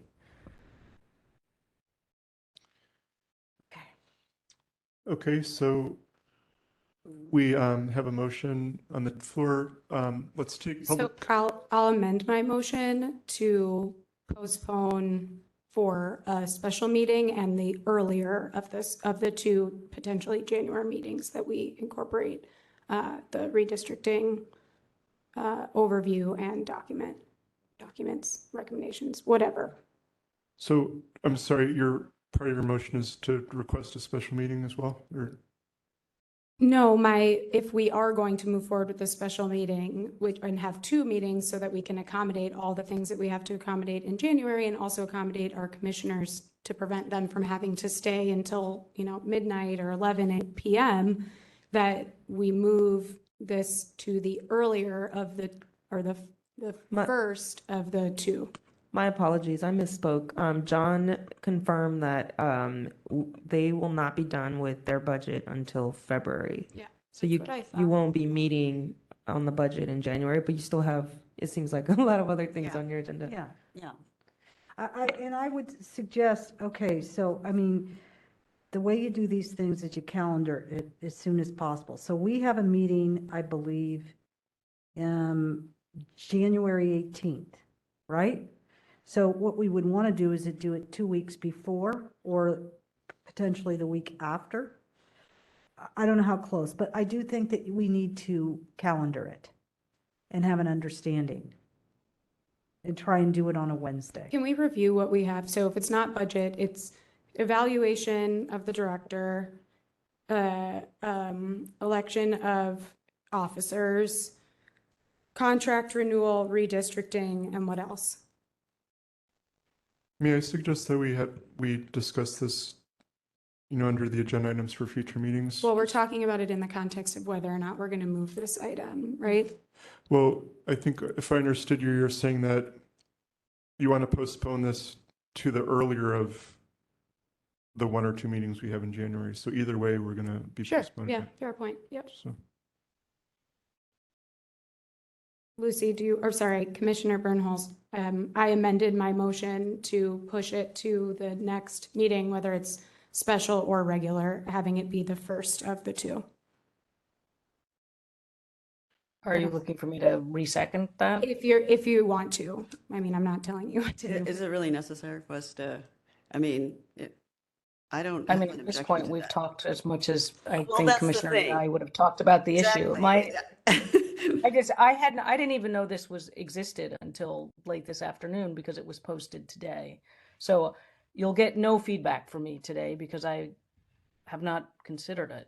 Yeah, I and think I'm the only one in that boat. But if you wanted, 2 minutes to introduce it, I mean, I've skimmed it. I don't need much introduction to it. I just need time to think about it. yeah, so the kind of feedback that we're looking for are, what are the other questions and comments that might come to mind? And which of these issues do you feel like you'd like to dig deeper into? So, for example, there are some high-level recommendations. For example, for ranked criteria, we pretty much heard that from every organization, but the specific ranking might be something that you might want to dig deeper into, for example, right? So I think that there are like multiple levels for each of these items. Some of them are relatively cut and dried, and other of them, really the devil's in the details, and there are probably some, you might want to see more. And that's really what we're trying to get some feedback on, knowing that it takes time to set up those speakers. And while we do have more time, it's not as much time as you think because it never is, right? Because if, ideally we would get the Board of Supervisors and the mayor to just support this and it would just go on to the ballot as a consensus thing, but we can't count on that. And if there needs to be a signature campaign, there's never enough time. So that's the reason I wanted to set this up now, to see what else we still would like to explore. And then when would we be ready to have those public hearings and hear from the public on what they think. So does it make sense that we have a second meeting in January? I was suggesting that we have that discussion under agenda item number Okay, 10. I apologize. Okay, so that sounds good. So there was a motion and it was a second. Do we vote No, on that? I don't think Commissioner Bernholz seconded, and I'll remove the motion. Okay. Because Commissioner Dye said you did not oppose it. Thank you. Okay, so, Public comment, I'm sorry? public comment. Yeah, I was just going to ask if there's anything anyone wants to say before we take public comment. Okay, let's take public comment on this item. This is agenda item number 8, Redistricting Process Initiative. Just playing up my timer. Okay. I don't know if Mr. Pilpel intends to have his hand up for this one, or if this is from before. You have 3 minutes. I did unmute you. Can you hear me now? Oh, Mr. Pilpel, would you mind waiting until we finish the in-person. That was my mistake. I apologize. Happy to defer. I will wait. Thank you. Thank you. Bear with us. Okay. Hi, very briefly, Brent Turner speaking on behalf of the public. Thanks to the commission for moving this forward as quickly as possible. We understand everybody has to be here late at night. Some of us work for zero money, and we're here and ready for anything. But understanding you can work this out amongst yourselves, we will say that out of respect for the people that work long and hard on redistricting, we just want to make sure that the same thing that has happened to open source doesn't happen with the redistricting issue, where it gets pushed back until a lot of the people involved are deceased, so or transitioned out. So that's kind of where we are with some other big issues. We just want to make sure we're pushing forward even when it's painful. Thank you. Thank you.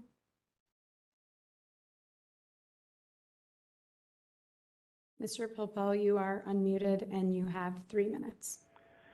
Can you hear me now? Yes. David Pilpel again. I hope I'm not deceased before this meeting ends.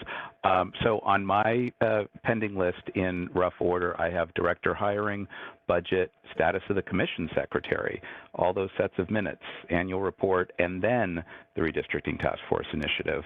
I'm not saying that it's not important. It is, but it's unfortunately last on the list. The next regular election isn't, as we heard, until March of 24. The deadline to introduce charter amendments won't be until about September of 23, et cetera. I would respectfully suggest that you continue this matter to the call of the chair so that you can figure out what your calendar looks like for January, February, March. Frankly, I think no one is listening to this commission until you straighten out the director issue. And that includes some members of the public and the Board of Supervisors. And I think, you know, your audience on this one is just shrinking rapidly. I think you've got credibility on this, on potential reforms on this issue, but it really will take a charter amendment and you know, getting some of that trust back from the Board of Supervisors is going to take some time. I wouldn't rush this. I would get it right. And those are my thoughts. I would continue this to the call of the chair. Thanks for listening. Thank you. We have no more public commenters. Okay, we're completing public comment on this item. Okay, so there is no motion. Is that correct? Yeah, Okay, so I'll just, you know, turn it over to whoever wants to say anything next. Or is there nothing more? We're done. I'll just say one more time, I really appreciate the work that went into this, and I look forward to discussing it at the next meeting. Okay, is there anything else? Okay, let's move on to agenda item number 9, Commissioners' Reports. Discussion and possible action on Commissioners' Reports on topics not covered by another item on this agenda. Meetings with public officials, oversight and observation activities, long-range planning for commission activities and areas of study, proposed legislation which affects election, and there's a new item on here, update on commission secretary hiring process. The 3 attachments, the commission bylaws, 3 articles specifically, as well as the Sunshine Ordinance, section 67.16, were items that Commissioner Hayden Crowley wanted me to include in the packet, and then there's a memo that I attached as well. So who would like to begin on this item? I think Vice President Stone can give the update. Yeah, sure. So the gist of it is that I've been working with DHR on trying to fill Martha's position. It's taken a bit of maneuvering simply because of the nature of Martha's leave. There were a couple of points of confusion around whether we would need a separate budget rather than having 2 people assigned to the same budget. But we did receive about a week ago, I think it was a week ago, my mind is fuzzy right now, but about a week ago, confirmation that we do not need to go through another budgeting process. We simply just need to get approval from the mayor's office, and then it will have to go back to the department, which will be very easy. But given the attention around the Elections Commission, I did have expressed some concerns about any delay in the position getting approval from the mayor's office, but have been encouraged that there is a chance that that won't be an issue and that it has been expedited. We do have an interested candidate, thanks to Commissioner Dye for seeking that out. It's really wonderful. And I have been in contact with that person. What is great is that the position, once we found out that we didn't need to secure separate funding, that role is exempt, and therefore it won't require as much of a robust recruiting process. And we can reach out to specific candidates. They also have a list of candidates that are kind of there should we decide to move forward with them. So my hope is that by the next meeting, we have this sorted. And I just want to say thank you to, again, Commissioner Dye and the folks internally who have helped move this along. But I think that's it. Any questions on that? Thank you for doing that. I think it's extremely important. This is Commissioner Hayden Crowley speaking.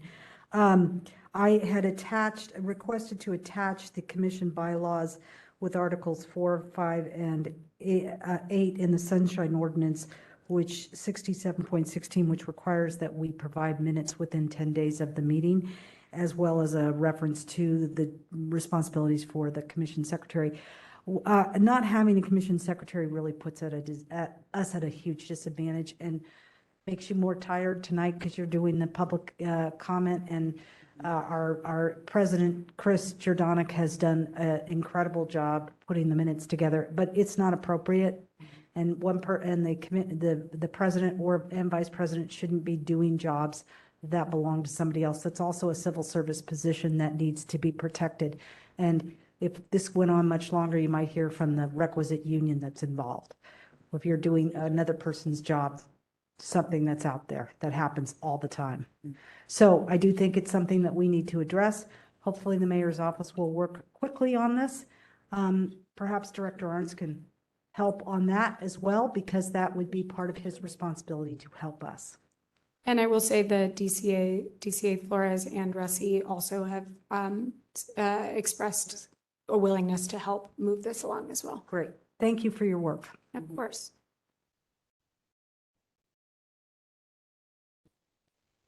Okay, thank you, Vice President Stone, for your work on that. Are there any other comments on this item? Okay, I did want to just talk about a couple things. First, I was contacted, actually, all of us, from what I can tell, were contacted by a reporter who was asking about our progress on racial equity. And they referenced a document that was posted on the department's website under the department's racial equity section. And this is a document that was posted back in April, basically providing an update on some goals that the commission had committed to back in December 2020. So the commission had committed to some goals in December 2020. And then this document that was posted on the department's website in April of this year was basically supposed to provide an update on not just the department's racial equity goals, but also the commission's. But if you looked under the commission category in that document, it basically looks like we haven't started any of these racial equity goals that we had committed to. And the reporter was concerned because it looks like we haven't made any progress. But I explained to the reporter that we have made a lot of progress. It's just not reflected in the document because the information in the document was just a copy of the original thing that was submitted in December, of 2020. So I think it would be worth us as a commission to basically review that document to properly update it so that it reflects the progress we've made. But also, secondly, so that for all of us, we can be reminded of, and for people that are new, what did we commit to back in December 2020? Because to be honest, I'm not sure if I ever actually saw the document that, the final document that we had committed to, because we had delegated it. And I don't know if we were actually given the result of that process, you know, with the time, the timing of those goals. So that's one item. And then secondly, I attached a memo about an ordinance that I learned about that was before the board in October and November. It's on what's called a surveillance technology policy. And Director Ernst, is that legislation that you are aware of? Yes, this is a continuation of the ordinance the board passed in 2019. And so this, the ordinance that amended the admin code, which required COI, the Committee on Information Technology, to create policies and guidelines for surveillance technology. And so the Nest cams that we use for live streaming our operations fell under surveillance technology. So what the board did their last October, whatever it was, is they formalized COIT's guidelines and requirements for some departments. So this wasn't something new. This is something that was a continuation of from 2019. Okay, thanks for clarifying. Yeah, so just real quickly, you know, as part of the things that we were requesting of you during your reports, I think it would be helpful for us to you know, learn about legislation like that, you know, anything that might involve the department, just so that if we hear that it's before the board, that would give us a chance to like look at it and potentially provide the board with feedback on something that they're adopting. So, you know, I don't know if that makes sense. Just kind of clarifying that what I think we would like to see is any pending legislation that's going before the board that relates to the Department of Elections. You know, so that we can at least know that it's happening. You know, and you could just like as a bullet, just, you know, say this thing is before the board. Does that make sense? Okay, great.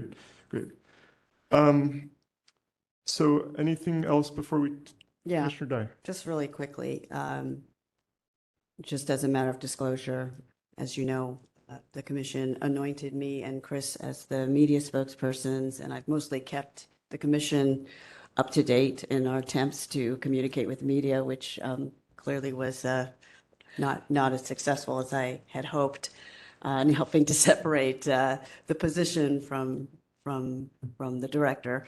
But just so the public knows that the last interview that I did was a radio program, and it is available on the website of the NPR station, KALW, State of the Bay. And the other meeting I'd like to disclose is that I was in fact invited to meet with Supervisor Peskin, and he asked a lot of questions, was interested in the background in how we came to our decision, made the offer about supporting us for the future. The other thing that I thought I'd share with everyone is he made a comment that the Board of Supervisors doesn't know us like other commissions because, in his words, we haven't had as many forced interactions. And so to the point that Vice President Stone made in her motion about building a longer term relationship, that we have to be much more proactive about it because there are no requirements for them to come before us, nor for us to come before them. And so I think if there's any lesson in all of that, it is that realization that because they didn't know us, this got played out in the media instead of in conversations. And so hopefully we can fix that in the future. Okay, thank you, Commissioner Dye. Yeah, and just to piggyback on that, even the ordinance I just mentioned, that the board was deliberating over this ordinance that affects election, for 3 rules committee meetings and I think 2 board meetings, and they didn't come to us either. So it's good to have these bridges where we're proactively telling each other of things that are before us that might impact the other. Mhm. So that's a point well taken. Okay, let's open it up to public comment on this item.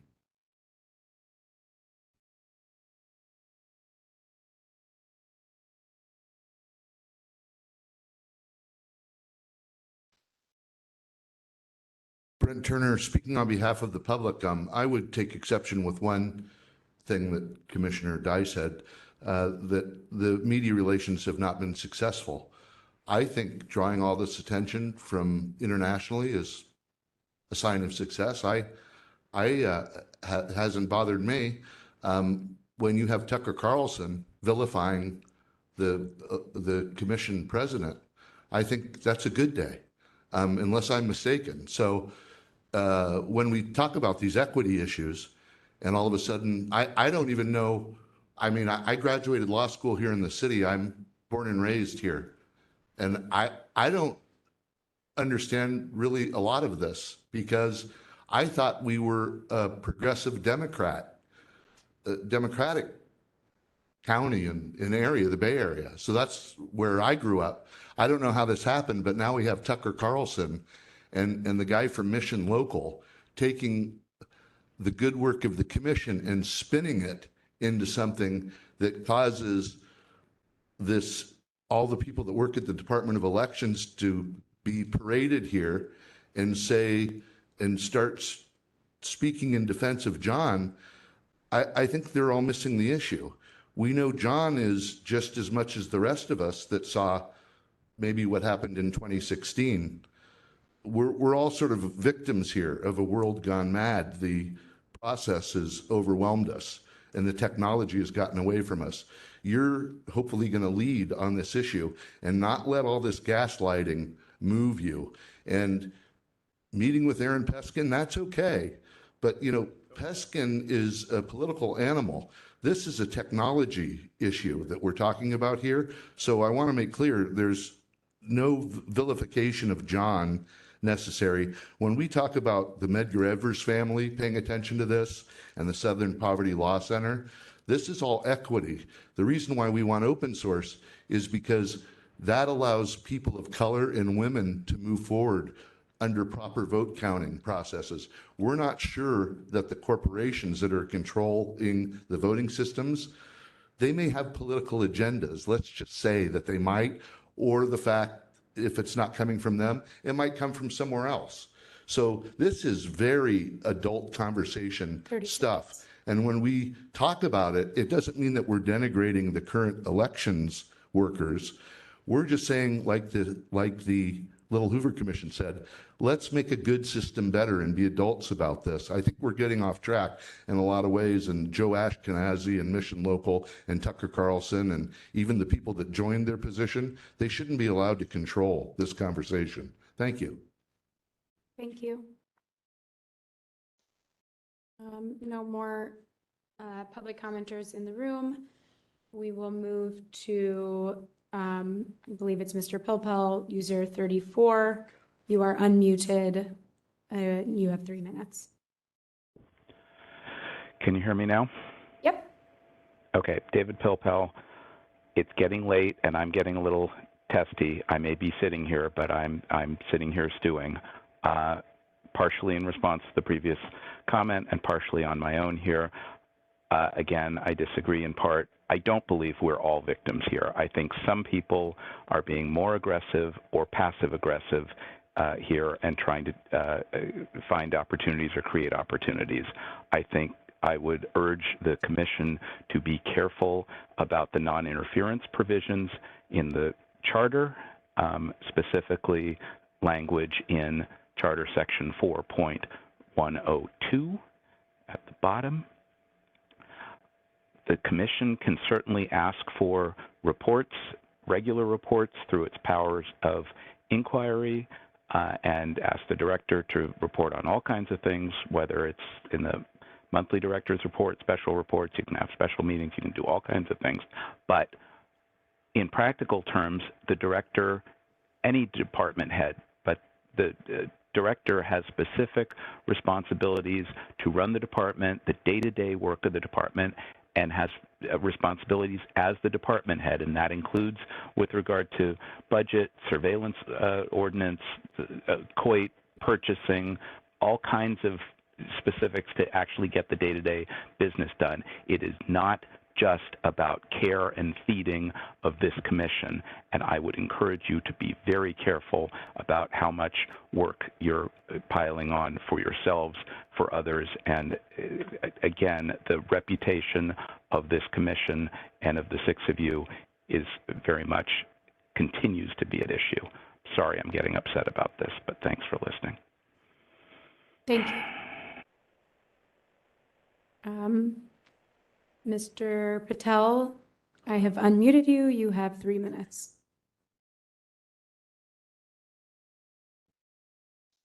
It seems like the first commenter is kind of misguided. It seems like the commission hasn't been talking about open source voting being the reason for John Arntz.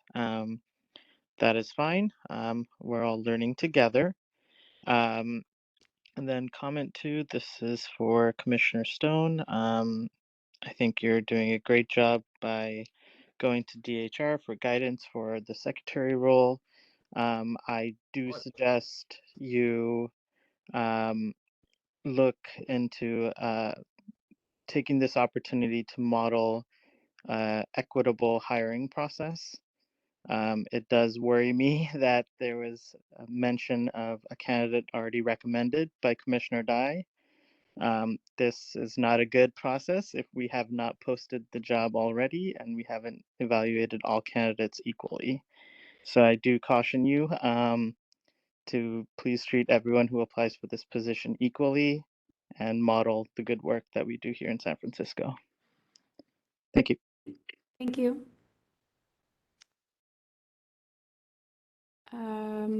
Mr. Goldberg, I have unmuted you. You have 3 minutes. Hi, my name is Jonathan Goldberg. I just wanted to reference the surveillance tech ordinance that was brought up in Mr. Jordanik's memo. During that exchange, the question that was initiated was there was no legislation related to open source voting or internet voting, but was there any elections related legislation? And the director responded, no, not that I'm aware of.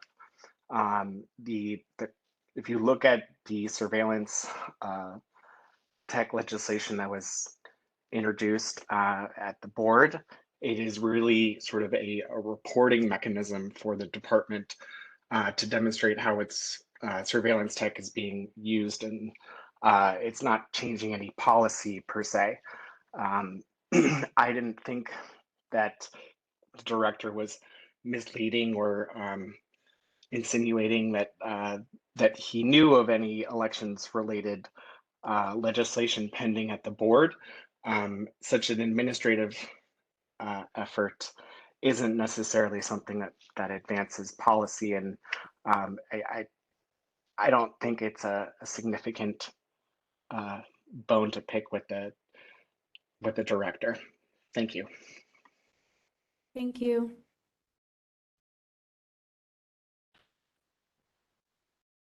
Mr. Oganesian, I have unmuted you. You have 3 minutes. Yeah, hello again. I just want to say that I'm not for or against open source personally. I just think that using that and sort of, what was discussed 2 weeks ago and in a previous meeting really bothered me to the core because, again, Sorry, you have to stay on the agenda item of the commissioner's reports, and open source voting was not one of them. Okay, I just, the first commentator, as well as, continuation of talking about something that is not on the agenda, is being discussed by others. And so that, bothers my ears because, again, if that's not the commissioner's consideration, or part of the report, why are we talking about it and continue to talk about it even this late night? This has nothing to do with anything at this point. And as I mentioned in my earlier comment on action number 5, Dominion services were the only RFP submitted, and so I don't understand why we keep talking about the same thing over and over again. Thank you. No more public commenters. I would like to clarify from Mr. Patel's comment. I know I can't speak directly to him, but I'd like to clarify for the public and the commission. The job has not yet been posted because we're still waiting for the approval of it to be posted, and it won't be posted publicly due to the specific type of role. Rest assured, I am running this. I am only following the process that HR is explicitly directing me to do, and I also will be working with the DCAs, but everyone will be reviewed equitably. The DHRs basically said we didn't need to go through the open recruiting process where we have to post it publicly, but rather we can post it privately. However, if there are folks that you specifically would recommend, definitely don't hesitate to reach out to the commission. Thank you.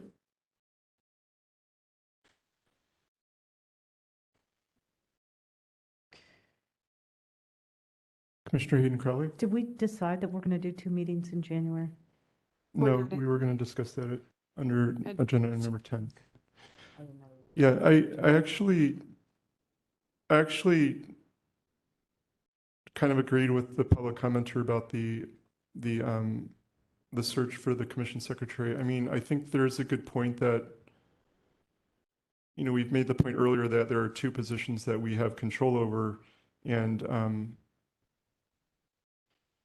I mean, why wouldn't we want to do an open search for the secretary? I think it can be posted for just a couple weeks, right? It's not that it's not an open search. It's that there is a select pool of candidates that they can reach out to, that we can absolutely ask them to participate in, but we aren't there yet because we haven't gotten the approval yet.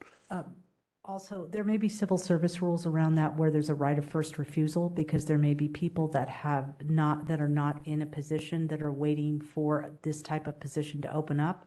So they have to offer it to them by civil service rules. They have to, and those are people that are within the city. Okay. Well, And then the second thing is that you can also ask them if you're looking at maybe doing, if in fact that you want to go to some open process, which I'm not sure you even can, if there's some sort of. I didn't hear you. If we want to. If you want to go to some big open process, which I'm not sure you can if there's a civil service rule in effect. But the other thing you can ask, because the need is immediate here, for an interim secretary. I have definitely asked for that. I even asked for it ahead of today. Trust. Okay, thank you. I just wanted to put that out there just as a way of continuing to meet sort of the goal of potentially posting this. But I would say, so when somebody leaves a position in the city for whatever reason, they have the right of first refusal often based on their classification for when that next position opens up. So the city probably has a list of people. That's exactly that right. They have to, by civil service rules, offer it to first. Yeah. So they will be using that pool, and also the person that Commissioner Dye, the Commissioner Dye referred. Yeah. So it is open. It sounds like it's not open because it's not like on some Listserv. Yes. Right. But you are obligated to follow civil service rules. Yeah, I mean, in the past, the position has always been posted on a public website, but If you would like to take over the Well, I process, feel just, free, but I I'm would, doing exactly what they told me to do. okay, I mean, if we have a choice, it would be nice if we can have it be posted publicly for a broader outreach. Okay, are there any other comments on this item before we move on? Okay, let's move on to agenda item number 10, agenda items for future meetings. Discussion and possible action regarding items for future agendas. Just the discussion of the possibility of having a second meeting in January, because there are so many items to discuss, and we would like to do so with prioritizing certain items for each meeting and with the goal of perhaps getting out by 9.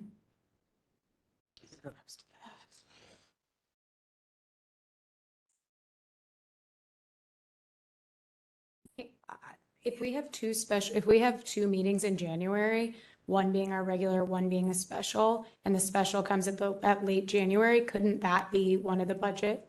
Yeah, the budget won't be. We did till the end of January? Right. Okay, fair. One of the 2 February meetings can be a committee meeting though, right? Yes. Yeah. Yeah, but we could do BOPEC in February to review the budget as the first step, and then regular. I leave it to you, President Jordanic, to figure it out. Well, I'm happy to schedule a meeting in early January. I mean, I'm happy to do that. And just to interject, again, my apologies. You also do not, I just checked in with John earlier, but you also do not need to do the evaluation in January. You could do that in February, since we're already late anyways. You know, I understand. So, We could also do a separate meeting just for redistricting. I don't think it'll take that It won't take that long. We're just looking for some feedback. Just trying to throw it up there. so if we don't take any, in the absence of any feedback, we're just going to have one meeting in January. But if people want to have a second meeting, this is the time to. I really don't want a second meeting, and I'll give you feedback. Yeah, I'm happy to also give written feedback. So let me ask, But if we do that now, we have to comply with whatever public, if we provide feedback, it needs to be posted. Yeah. Okay. Oh, for sure, yeah. I'm happy to provide written feedback before the next meeting as well, so I can review the document that Commissioner Volsi and Commissioner Dye put together. so if in the process of putting the agenda together for January, if it seems like it's going to be a long meeting, then I'm hearing that you would want to have a second meeting. Your preference is to have 2 shorter meetings and 1 meeting that goes past. Okay. Can I just have a show of hands? Like, are people available the 2 Wednesdays before actually? It's January 4th. Yeah. I mean, are people available on that day? January 4th? Yeah, that's the Yeah. it's the second, that's the first, Okay. What about January 11th? No? I am. I'm available. Did you say I would say that we have the regular meeting, and if we need to run over, then let's go to the following week instead. Well, that's support hard to that. schedule in 1 week, though. It's very hard to schedule. Like with the room reservations. We'll schedule it now then. We can always cancel. So you're looking at the, 25th. yeah, so the 18th and then the 25th again? Mhm. And hopefully we get our business done and we can cancel it. Yeah, so I could do that. I could schedule the meeting in advance and then we could just hold it. Are people available on January 25th? Wednesday at 6 p.m.? Yes, Commissioner Bernholtz, thumbs up. Yes, I am. I think Okay. that's a good plan, and that Yeah. way we can cut off at 9 PM. And then if we need to go beyond 9 PM, we move to the next week, just in Okay, case. that could be a regular thing. Incentive I to am not finish. opposed to that. I am not my best self at 11 PM. Yeah. Well, great. So are there any other things people would like to see on this item? Thank you all for collaborating on it. I know it is tiring, and I appreciate it. Okay, let's open it up to public comment on agenda item number 10. Thank you, Brent Turner. If we are talking about future ideas, I think one that would be really helpful. I think we're failing to recognize expertise on some of these issues. And no offense to this commission or to the Board of Supervisors, but with the exception of maybe Mr. Jordanic, and I don't know who else, the President Jordanic, I would say amongst the Board of Supervisors, certainly no one has any expertise on some of these issues. So if we could bring maybe some people forward, and I could be helpful from the Open Source Initiative, maybe from the Department of Defense, certainly maybe a presentation from the people at Voting Works, so we could get crystal clear on some of these issues, because obviously me saying it as a layperson communication fellow doesn't, hold the gravity that it should, and I could just continue to repeat the same things. But if we bring in maybe somebody from the Department of Defense that's an expert on open source technology, bring in somebody, and again, Open Source Initiative is a good group, and then I think rather than throwing marbles under the feet or shooting the messenger of the Voting Works people that are just trying to do good work and share it with the county, maybe we could bring them here to explain, and then we could all be on the same page, because this thing of going back and forth and talking about the benefits or the detriments, it's a lot of misdirection, a lot of disinformation. So that would be my suggestion in the future, is bringing the true experts forward and not have this competition of like who really knows what they're talking about, because there's just a few people in this conversation that actually know what they're talking about. And when it comes to the technology and the national security issues. Thank you. Thank you. Mr. Pilpel, you are unmuted and you have 3 minutes. Can you hear me now? Yep. Great. David Pilpel, last time tonight. In terms of canceling meetings or meeting schedules, although there's indication on the Commission's website that the regular meeting on December 21st is not happening, there isn't a PDF of a cancellation notice, and in the absence of a Commission Secretary, I would encourage President Jordanic to create a cancellation notice as a PDF to post on the website, to post outside room 48, and to send to the public library. There is a specific requirement in the Sunshine Ordinance that when a meeting is canceled or rescheduled, that there be prior notice if that's known in time to give such notice. I've said everything else I need to say tonight. I'm exhausted, and until next year, thank you all very much. Thank you, Mr. Popo. No more public comments. Okay. So just on this item, I would like to have, given that we're allowing ourselves to have 2 meetings next month, I would like us to have the racial equity discussion in January around the goals that were set back in December 2020. I think it's important just because there have been 2 meetings so far where we haven't had racial equity on the agenda, and it was something that we were hoping to have be a standing item. And also given that this is something that, the public was asking about, I think it's worth us at least having a chance to see that and comment on together. So, not seeing any other comments. The time is now 11:01 p.m. The meeting is adjourned. Have a wonderful night, everyone.